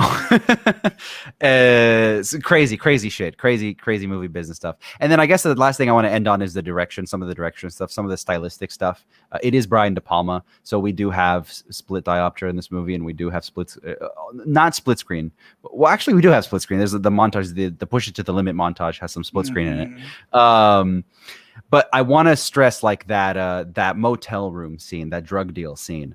It is one of the greatest, because we're talking about De Palma. We keep talking about like Hitchcock and tension and how obsessed he is with these things, and how we're with Tony in the hotel room and shit is exploding. His friend is getting chopped up. It is dark, right? And then we go, and then it's as dark as a situation could ever be. And it's scary. And then it goes through the window and it cranes down. And then we see Manny. He's in the convertible. He's talking to some chick. She's got her ass out. And, you know, they're just having this great time. Yeah, and then she like walks away like, ay, caron. Hey, yeah, exactly. Come on, man. And then, you know, the camera cranes back and it goes back into the window. And then we see just pools of blood, right? And the guy what I love about the scene is like you gonna help your friend, huh? You gonna help your friend? And then he's like, they're like shoving his face in this guy's face as he's getting chainsawed to death, and like blood just goes all over him. and then the guy's like, "You're next, huh? You're next." like it's so manic. This movie is manic. I don't know a better way to describe it. So that's why I love it. That's why it's my number one movie of all time, because my whole thing is just like, I like to watch movies where they don't hold anything back. You know, I like to just see things unhinged, and this is pretty much it for me. It's got my favorite elements. You know, it's got that storyline, that very relatable kind of American dream kind of hierarchical thing. So yeah. That's it. This movie is like just the pinnacle of just the excess, and you know, if you just want to see violence and murder and carnage and chaos, I mean, from the jump, once he gets into that place where all the all the refugees are, and they're like, those are camps almost. Yeah, it's a camp, and he's like, we can get out if we kill this guy. And then there's this chaos happens at the camp. And imagine how bad your situation has to be that you're like very excited to murder a human being so you can get out of this place. They do this great thing where it's like they say, the guy was an ex-communist higher up. Oh, I kill. Yeah. Oh, that's right. Yeah. Because then the guy asks him, he's like, "Oh, I killed communists for fun," and he's like, "Whoa, shit." Yeah. By the way, I think this has one of the best fuck yous of all time in it. And the fuck you is when they kill Lopez. So he kills Lopez. Boom, boom, oh my god! Him. And then the white dude, the cop dude, he's like, "This is gonna be really hard for me to clean up, Tony, but like I'm gonna have to do it." And I was like, "Who said you're gonna clean up anything, man?" It's like, wait a minute! He just fucking boom, and he shoots him like, "Oh, wait a fucking minute!" I love it. He's got like a bullet in his gun. He's just like, "Fuck you." Dude, no, it is just the strongest fuck you of all time. Like, it's just the greatest fuck you ever. It's like, "Good night, Mal."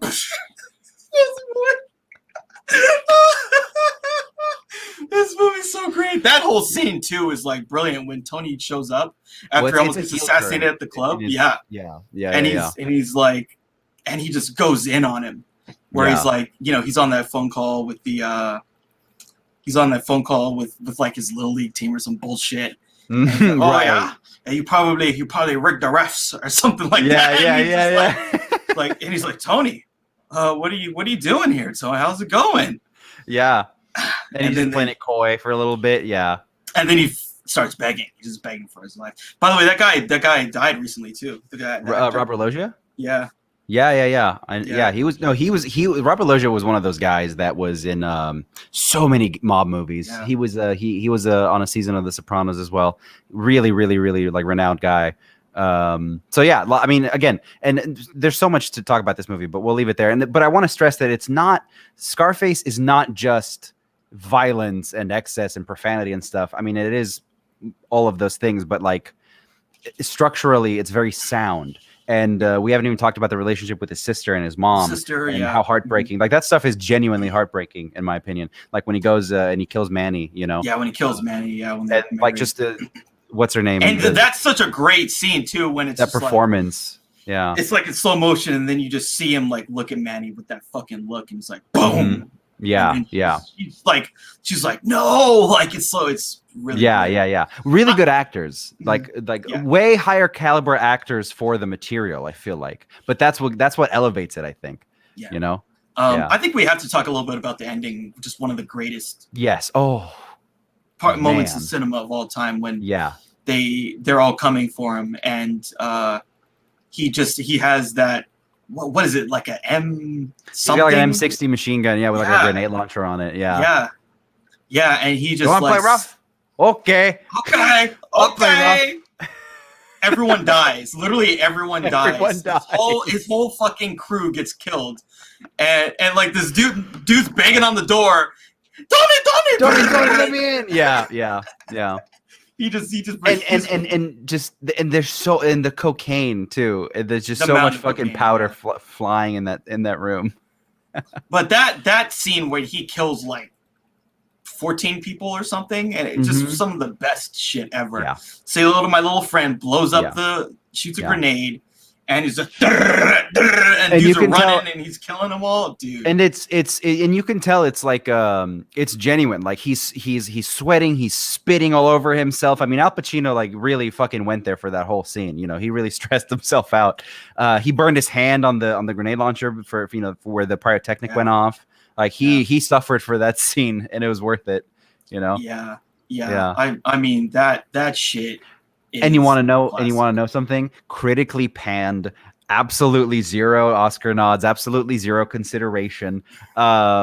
Nowadays, very well respected film, considered to be one of Al Pacino's greatest performances. So yeah, I don't know. It just had like Blade Runner, is another example. Yeah. Just like no one gave a shit about it until people like us started talking about it. I mean, I feel like every rapper loves Scarface. Like, he's the emblem. He is the emblem for, like, we were talking, like, it's the American dream he's the thing. Mickey Mouse. He's fucking Mickey Mouse. He's the Mickey. He's so again, if the Godfather is like the traditional kind of the more clean cut, because the politicians and Tony Montana are the same exact character. Tony Montana is just very upfront about it.